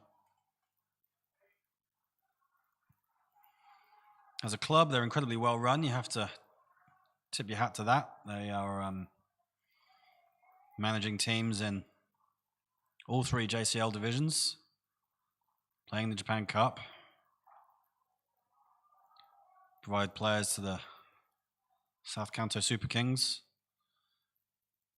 who also won the title with JPL this year after missing out last year. Looking to put together a women's team now who will be taking part in the J-Bash events, J-Bash Social they came down to, and they took part in the J-Bash Challenge event 2 weekends ago up here at the Sino International Cricket Ground. Just a 6-a-side, 3-team tournament, which was won by Sendai University Cricket Club. And for the Tigers, this will be the feather that they've wanted in their cap for some time. 19 overs gone, 41 on the board. Nanda keeping the strike. Now, along with all those teams they've got to manage, they do also organise or play a big part in organising the SBI Cup. SBI, the Standard Bank of India, State Bank of India, I believe. Sponsor a huge tape ball competition, tennis ball competition, modified cricket. Wasn't held this year due to situation with COVID-19, but you'll often have 20 to 30 teams taking part in that. It's a big couple of days. Very popular event, and Tigers very involved in that. So as a team, they put a lot of effort in, they do a lot of work, and they've set themselves up now for a period they would hope of competing consistently. As I said, they've never missed out on finals. That is largely based on having the best player in Japan, but we are seeing more and more contributions from other players in the team. We saw today from Manoj Bhardwaj and Puneet Kumar particularly. Piyush Kumbari as well. It's not all about Sabarish. Joe George is bowling a line outside off stump, and Nanda's continuing to swing and miss. Vinay's just coming down for a quick word with him. He's still out there, trying to bring some respectability to this score. Approaching 20 overs now. Not been a whole lot happening since the break. Last 5 overs not yielded a lot of runs. Oh, he's connected with that one. Fielder's got it covered though, just down to third man and a single taken. There's a rather ominous looking flying bug in this commentary box, which I'd be quite grateful if it left. Taking a bit of a liking to me. Oh, it's getting near an open window at the end of the room. It'd be great if it flew through there. If I start screeching and run away suddenly, then you'll know why.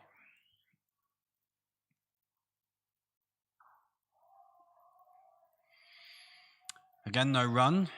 Vinaya back on strike. So George with 1 ball to go in this 20th over. Vinay will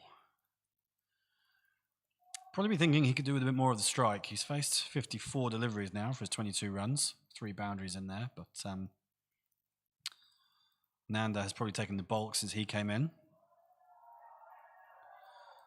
Vinay's run scoring seems to have dried up a little. Not that it was overflowing at a particularly rapid rate, but these two, as I say, they're bringing some respectability to the scorecard.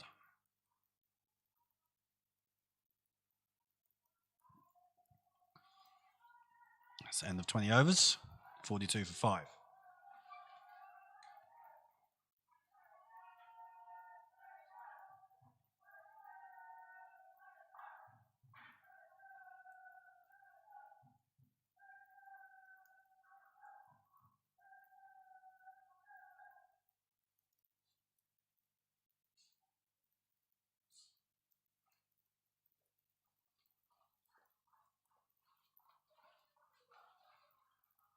Tigers fans literally banging the drum between overs. Nanda's just played that out into the leg side for a single.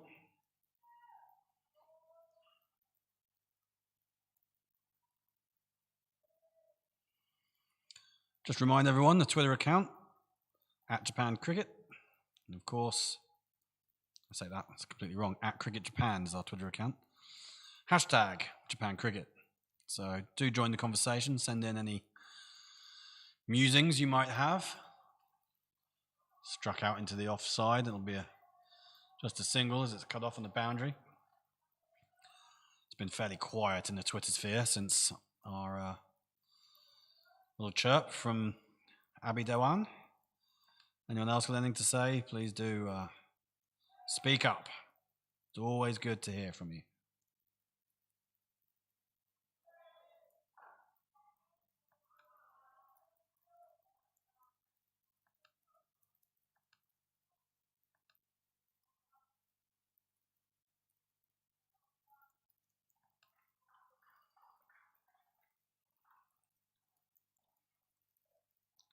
So Kumbare into his 4th over. Nanda's had a go at that, and he's picked out the fielder. Square leg-ish, mid-wicket boundary. Kumbare has his first wicket now. 6 down, the Alpha Quashers. Resistance from Nanda Rangasamy comes to an end. Can't really blame him for that. Not much point just dead batting for 40 overs and pottering to 70 for 5 and losing the game by 100 runs. He may as well have a go, try and score a few. Unfortunately for Nanda, the day that started so well for him with 2 early wickets, trudges back. He's made 11 from 31 deliveries. Compared to what's gone before him, it's not a bad hand, but unfortunately it's not going to do much for his chances for his team to win the game. 6 down now. Still just 45 on the board. Still 127 runs needed. All looks fairly bleak for the Alpha Quashers. Completely the opposite for the Tigers. Couldn't be happier. They move towards this hard-earned, well-deserved Division 1 title.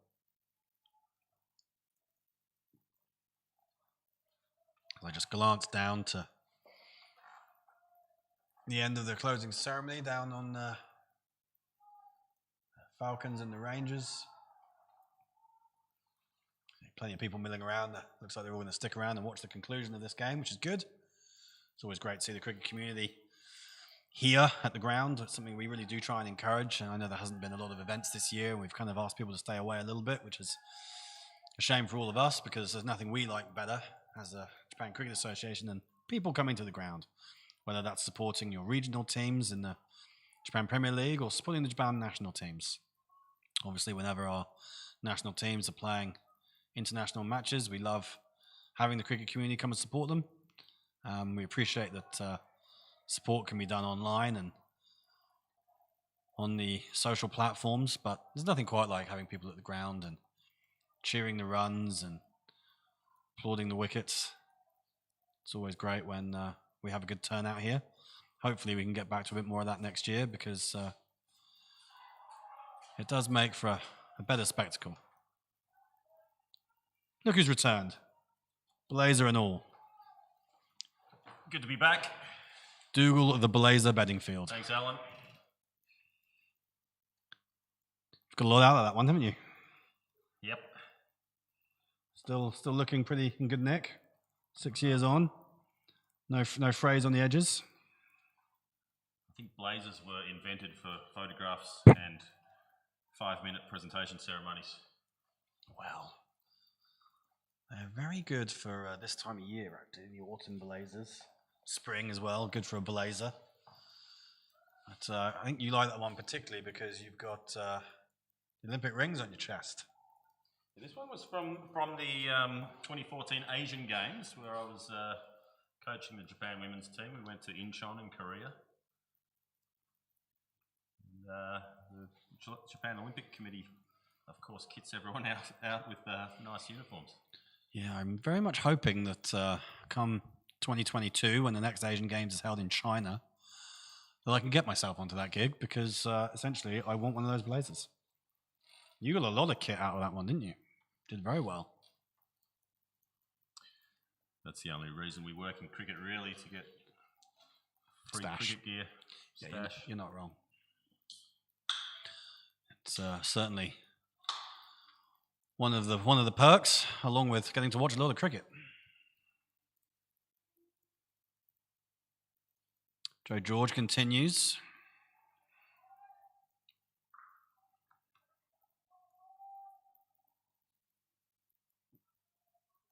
Vinay Iyer still playing a lone hand out there for the Alpha Cautious. Raman Tanwar's a new man in. Had a pretty good day with the ball, and when he was in the middle of that devastating spell of 3 for nothing, he'd have been really liking his chances of getting a winner's medal. Now, yet again, the bowler aborts his run-up. This is bordering on the ridiculous. But we'll gloss over.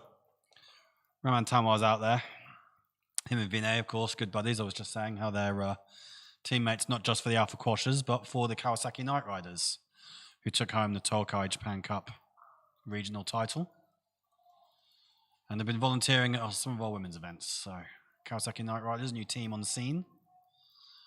And I'm just wondering, Dougal, if they've been making any noise around joining the JCL anytime soon. Because if they did, then the Quashers might be losing some players that they've only just got. Yeah, everyone wants to get into the JCL. It's not that easy, though. It's another good Very, delivery. very strict with our entry criteria. Tell us a little bit about that. Yeah. Well, we want new clubs to be not just 11 guys who want a game of cricket. It's all about a club, isn't it? We want to develop strong clubs that contribute to the cricket community more than just offering 40-over cricket to men. So we favour clubs that have a junior cricket program, especially those which can enter teams in our under 15 cricket leagues, and those Cricket can, Blast programs. develop new forms of women's cricket as well, which quite a few of our existing clubs are doing. And ones that have a regional centre, right? A location that they want to be based around and really be part of a community and not just named after a pub, for example. I suppose a pub is a location, technically. Technically, yes. And a community, I guess. But yeah, I think we want geographical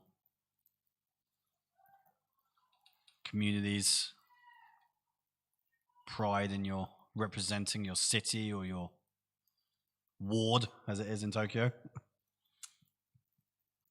That's exactly right. I mean, the Chiba Sharks are representing a whole prefecture. We try to.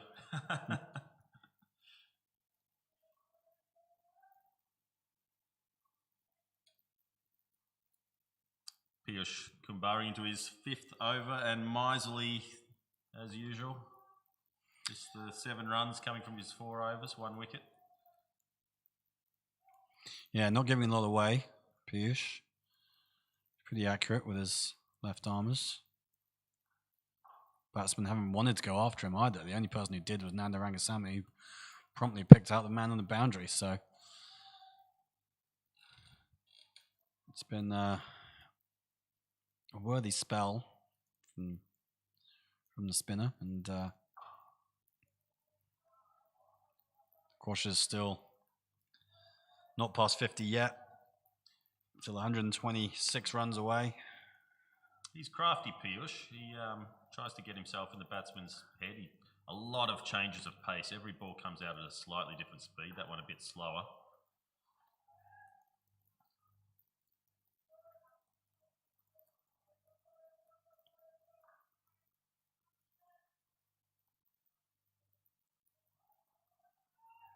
And of course, when this kind of bowler goes from the synthetic onto the turf, they're often even more effective.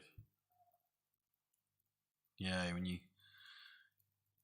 don't play on turf that often, bring it up for finals, major events, and you get some players licking their lips and others a bit more sceptical. I think spin bowling fraternity, they're certainly pretty happy about it. And we've seen, from Iyer, from Ravichandran, from Bhardwaj, that batting isn't that hard if you just concentrate, stay in.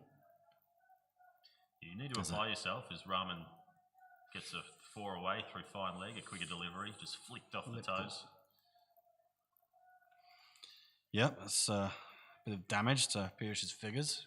He'll be a bit miffed about that, but given the situation of the game, it does take the Quashas past 50. So creeping slowly towards some respectability here. Looked pretty bad at 19 for 5. So that partnership of 25 or so between Nanda and Vinay has helped them out, but with the required rate now over 7,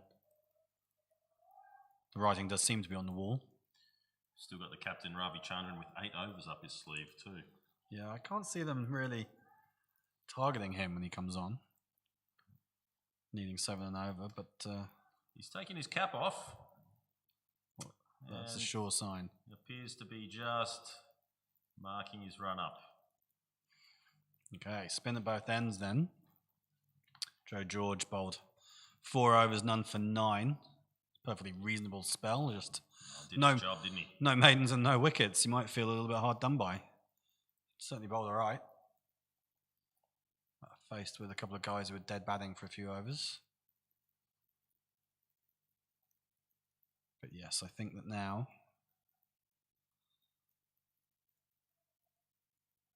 it's going to be interesting. I think this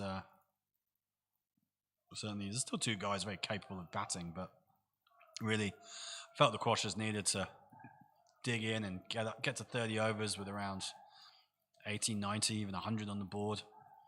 Only 5 or 6 down, but it's a long way away now. We saw the Tigers take best part of 80 runs off their last 10 overs, so anything's possible in that phase of the game, but I think with the amount of wickets they've lost and pressure they're under and the sun starting to disappear over on that west side.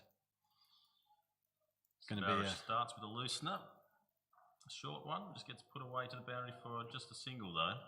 Yeah, the sunlight becomes a factor. You got to feel like a few things are against them.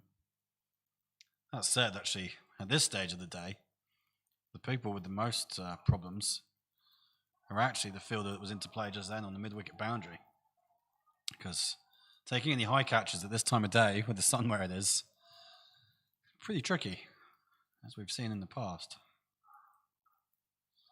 There's a good grunt there from Savaris as he delivers that one. For a spin bowler with a relatively short run up, he certainly puts a lot into it. It's like a Rafa Nadal serve. Well, shot's looking to be played here. No kind of connection and no run there, but intent at least. What do you think, Dougal? Time to pull out the pistols and fire a few shots? It is, but it's not that easy either. They need to find a way to get up to scoring a run a ball at least for the next few overs. We're at that stage in the innings now where every dot ball, every over that goes past, that required rate just can rocket up. It's a handy edge. Well, that might run away. Fielder's chasing it, puts in the dive and helps it over the rope. He might have been better off just running up alongside that. I think the dive actually didn't help him out. Still, can't fault the effort, but it's 4 runs off the edge of the bat.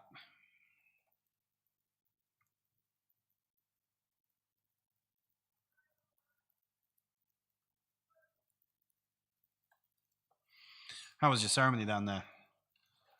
Team's pretty happy? Yeah, both teams were proud of their efforts over the course of the year. Even the Falcons, even though they lost, were in good spirits. Yeah, that's good to hear. Finishing seconds. No mean feat. No. They finished second in the league anyway, so. The Rangers were pretty excited, obviously.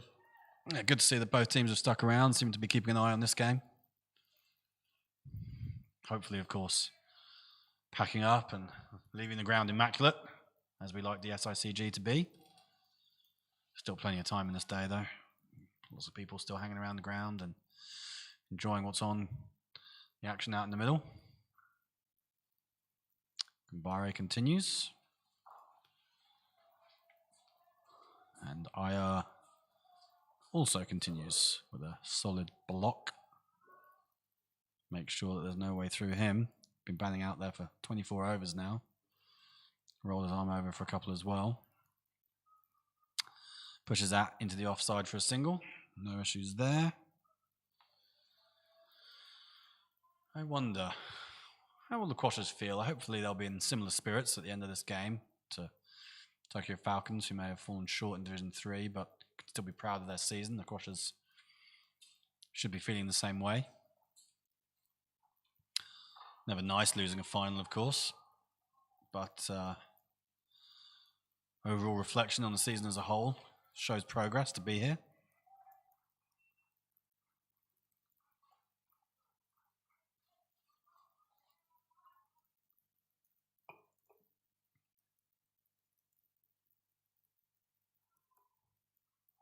Ooh, that's nearly gone through him. Raman looking a little uncertain there, Raman Tamois.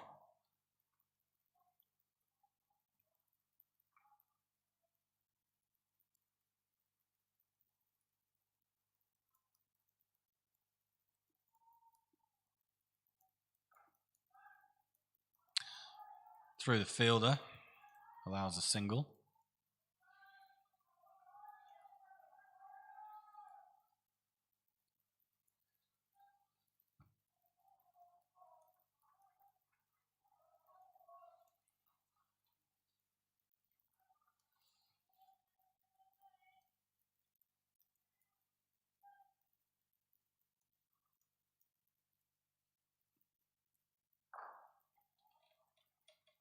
A bit of bat on that one, and 4 more runs. So, fine shot from Vinayaya. Intense. Straight over the bowler's head.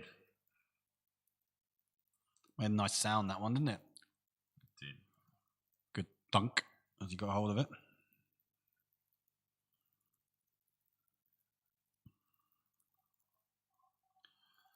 Good to see Professor Sakti Kumar jumping on the hashtag.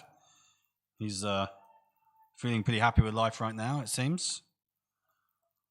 Today is Tigers Day, he says. We're lifting the Division 1 Cup soon. So you can tell they've never lifted it before. It's not a cup, Dr. Kumar. It's a shield. It is a shield, yeah. A very impressive shield at that.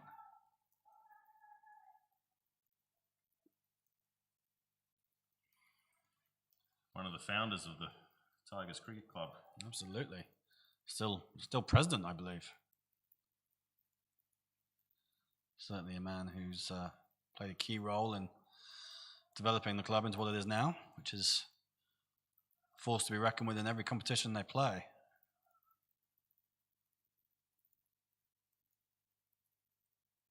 Oh, there it is. Through him. Sabarish gets his wicket. Looks pretty happy about it too. It's the end of Raman Tanwar. Stumps uprooted. Tigers celebrating. 7 down now, the Quashers. I think that was just the quicker slider he sometimes bowls. Rather than expecting it to turn. Play a full-blooded cut shot, but it just went straight on. Knocked over his off stump. Yeah, the game's come full circle for Raman Tanwar. Took his wickets today, knocking over stumps, and now he's seen his own flattened. Cricket can be a cruel game that way. He was right on top of things earlier on in the day when he was forcing a collapse and thinking it might be his day, but as he walks off now, really it's one more step towards the inevitable conclusion, it feels like. Ira is still there. Fair play to him. He's 31 not out, 66 deliveries. Joined now by Gurman Singh, who'll swing the bat. Again, a capable batsman, but not one you're going to expect is going to launch them to victory from a near impossible position. Still 110 runs required from 15 overs. We're getting into big ask territory for anyone, really. Yeah, Vinay's stuck at his task and done a reasonable job. 31 off 66 balls. It's very difficult in this situation when you've got partner after partner falling. Just trying to really hold the innings together. Yeah, he's never really been able to show his range of strokes. He's never been able to take the battle to the bowlers. His wickets constantly falling, literally from the first ball. He's not been able to assert himself at all. Just done what he can do.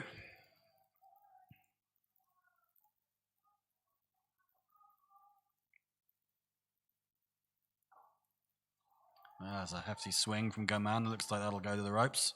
Great shot. Through the covers. Just stand and deliver cricket. Frees the arms.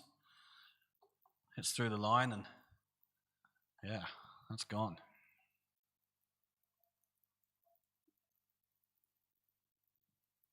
It's a pretty useful batsman to come in at number 9, but do you think how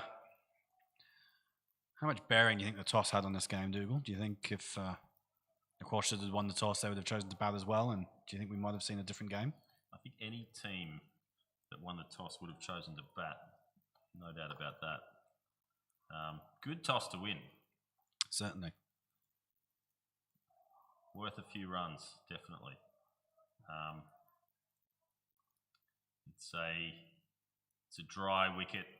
It's not going to get any better. Not going to get any faster as the day goes on. Certainly a good toss to win.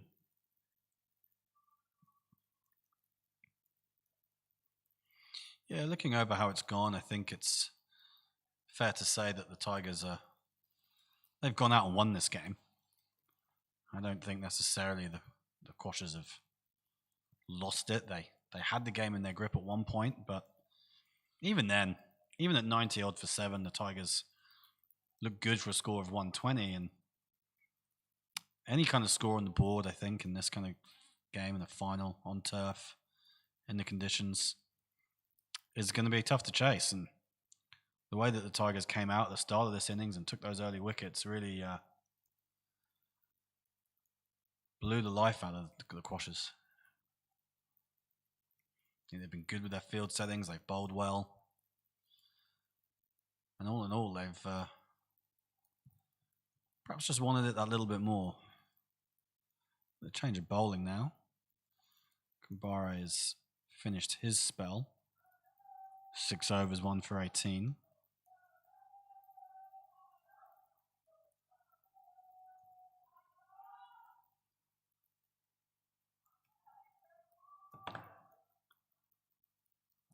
We've got the injured Manoj Bhardwaj coming into bowl.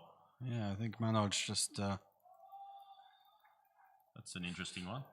Yeah, I reckon that injuries cleared up. He doesn't seem to be hobbling anymore. He's been out there for the whole time. It's a miraculous recovery. Yeah, I think a bit of cramp rather than anything too serious earlier on, and now he's had a good game. Bowling a bit of medium pace. I think he just fancies his chances of capping off a pretty good day for himself. I think at some point these two batsmen need to really try to take one of these bowlers down. This could be the opportunity.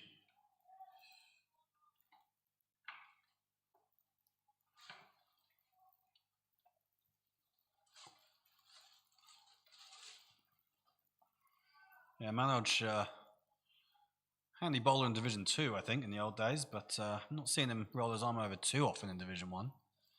He's kind of made a name for himself as that middle order backbone. But his bowling been more part-time than frontline. Oh, goodness me. As we say that, he very nearly gets one through. Hasn't missed by much. He's been used as mainly a 6th or 7th bowler just to get through a few quick overs during the middle of the innings. Bit of a surprise to see him bowling here, but he's got through his first 3 or 4 balls very well. Hasn't he? I think he's just a good cricketer to have on your side, isn't he, Manoj? Good man. Popular guy in the squad. Does a lot of work. He's earned his chance with the bat today, and he's just enjoying his day out. I wonder, wouldn't surprise me if his family's here. I'm sure they'll be enjoying it.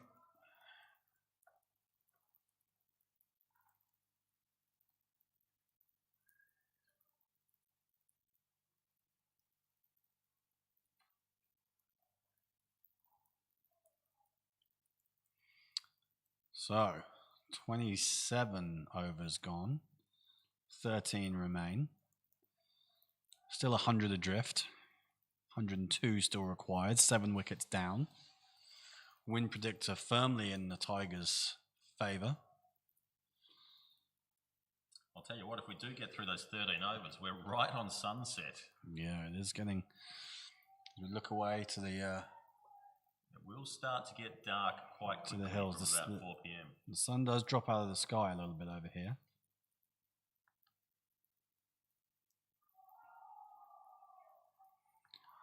Where are all our Twitter friends, Dougal? Just not enough tweets coming in. Aha. Dr. Kumar. Shield is ours. Decided. Quick to acknowledge the 5 from his Division 3 side, who fell at the semi-final stage, I believe.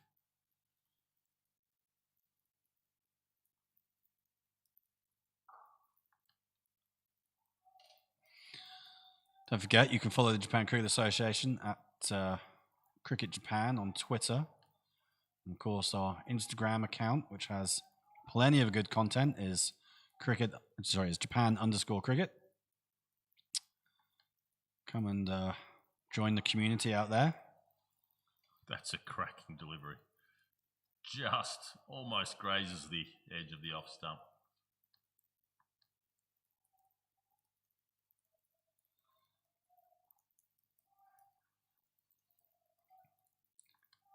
And of course, not forgetting our Facebook page. Plenty of stuff there as well. Facebook.com/cricketjapan.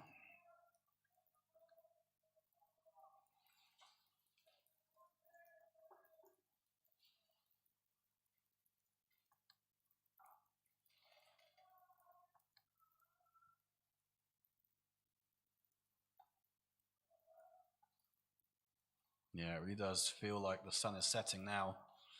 Not just metaphorically on this game, but in the skies too.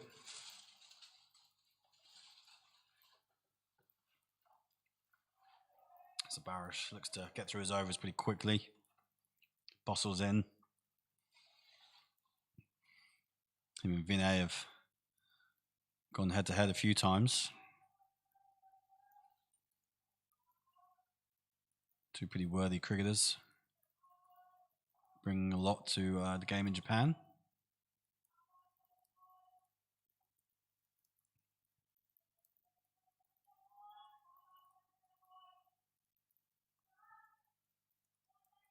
So, Manoj has another over.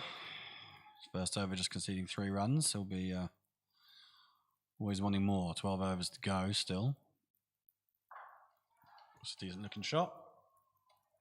Fielder's going to come around and cut that off, and they'll come back for 2. Gurman Singh, much like his bowling, favours the offside.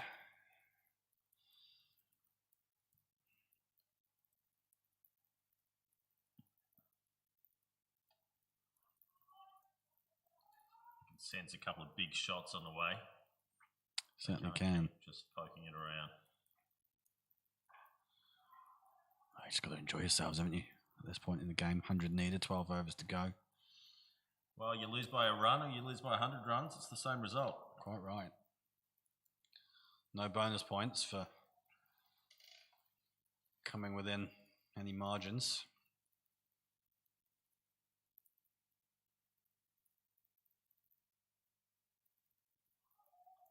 Straight down leg side now, Manoj, and that's been turned around the corner for 4. So this is a bit more like it. They're getting a bit of freedom out there now. It's probably too little too late, but hey, look, I've said all along, as long as Vinay Iyer is still out there, there'll still be some belief from the Quash's team. Vinay certainly will still be believing in it. Required rates over 8 and over now, so it's a huge ask, but he's a very capable batsman. He's turned that one away, and scoring 8 and over for the last 10 overs is standard practice on a normal day. But today, when you've got a wearing pitch in a final against a good bowling side, you're 7 down. That's the issue, really, isn't it? It is. It absolutely is. I mean, that being said, that's exactly what the Tigers did. They were 7 down and they scored 80 odd off their last 10. So, certainly not impossible. It is just unlikely. But they have a set batsman. Stranger things have happened at sea.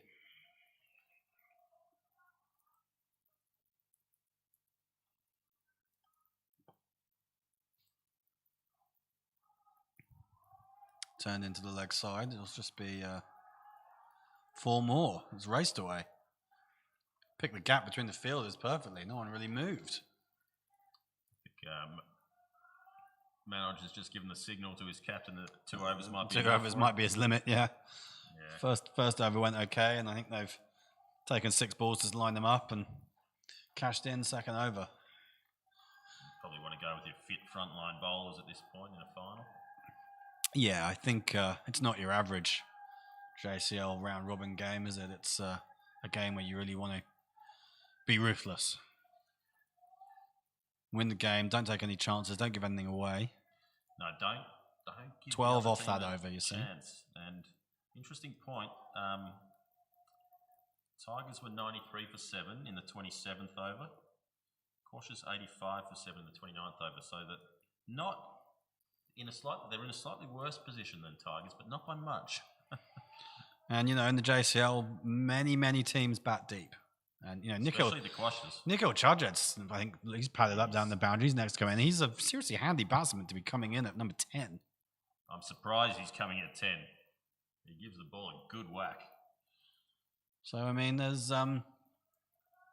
We've been talking all innings as if this game's over, but the Quashers really should still feel like they're alive. They're still fighting. So Barish Ravichandran is asking questions. He's bowling some pretty tight stuff. He got a big wicket early on, but Vinay is negating all of that. He's moved on to 40 now, 40 off 77, and he's just starting to accelerate a little bit. And Gurman Singh is going at a runner ball. And they'll scamper through after a misfield.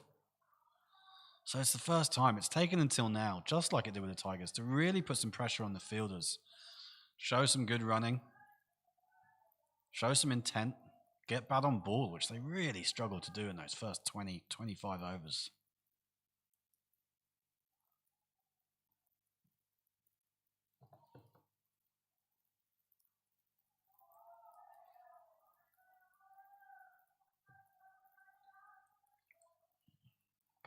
'30th over, and Ravichandran still has 4 more overs to bowl. So very difficult to hit him for more than 6 and over. Yeah, certainly his figures so far would suggest that. He's going at just 3s. As he completes his 4th over with figures of 1 for 13. Will this be drinks, or well, are they going to push on? Drinks are scheduled. Looks like the Tigers want them. The Tigers are pretty keen to have a drink and reset. Just a little partnership developing here between Vinay Iyer and Gurman Singh. A handy partnership, in fact. Certainly is. If you look at the situation when they came in, you look at how things have gone for the Quashers. It was 62 when these two came together, so the partnership's now worth 25. 25 in 5 overs. Less than 5 overs. So it's practically breakneck speed compared to they've been going for the rest of the innings. So the equation is 85 runs required of the last 10 overs. 19 for 5 after 12 overs, the Quashers. So it's been quite a recovery. And we've talked a lot about momentum today. I wouldn't necessarily say momentum is with them, but they've evened up the seesaw slightly. It was very much against them 10 overs ago, 15 overs ago. Vinay Iyer is giving a display of defiance. He won't lie down, won't give his wicket away. He knows he's the key man. Gurman Singh, again, a experienced cricketer. And as we've said, a couple of guys still to come, and Nikhil Chajed being one of them. So, and Yash War. And Yash War. Seen him today yet with the bat. So the spinners, Sabarish Ravichandran, you would expect he'd bowl his last 4 overs as one of the leading wicket takers in the league. He doesn't always bowl his overs. I have been surprised at that. When I've looked, the Tigers have won a lot of their games pretty comfortably, so he hasn't needed to. He'll bowl them today. I sense he will bowl them today. The other spinner, Piyush Kumbari, has 2 overs. You would expect him to bowl them out, and it looks like we've got a change now. Is that Piyush coming back on? Or is that one of the seamers? I think that might be Joe George coming back. Change of ends for him. Or is it someone else entirely? Joe George? No. I'll clear this up with you momentarily. It's a new bowler, in fact, Ankush Mahasaheb. Ah, now. And I was wondering when we would see him. Yeah, he didn't have a great day with the bat. One of the guys with a circular shape next to his name. You figure he might be in the side for his bowling, so he's coming on in the 31st over.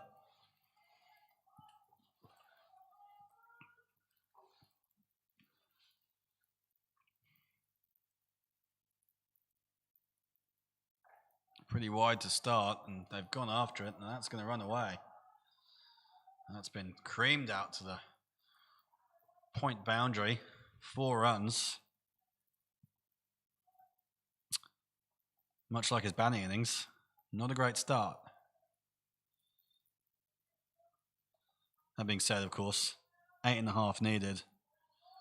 Cautious have got to go after everything, really, at this stage. He's not a bad bowler, Mahasai, but it's not easy coming on at this stage in the innings. 30 overs have already progressed. You've got 2 set batsmen really now. Ball's not going to give you much help, is it? Now, it's probably not the most interesting thing to discuss, but We are using new balls in the JCL this season. Is that right, Dougal? That's correct. These are the Newbury balls. We've signed on with Newbury. How have they gone? So far, so good, I think. No complaints? I Good to know. don't think we've had any specific complaints. You seem to have held up okay. Yeah. They're good quality. 4-piece leather balls. So far, so good. And that was a deal done really after chatting with Gunnar Gould out in South Africa, wasn't it? Put us on to Newbury. I think early conversations had begun. I'd started chatting to one of their representatives, but Gunnar really very quick to talk them up. You'll have to tell everyone who Gunnar Gould is. Ian Gould, the former ICC elite umpire. Ian Gunnar Gould played in goal for Arsenal, hence the nickname Gunnar. Long-time representative on the elite umpires panel, stood in many a test match, and perhaps the most famous test match he stood in took place in Cape Town just a couple of years ago, where a few Australian players got themselves into a little bit of bother. No, I don't remember that one. Even made news here in Japan. You remember a C word being branded across newspapers, one that you never like to see. Oh, just one bounce to the man on the rope.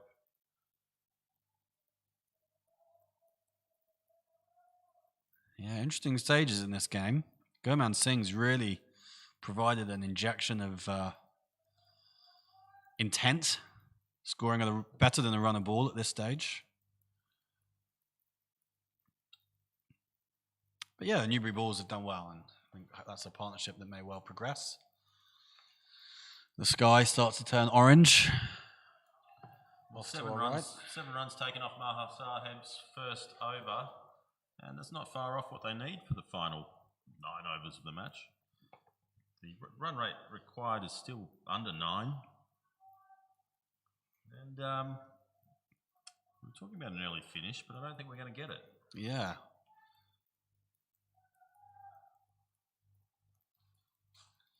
As my back slowly seizes up in this not particularly comfortable chair.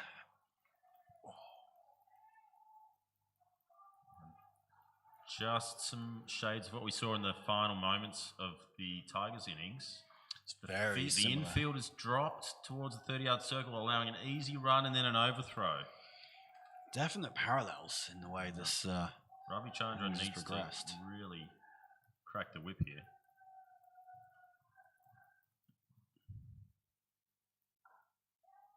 Oh, mix up. Oh, he's a long way down. Gets back at the non-striker's end. That would have been a surefire way to shoot yourself in the foot. Done all the hard work, Vinay Iyer. Wouldn't want to be giving it away like that. Still there. Gurman Singh has gone after that. Is he going to? He's not cleared the man. He hasn't. Straight through his hands. It's either hit him on the shoulder or the top of the head and bounced. What on towards earth? The rope. Is it 4 or 6? Has he done? Well, we talked earlier about the fading light. He can't claim to have the sun in his eyes because that's behind a cloud, and it is a little dark, but really, he went down on one knee to take the catch, and somehow it's gone through him and gone to the ropes. Yeah, it looks like possibly insult to injury. It's 4 runs as well as the drop catch, and well. We talk about key moments in games. Might that be one we look back on? I think it was Ranjit Morley there at long off. Oh dear. Well, turns out it didn't matter. Look at Sabarish. Practically turned into a tiger with that dismissal. Huge roars, chest pumped out, teammates getting around him, lots of elbow taps. Just a bit of a hack across the line after he batted so well there, Gurman, hitting straight. Decided to go against the line, and it's been the downfall of quite a few players today, but that brings The big man, nickel charge head to the crease. When you've got the boundary in the over, through a massive slice of luck, and you need 8, but you've got the good bowler on, the real threat. Was that the wisest shot in the circumstances? I mean, you know. Oh, don't ask me. You can excuse him getting ahead of himself, but he's got his head in his hands. He walked off. He knew he'd really given his side a bit of He'd done so well. Glimmer of hope in what was a pretty hopeless cause. I mean, look, they still need 72 runs from 8 overs. It's still a huge ask, but Vinay Iyer is still there, and Nikhil Charjed won't die wondering.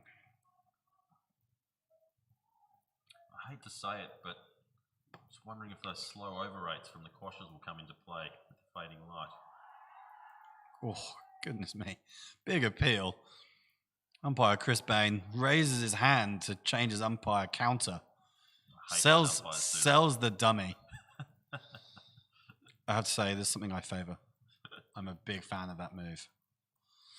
But that's the end of the over. 32 gone, a nice round 100 on the board, 8 wickets down. So 72 required, 8 overs. Vinay Iyer continues. He is 41 not out from 82 balls, a strike rate of exactly 50. So he's doing his job, but his job is going to be asking a bit more of him now. No point batting for Red Ink. He's got to score some runs. As we've said, Nikhil Charjed, new batsman, likes to play a shot or two. Either way, this game is entering into its final throws. Will you be running the presentation ceremony again? Yeah, I will. I might be in the dark, though. That's what I'm worried about. It might be a bit dark.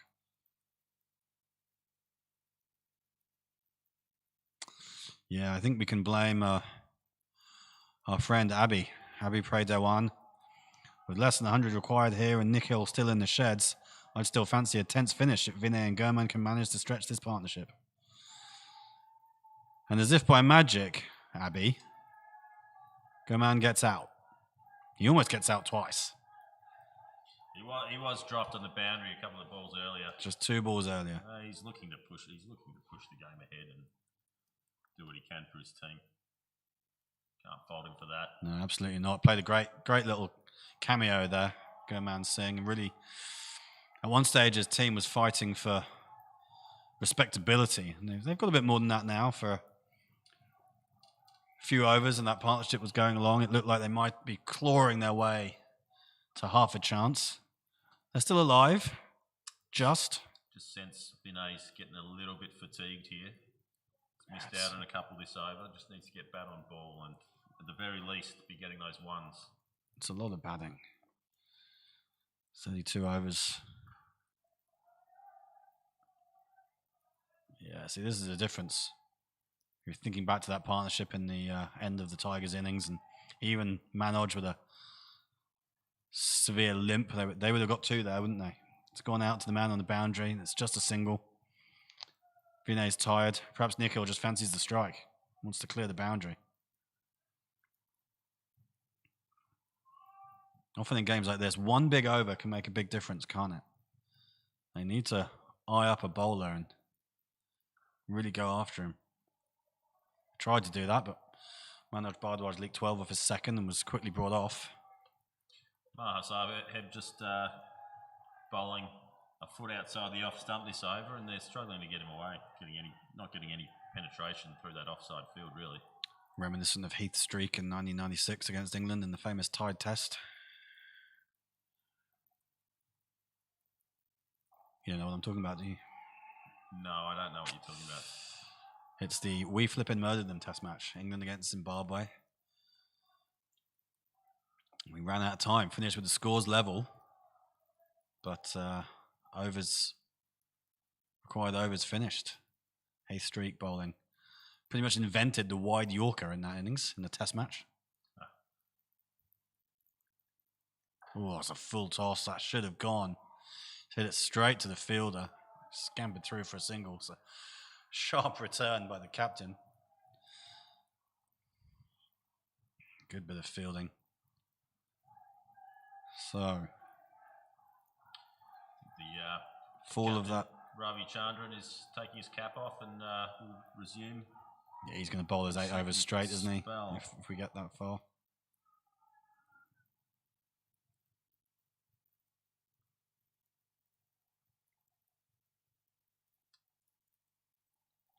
Really relishing taking that responsibility to bowl at the death of an innings.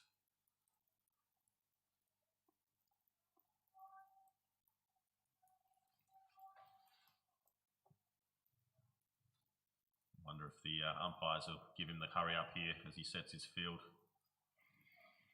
Oh, he's bowled 5 overs. They should know what his field's going to be.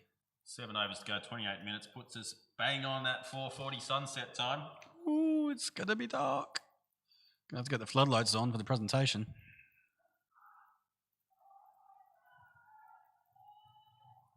Well, I suspect that Piyush Kumbhare may well have another over or 2 up his sleeve that might just bring the over rate up a little. Yeah, hopefully they do the right thing and just push through these final overs quite quickly. I think the Quashers really, that rate's over 10 and over now, and they've got to do something. It's boom or bust now, I think, for the Quashers. There we go. He's gone after that one. Finds the fielder, and it's just a single. It's got to be a shorter ball here. There's no point dying wondering and meandering to 120, 130. Go for it and see what happens. Just hasn't quite found that fluency in the last few overs. Vinay Iyer, as we discussed, he might be just getting a little bit tired here.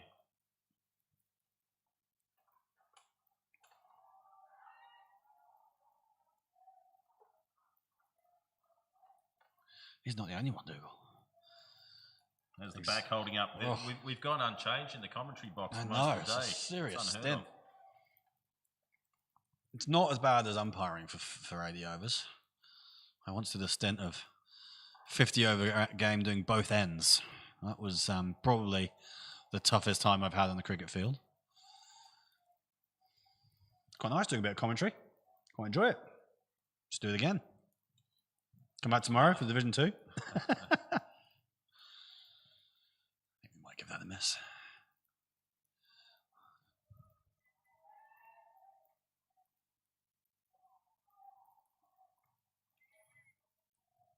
No, it's been valiant from the Quashers.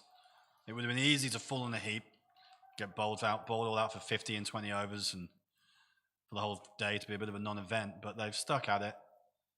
They've shown that they are a team with plenty of fighting spirit. Yeah, I think we were discussing earlier, and it was Abby Diwan who was asking about what's a good score, and we said 140 would be a really interesting game. And had it been the case that 140 was the target score here, we'd be talking about, well, they just need to run a ball for the last 6 overs. There's really no doubt that those last 5 overs from the Tigers, obviously the partnership between Praneet Kumar and Manoj Bhardwaj was critical, but those 2 big sixes from Piyush Kumbhare just added an extra 20-odd runs for that last wicket partnership, and things just got away from them at the end. The Quashers, their heads went down in the field and the energy went out of them. But yeah, I think you're absolutely right. If they could have kept them to... For most of the innings, it looked like it was going to be 130, 140.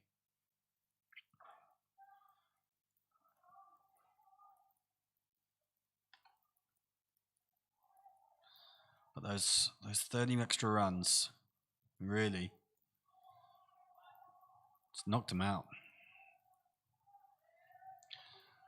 Well into the 35th over now. Vinay crawling towards 100. He's kind of, it's been a bit of a one-paced innings from him. He's accelerated a little from his early start, but his strike rate's never gone above 50. Oh, that'll be his 50. That'll be his 50 now. It's a good shot. Just over the despairing hand of the captain Ravi Chandran on the edge of the circle in the covers. 50 up for Sabarish in an identical fashion to, sorry, not for Sabarish, for Vinay Iyer. identical fashion to Sabarish Ravichandran. Pulled up his 50 with a boundary through the covers, but yeah, 50 up off 94 deliveries with 6 boundaries. It's a good effort, but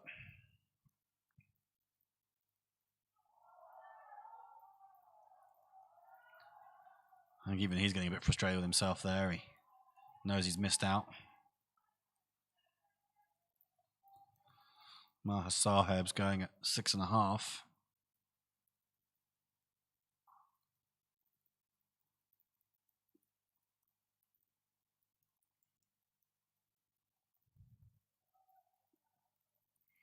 We haven't seen any maximums in this innings, Dougal, and they do help when you're chasing and you're trying to get that run, keep that required rate under control.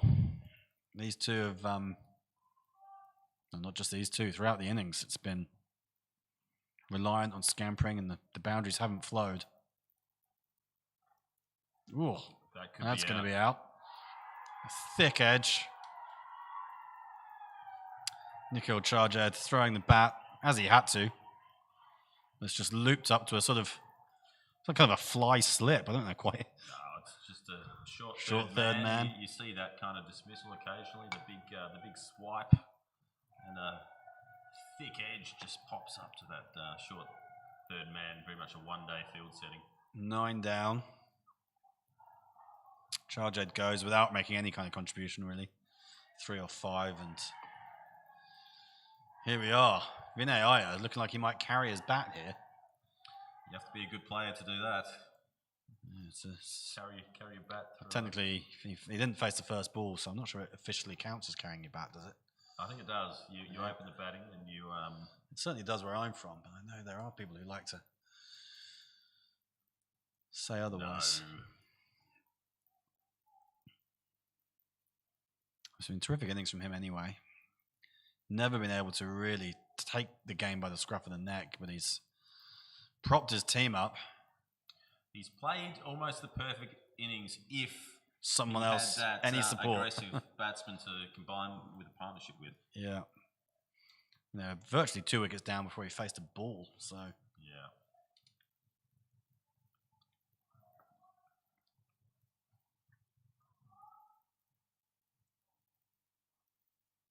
He's had a big season though, and should be proud of his efforts. Absolutely. How many 50s is that for him this year?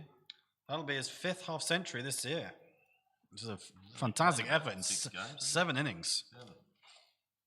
Throw in a couple of wickets, including a fifer, and yeah, it's a good all-round year for Vinay Iyer and his 2020 team, winning the Japan Cup regional competition, as I mentioned earlier, the Kawasaki Knight Riders. So he can be happy with his lot. He'll fancy some red ink now. I think he'll know the game's probably up here with into the 36th over and still 58 runs needed.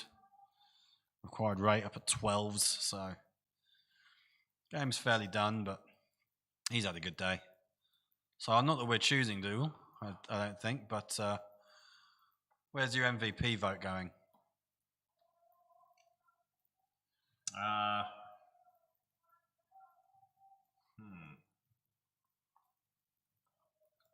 Well, hate to be unoriginal, but scoring a runnable 50 in this kind of game and chipping in with a couple of wickets is probably enough to do it. You could go with Manoj Bhardwaj for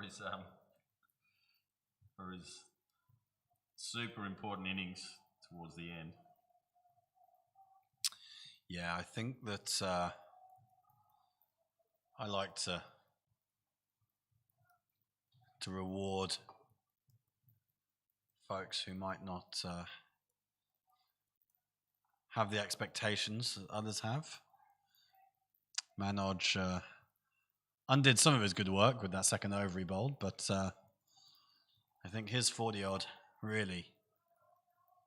So Barish was out at a time when he looked well set.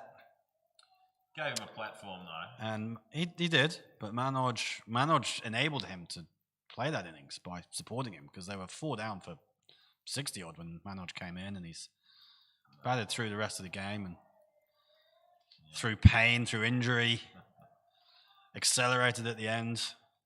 Fantastic job. With a worthy mention to Puneet Kumar as well, who played second fiddle in that partnership and took key wickets at the top of the order. I mean, that's it. The Tigers are home. Sabarish takes the final wicket. He's off. He's running all over. The supporters on the field, they think it's all over. Certainly is. The Tigers have won the JCL Division 1 title for the first time in their history. It's a joyous occasion for all of them. The Quashers, disconsolate, but they put out a great fight. They're pretty excited, the Tigers, and rightly so. Well, that final wicket, Dougal, 3 for 27 for Sabarish. It might just be enough. Might just be enough to secure that MVP. Well, everybody, that's all for us. Dougal has to rush to a presentation. I should probably go and take some photos. Thank you for joining us. I hope you've enjoyed it. We will, I'm sure, see you all again next season. From myself, Alan Kerr, from Dougal Bedingfield, goodbye, good night, see you again.